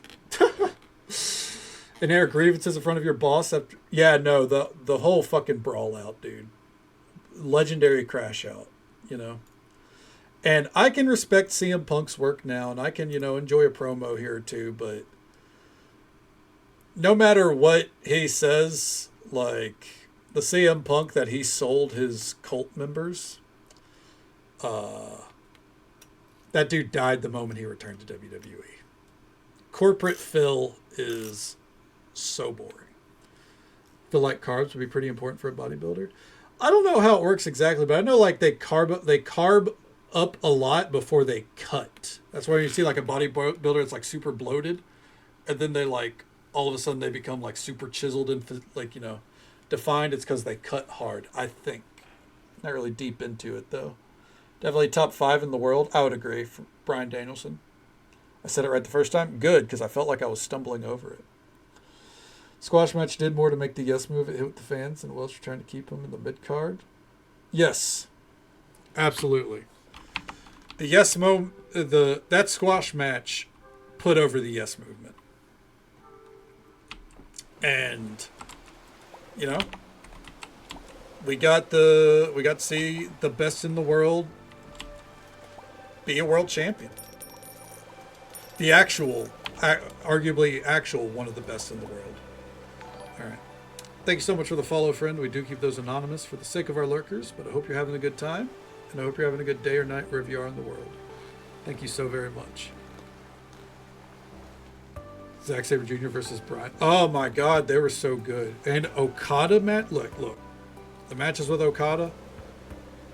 I understand a lot of people aren't a fan of WWE or AEW between 2023 and 2024, but the Bryan Danielson matches we got during that time in both New Japan and AEW, shut the front door, man. Amazing. Through and through. Oh my God. Exquisite. And we got to see him as a world champion at All In front of an insanely packed crowd with his family. Oh, brought tears to my eyes. It's great shit. And little did I know that was designed as to be like, you know, set up for Moxley to kill him, because apparently Bryan's whole agreement to winning the world title was, I'm losing it to Moxley. Because from what I've gathered, from what I've heard, is Bryan never wanted to win it, but Tony Khan was basically like, you gotta win the world title, dude. It's kind of like how Sting wanted to lose his final match, but the Bucks were like, you're not beating us, you're winning, so you're gonna go out there and you're gonna beat us. Like, you know, they kind of got, you got to do it for the good, for their own good too. Because I think Sting's retirement was perfect. It put Darby over as well. The Bucks were the perfect people to do it. Through and through. Okay. Yeah, like, and it wasn't just like Darby did all the work and then Sting just kind of got the pin. Like, Sting was like, if this is my last match, I'm doing it all. Like, he gave more in that match than anyone his age probably ever should. Just like making all the protein goals. When cut phase comes in, the carbs are cut down. Just complex cards. Oh, okay. Yeah, see, so that character's dialogue makes perfect sense. Okay. And that's post-Prime Okada? Yeah. Post-Prime Okada, post-Prime Bryan. And I think those matches really show that those wrestlers, especially like, you know, like Kenny, Okada, Bryan, if he were to get back in the ring, they can still bust out that prime state when they need to, but they're not doing it every week. And I don't think you want them to do it every week either. Like, I love Okada now being the bullshitter, you know, not even chicken shit heel, but the like, I'm too good for my opponent heel. Cause like it leads to things like, you know, what's eventually going to happen at some point down the road, with Konosuke Takeshita, you know, that match is going to be the potential match of the year, probably potential match of the past couple of years. What you'd say makes a good wrestling match? There is a lot of factors that go into that. There is a lot of factors.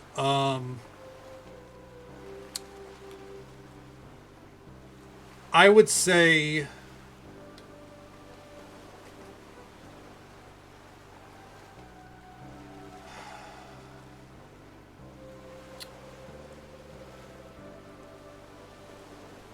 it's a catch-all.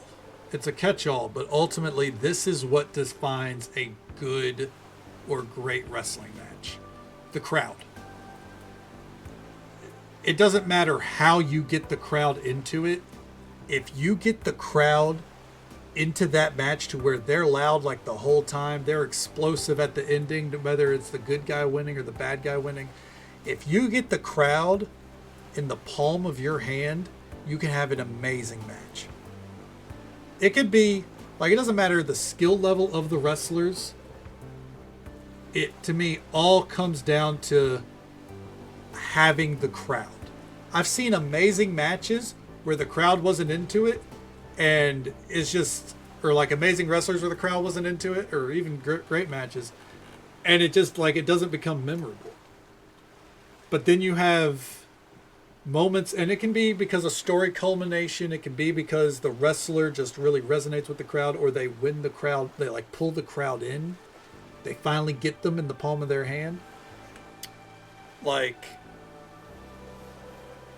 it, that's what makes a good match. It's kind of like, and it sometimes it takes time. Like, again, I referenced Kyle O'Reilly making John Moxley tap out earlier. If that had just happened in a random match, no one would have really thought of, like, people would have been like, oh, that's weird. But because they had like a month of building up, like Moxley disqualifying himself so he doesn't have to tap out, Mox rather getting counted out, like to where no one wins so he doesn't have to tap out, and then fucking he gets planted chest first into a bunch of broken glass. The ankle lock is in. He's covered in blood. Like, he, every time he writhes around, the glass is cutting into his chest. What can he do? He taps out. And the crowd loses it. The crowd's going ballistic. This is Kyle O'Reilly's night. Randomly. A month ago, no one would have even blinked at that fucking happening. But now that blood and guts match, at least for me, it lives up here. Because one of the best in the world to me, John Moxley, he gets put in a position where he has to give up. And like, it puts over the skill level of the guy involved. So, I guess ultimately, on top of the crowd, I guess another part of my answer would be a great wrestling match is where both guys come away looking better as well. Whether it's their character has progressed because of their defeat, or because they've won and it's elevated them in the eyes of the watcher. Or the eyes of the watcher. But just like some dude said, there is so much that goes into a great wrestling match. It is, and that's why I love wrestling. It's not just because I love violence. It's because, like, when you take all the factors, it's like cooking here, right? You got to have all the ingredients, and sometimes it's going to be a little overcooked. Sometimes it's going to be a little underbaked. Sometimes you don't have enough salt. You know, shit like that. But when it's perfect, it's perfect. Okay. I feel like WCW Stone Cold, or WCW Sting was good. Yeah, WWE did not know what they were doing with Sting, and I think that was on purpose, honestly. Like they didn't care about Sting. To them, Sting was like hey, we finally got Sting, and, you know, we get to shit on WCW a little bit more. AEW made sure that Sting was seen as the legend that he is. Simple things, back in the day when Stone Cold came out, the pop the pop, because of, like, how big of a deal he was. Can't booking them, leaving them short to book undeserving wrestlers in better spots. Yeah, I mean, especially in WWE. Like you don't really get pops like that anymore. And a lot of the pop comes from getting the wrestler over, and then getting the music over. And like trying to do that on a consistent basis. Like I know people will be like, "What about the CM Punk pops?" Like, yeah, the returns, mainly the return in AEW. The WWE return wasn't as loud, I don't think. The AEW return after 7 years of being gone, yeah, it was a huge pop, and the crowds kept popping for a while, but eventually, the pop wasn't like Stone Cold levels, right? So. Even Brock and Taker match, terrible match, was probably it was one of the most memorable moments there is. Like the Brock Taker match is objectively not a great match, but the ending is one of the most memorable moments in wrestling history. What a creative analogy. Fair enough, Allie. Yes, chef. We need to get to cooking. Same time. Late Buddy as a tease. We're about how Taker was going to go over after bumping. Yep. And then for years, everyone's spinning like Taker lost because he couldn't tap out because of the concussion, and they just called an audible. That wasn't the plan, but it was the plan. It just wasn't a good plan. Okay. Maybe not the same potential, but it would have been so. Yeah, like that's the thing. But that's what WWE doesn't realize anymore. Is like they don't try to create. They think in making a viral moment by projecting it like the entire way, which is insane to me. Because again, if you look back at Brock versus Undertaker, Paul Heyman freaking out, like making it seem like, oh shit, like that shouldn't have happened, and then Brock sitting up and going, huh, like even Brock was like, I can't believe I did that. Like, it doesn't create a viral moment. And WWE is supposed to be the king of creating viral moments, right?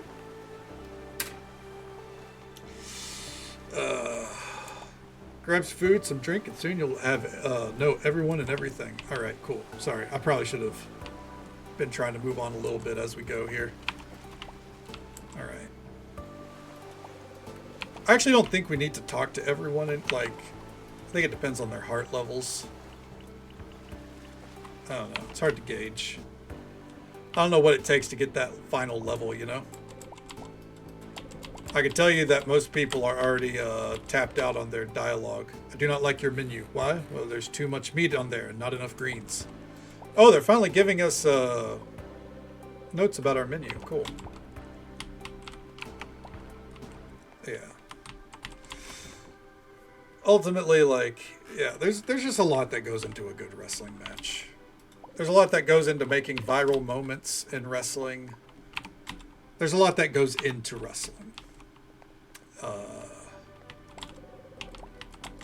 And it's like, I think like any hardcore wrestling fan, some dude as well, and Caveman can also attest.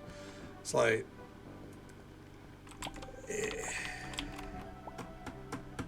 when the moments hit, it becomes something memorable.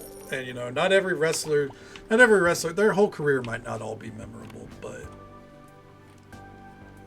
the good and great wrestlers as well know how to make enough memorable, I guess.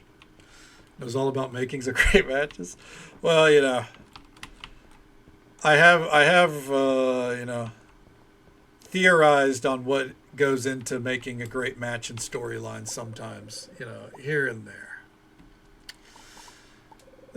There's a couple of times in my life I might have cooked up a decent idea. I'm a White Ash Harbor native. I lived here my whole life, and I don't see myself leaving anytime soon. If I ramble on about meditation and anger, it's because I'm working very hard on those things. I want to clarify that because I'm a man who's trying to do better. It's all right. We're all a work in progress. Thanks. It means a lot to hear that from someone who isn't Milo or Bianca. All right. So he has anger issues. Got it. All right. and get all this bought, and then we are going to have a long service, which probably is not a good thing to do. But too bad. We're going to do it. Okay. All right. We did not get to any of the... our farm needs to be surrounding land to also be healthy. You've done a great job foraging wild ingredients without damaging the environment. Thank you. What was I going to say? We're going to have a long service. We didn't get to the holiday event, but we will get there. Look, I couldn't really enjoy your food with all that meat on the menu. Let me know if you decide to go vegan. I'll be your #1 customer. Yeah, when vegan starts paying, yeah, for sure, I'll go fucking vegan. Without a shadow of a doubt. But for right now, vegan doesn't make me any fucking money. Alright. All my vegan dishes are worth fuck and all. Huh. Valentina's still not there. She must be out in the forest. It's whatever. Alright, let's look for potential recipes. And then get to it.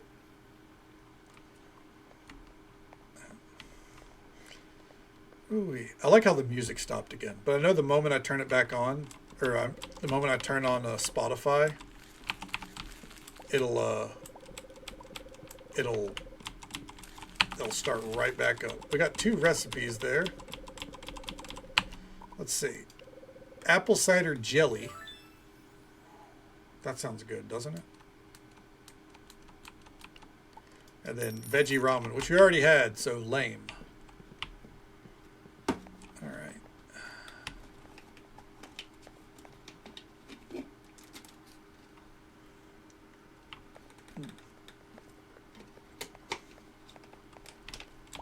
Let's see. Oh, 1 day remaining on that. How you doing, Priska? One of my favorite places to be is just in town. I work in it all day, but I love seeing everyone being there and living their lives in it. It sparks my passion over and over, and that helps me make the best public servant I can be. One of my favorite... Oh, all right. So she is now repeating dialogue. She's not going to tell us any more about pro wrestling. That is sad. All right. Well, it's time for a long service. I think we're ready for it. The service should take us over to Prestige level 5, which means tomorrow night's stream we'll get a lot done. Trusting I don't ramble the whole time. We should get a lot done. Fingers crossed.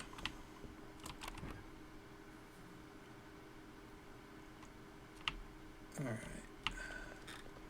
I do think it's time that we hire a little more staff, though.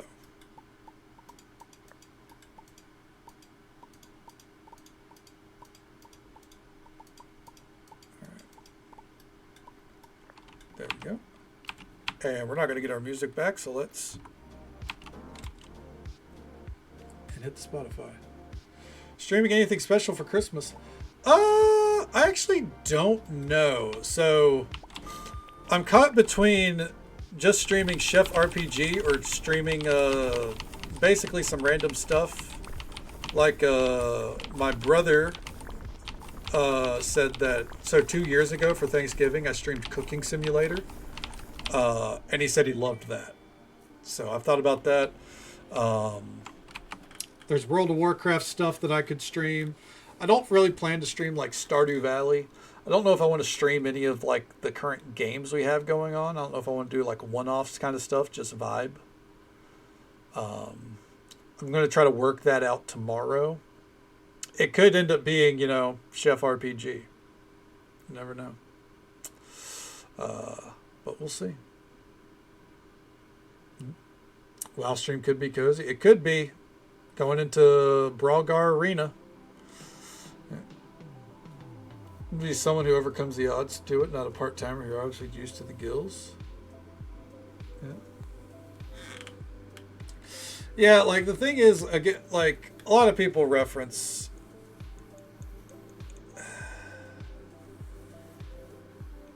It should have been someone who could benefit, not someone who could easily be a monster in the main event,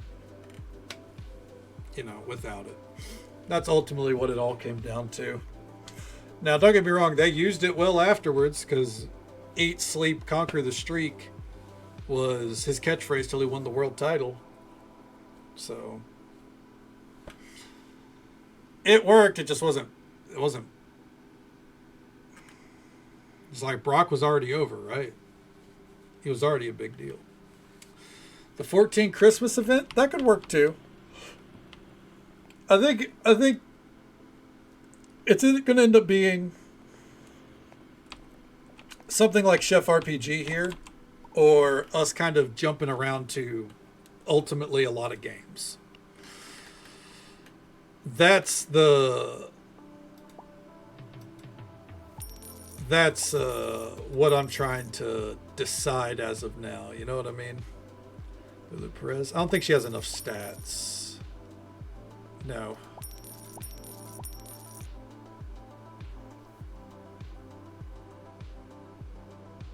No.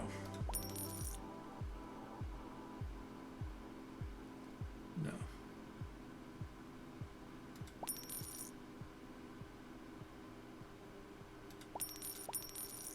We do not allow confusion in this dojo. I'm going to grab her just as a backup.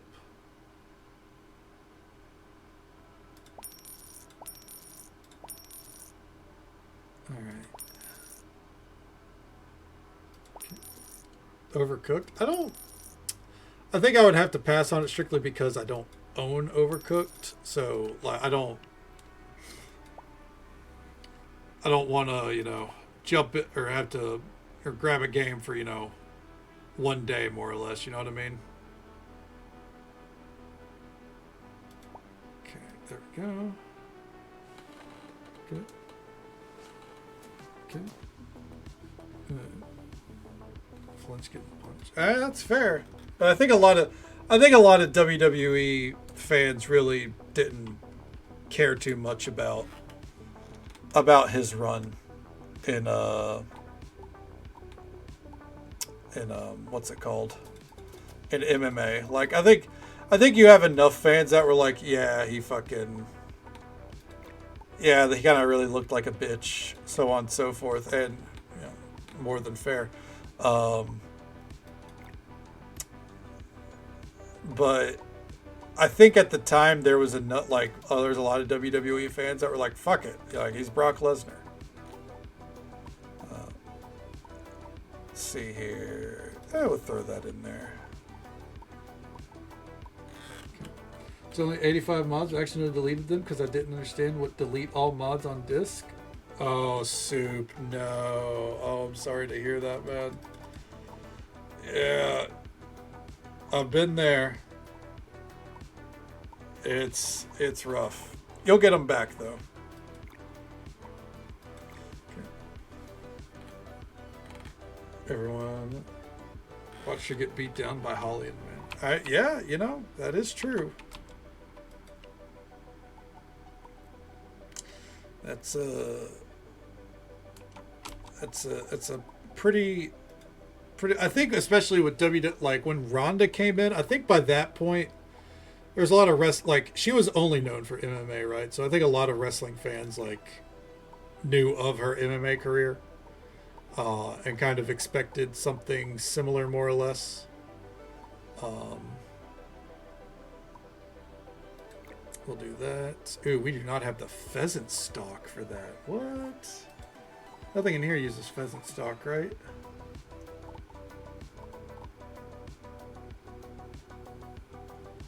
Alright, I'll be right back. I did not realize we were out of pheasant stock.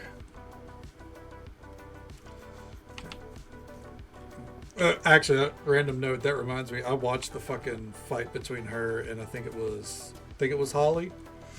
And whew, she did not do well. that was something. Okay. You don't sell any fucking pheasant stock, god damn it. Alright. That'll get me through this service.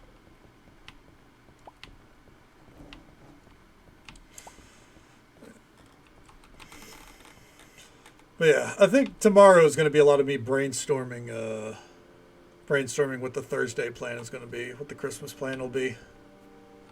Oh, hey, what's up? Everyone needs a hobby, and mine's gaming. When the kids are asleep, I tend to play way into the night. I should sleep more. Nah. Time's flown by. Congrats to the restaurant being open. Nice to see all your hard work paying off. Hazel's Boba Tea is one of the funnest places to visit in town. If you haven't gone yet, I highly recommend it. She makes so many new fun drinks. Okay. Okay. Put on botch vest. Yeah, like, my thing was, like, the first... And welcome back, some dude. The thing for me was, like, the first year, like, I was like, she's green, so it's going to take time. I'm still on board. But then she kind of just disappeared, and then when she came back, it didn't matter how green she was. She, you know, to say her heart wasn't in it would be an understatement. Okay, that is a good appetizer. I don't want to give that up.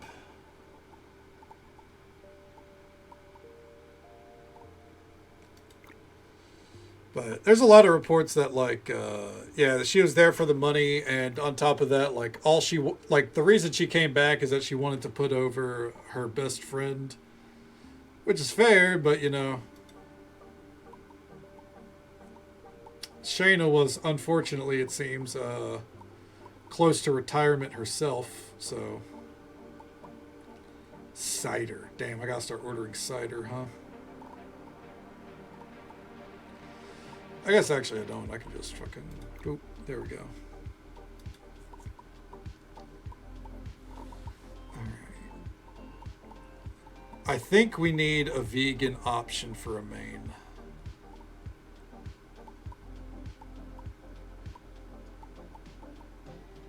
The problem is vegans don't really, are not...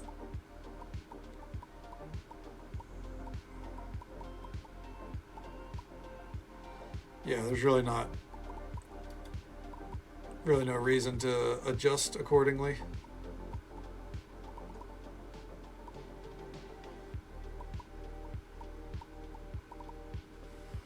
Whiskey coffee, huh?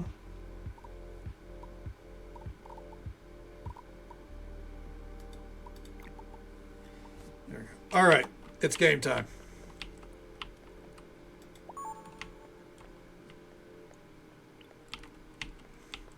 This is going to be a very busy dojo, so let's get it.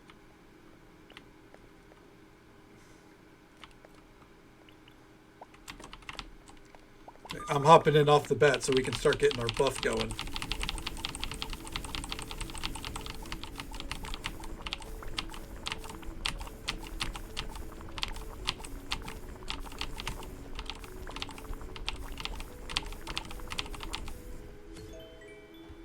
Easy.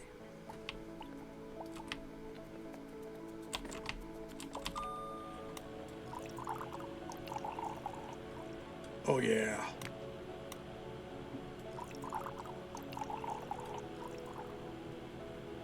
Perfect. There we go. Whiskey coffee. Let's go.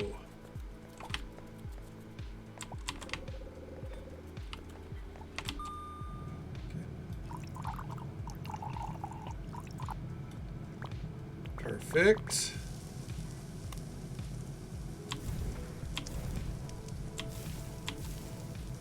There we go.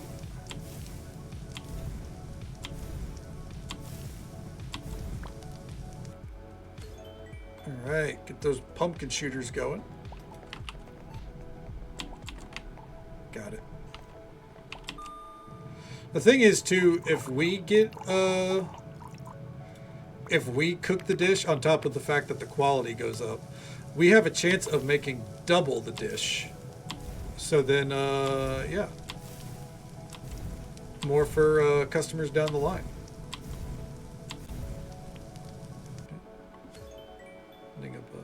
I feel like it is. Like, so, like, I've got Spotify on now to kind of balance it out, but because if you remember, before the patch, the music never stopped. Like, it looped constantly. But for some reason, the soundtrack doesn't loop anymore.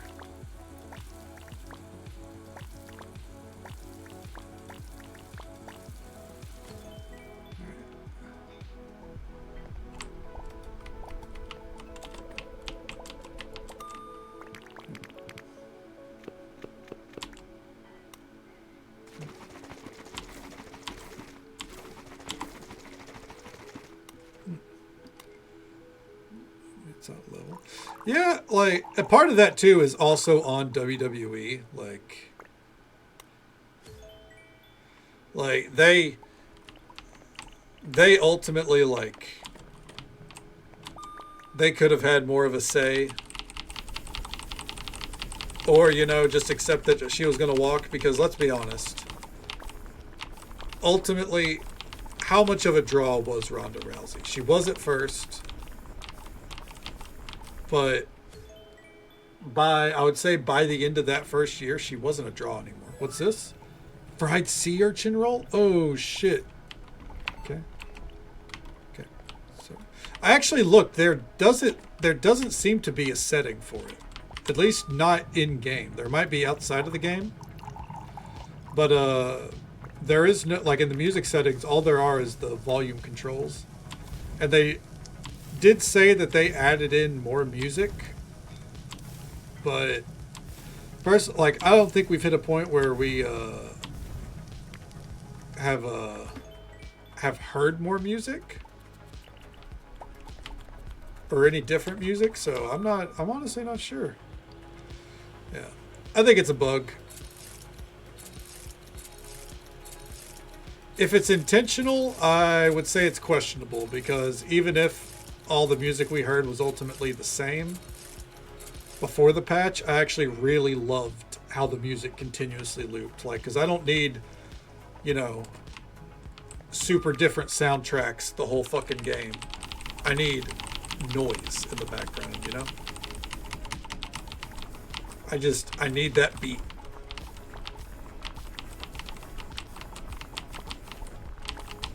Because ultimately, like shit like this, you need a good beat.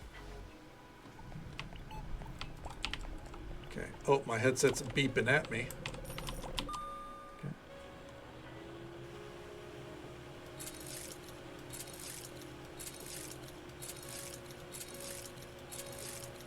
Okay. Oh, fuck.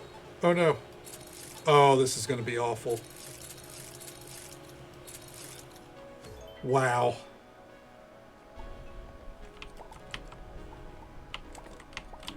I just once I missed one shot, I tried to recover it instead of just letting that one go, and that was all she wrote.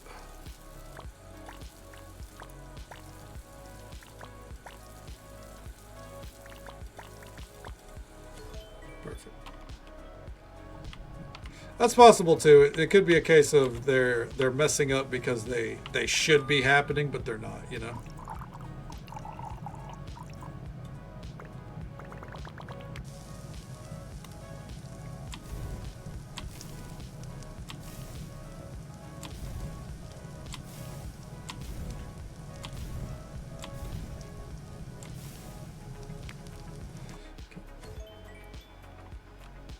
She's just watching so much that Niall's not putting in work. Yeah, yeah. I imagine the botch fest that the second half, or the second half of her run became was a hindrance. That being said, I won't lie.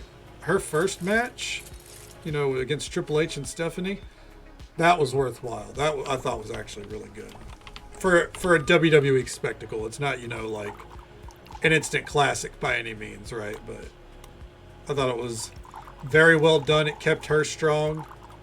Kurt Angle got to be Kurt Angle, and that's all I could ever ask for. Oh, another new recipe? Crab Rangoons? Holy shit. Like, we're on a roll. That's 2 new recipes here. Shake it up.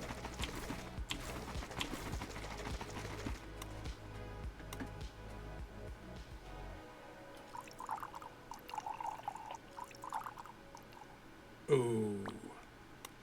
Almost perfect. Okay.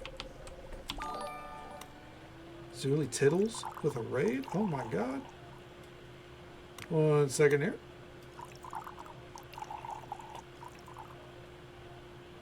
Perfect pour. Fantastic.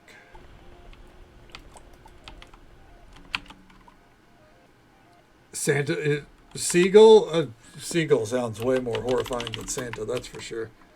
Okay. Oh yeah, yeah, they did a fantastic. I mean, sometimes that's what wrestling is. You know, it's making the spectacle of it. Like it doesn't have to be a 5-star classic, but it could be a great time, and she'll always be remembered for that one at least, right? Shout out to our good friend Zuli Tittles, who was kind enough to bring her community our way. She's fantastic through and through. She plays a wide variety of games. Sometimes she plays some cozy games. Sometimes she plays some action-packed stuff. Sometimes she suffers in League of Legends, which is something that I can relate to. I used to do a lot of it. Yeah, she's always up to something. So show her some love and support. Drop a follow. Say hello sometime. Welcome on in. It's good to see you, Zuli. How's the night treating you? And, Merry Christmas Eve to you, even if for me it's still mentally the day before. What'd you get up to tonight? How you doing? Oh. Perfect. At least for government work, right? All right.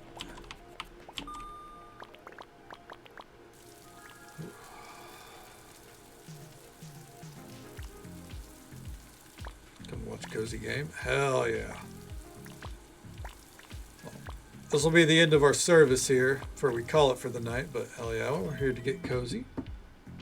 Playing some Space Marines. Oh, that's right. You said you were going to be digging into Space Marines soon. Didn't realize it was this soon. Jesus. Hell yeah. I hope you had a great time with it. Is it living up to expectations for you so far? Surprised he's still up. Yeah, well, unfortunately, or fortunately, depending on your outlook, services in this game are actually really long. A day in this game is like double the day, double a Stardew day, you know? It's fun, lots of blood. Hell yeah. I can get down with that.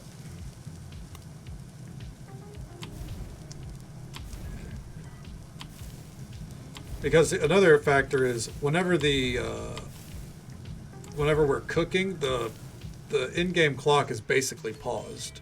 So the more cooking we do, the longer the day cycle is. Like it's only 5:30.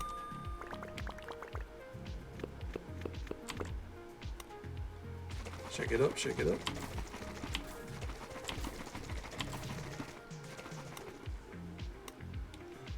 A Punko fact.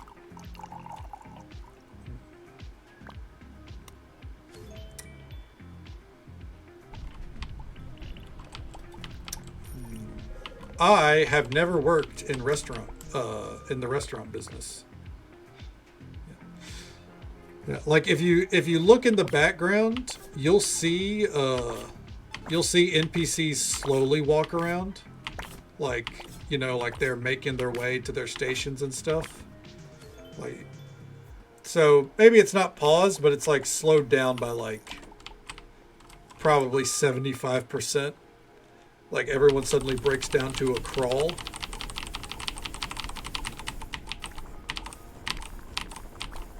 Like if you look around where the A button is. Okay. There are, in fact, NPCs that look like me. You're not wrong. There are some bearded dudes milling about. Just imagine. It's just my one of my brothers like slowly walking by doing a moonwalk.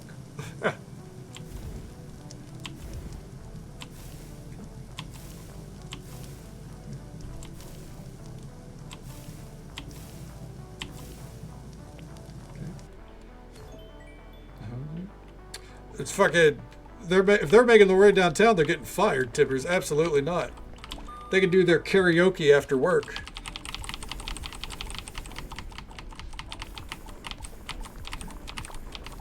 Yes, chef, you are the best chef. Thank you, Soup. I need that.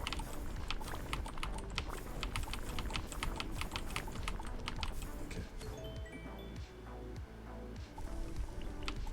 All right. Keep going strong. I'm surprised we haven't run out of Wagyu beef.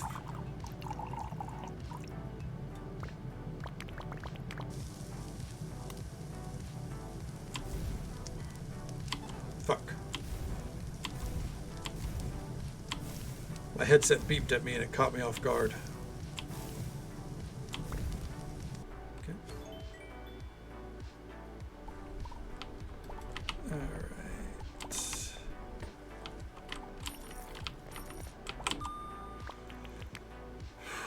Here we go.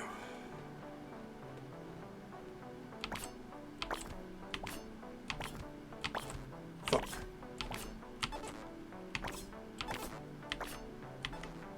What in the world? Oh my god, I got in my head on that cocoa bomb. I really cocoa bombed it, you know?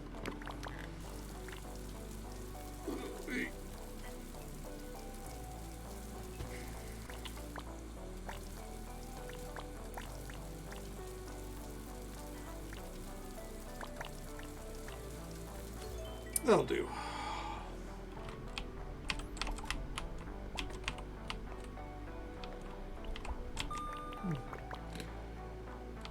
Okay, go. Well, I'm absolutely honored to have you here, Sue, and I'm honored to be a drive, you know, a helping force in getting your day started. You know.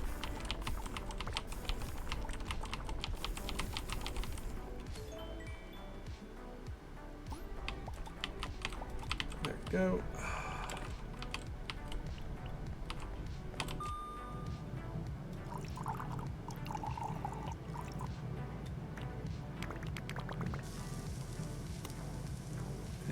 Bam. Bam. Bam. Bam. Oh, yeah. Keep tossing it. Make that, what is this? Make that lobster cream soup, dude. Hell yeah.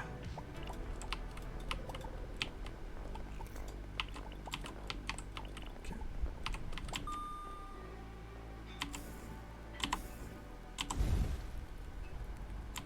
Ooh.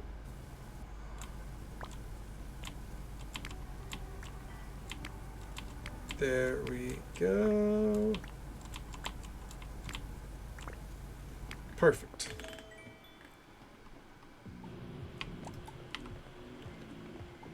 All right. 7 o'clock. We can't even serve it. Like, we can't even close the restaurant yet. We don't close the restaurant until 8:30.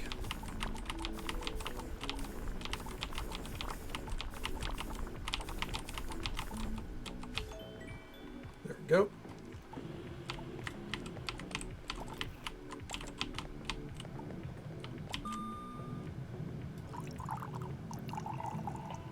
We still haven't run out of Wagyu meat. That's good. Especially because I think tomorrow, like, we're going to have 2 days where we're not operating the restaurant, so it'll let us get our Wagyu meat restocked more or less.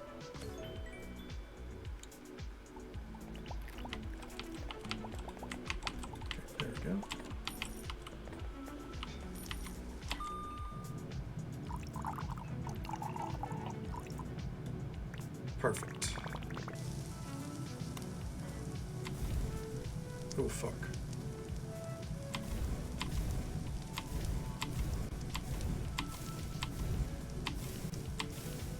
Well, we really nailed it after that. We missed that first one. Oh my god. That was barely a 100.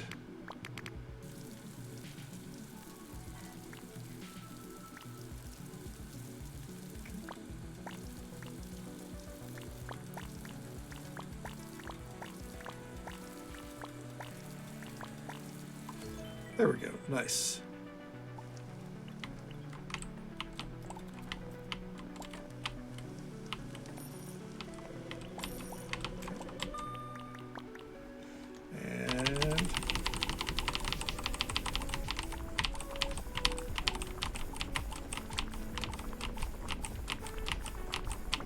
And we are out of something.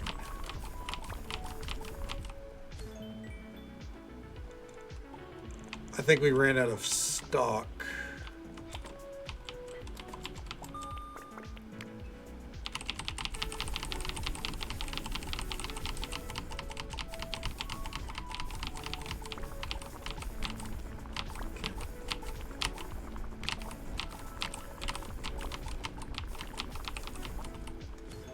There we go.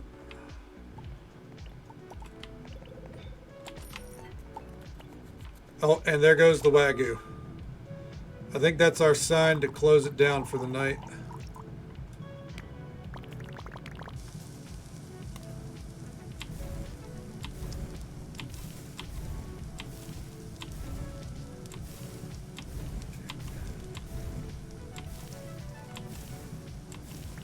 Oh, there we go.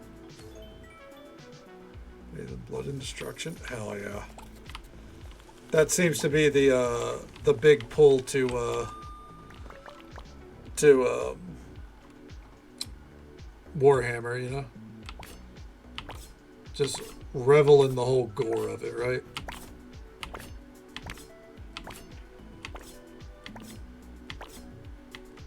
Perfect.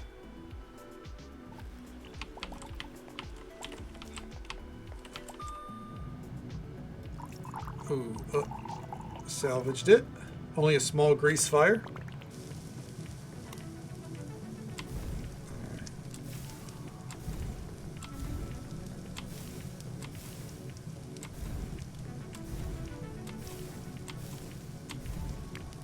Perfect.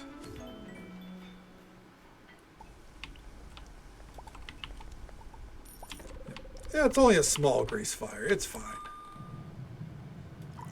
What I've noticed, by the way, is so when it said that we ran out of like Wagyu beef, it wasn't that we couldn't cook what was ordered. It was all that's been ordered or all that's lined up is going to use up the rest of the stock. So it's not a case of like, oh, well, these customers are going to not get what they ordered. It's future customers can't order it, which I think is a nice touch because it doesn't burn you. Like, the only thing you're burned from running out, like if you run out of all of your main options, right?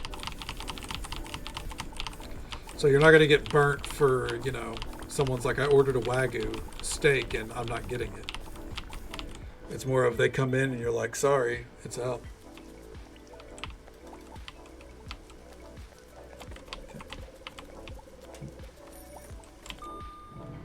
Hellbent destruction.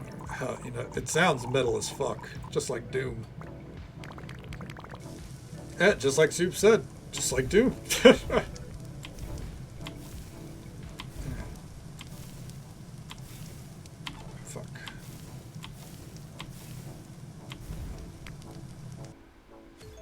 Once that happens IRL.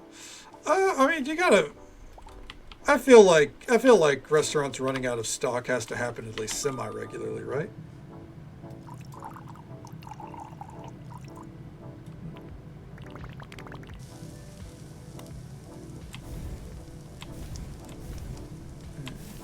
Or at least, you know, they don't have time to make it or something, you know?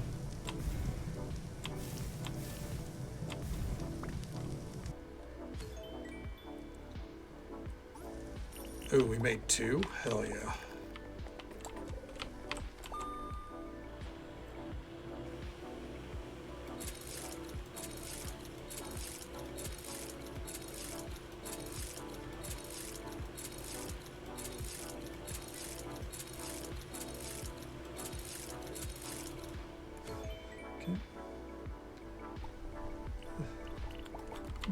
That's blasphemy? Damn, they wouldn't even let you have the option, huh?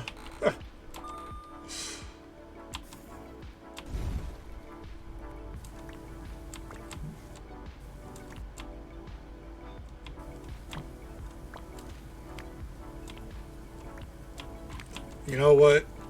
You know what, though, Zuli? It'll live on in your heart.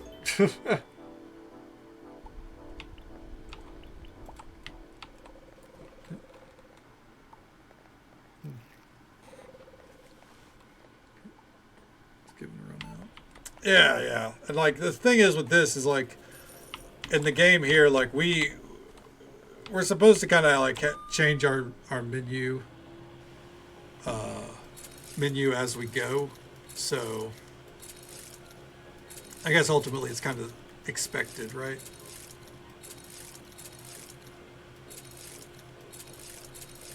They made you murder it, those monsters. Said orca. Yeah, have you never had orca meat before? I'm joking. I'm joking.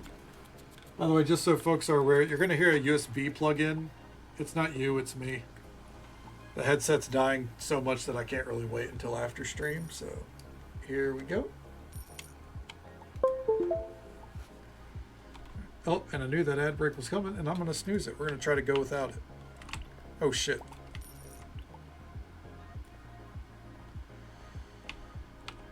All right. That was a great service. 56 customers.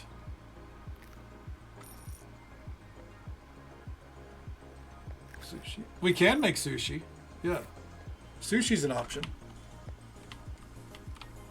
I don't know if we want orca sushi, but we can make sushi.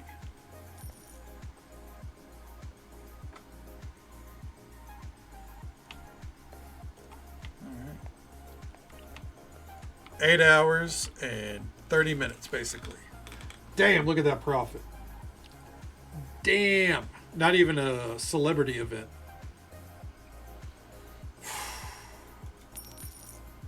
That's good shit.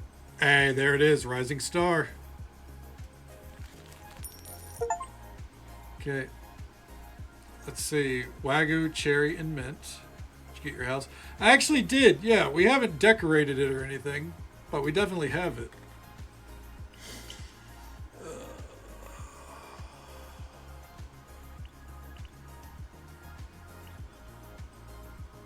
I have to do it. Receive any restaurant award. I think I've already done that. Complete a restaurant service with more than 35 customers. Easy. The dish quality is the issue there. Complete a restaurant service with the menu containing 6 dishes that use 4 or more ingredients. Okay.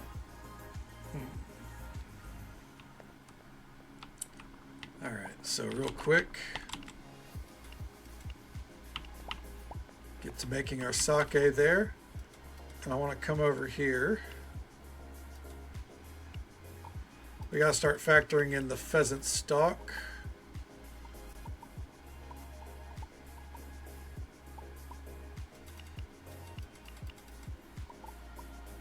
Okay.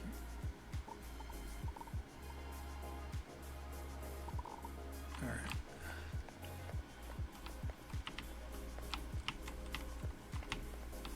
And I think, can we upgrade the fridge now? No, we need the batteries. We gotta figure out how to mass produce batteries, I guess. So that'll be a problem for tomorrow night. Oh shit, hold on.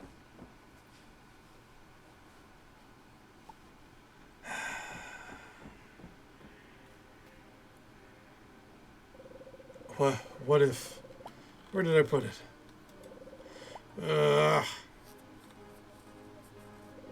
Oh, hey there, Kadana. Just the person I wanted to see. So I got a question for you.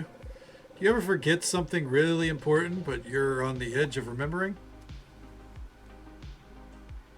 I forget things all the time, but no. Okay. Okay. What's with the hair? He has a daughter, so I think he lets his daughter style his hair. That's my guess. Totally lost in space-time, huh? I get that. But I hope I don't forget what I'm trying to remember. That would be devastating. You see, there's a maintenance room right underneath La Sequoia. We used to do some plumbing work down there for the nearby buildings. The lines were rerouted. The lines 2 years ago. Wow, that's a typo. And it's been abandoned ever since. We used to use it as a storage space. I just realized today that I left something down there. It's very important to me. Let's go get it. Unfortunately, therein lies my dilemma. I lost the key to the maintenance room, and I no longer remember where I put it. The night I had lost the key, I was having drinks with Bowie by the docks. That old man can chat up a storm. Anyways, we were drinking a lot. Next thing I knew, I woke up face down on the ground in the middle of town square, and the key was gone. So, Kadana, would you be willing to help me find my key? Yes. Many thanks, Kadana. I knew you were a kind-hearted person. First things first, you could start by talking to Bowie. He might remember something from the night that we were drinking. All right, there we go. We got his friendship level up, so we finally got a new quest. And I bet it's to open, the hatch right here. So, real quick, is there a bed in our house already? There is not. Do I have a bed? I do not. All right, so we can't even sleep in here yet. Snooze those. All right, that's fine. We'll furnish the house tomorrow, I think. And he's definitely styling, that's for sure. All right. And we hit the hay.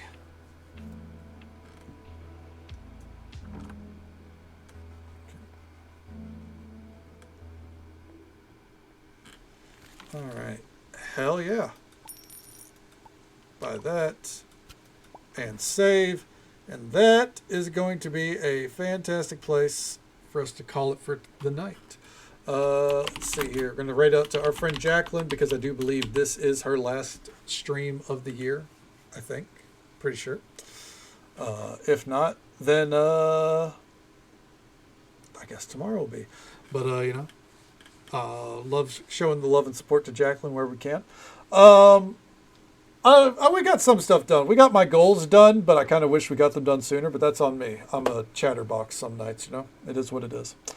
Tomorrow night's stream, probably starting around midnight Central Time, as per usual, go until about now. There is the chance that we start an hour or so early. No guarantee. It's entirely possible. We'll see. And as a reminder, on Thursday, Christmas Day for me, we will be streaming. I'm planning to start that stream probably somewhere between 8 and 10 p.m. Central, so we're here a little bit longer, a little bit earlier. And yeah, I don't know what we're going to do. I'll try to figure that out tomorrow. We might just play Chef RPG. We might play some random things. But either way, we'll have a good time. We'll be here for Christmas. Or the day after Christmas for our friends on the other side of the pond. You know how it goes. But yeah, that's all I got. Good night, Coral. Hope you sleep well when you get there. And Soup, I hope you have a great day. Be safe out there, Chef. And as for tonight, thank you all so very much for watching. Whether you came in at the start, halfway through, dipped in and out, however you spent your time with us tonight, I hope you had a good time. Hope you had as much fun as I did. We got a short list to get through here. Thank you, Disc Golf Drewski, Revan EX, Straw Betty, and Zuli Tittles for the raids. It's an absolute pleasure to see all four of you. Thank you so much for bringing your communities this way. Thank you for hanging out with us. And I hope you all have a fantastic holiday ahead of you. Jacqueline, thank you for the Prime sub. That love and support means the absolute world to me. Thank you so very much. And thank you for all the follows we got tonight. We do keep those anonymous for the sake of our lurkers, but I hope you all had a good time.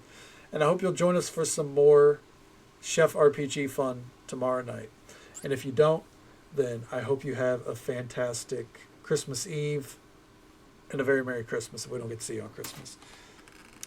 Allie, you never got to thank me, but thank you for hanging out. I'm so tired. Until next time, folks, take it easy. Stay safe. Take care of yourselves and be kind to yourself. But be kind to someone else as well, because you never know if that little bit of kindness is what they need to get through the rest of their day.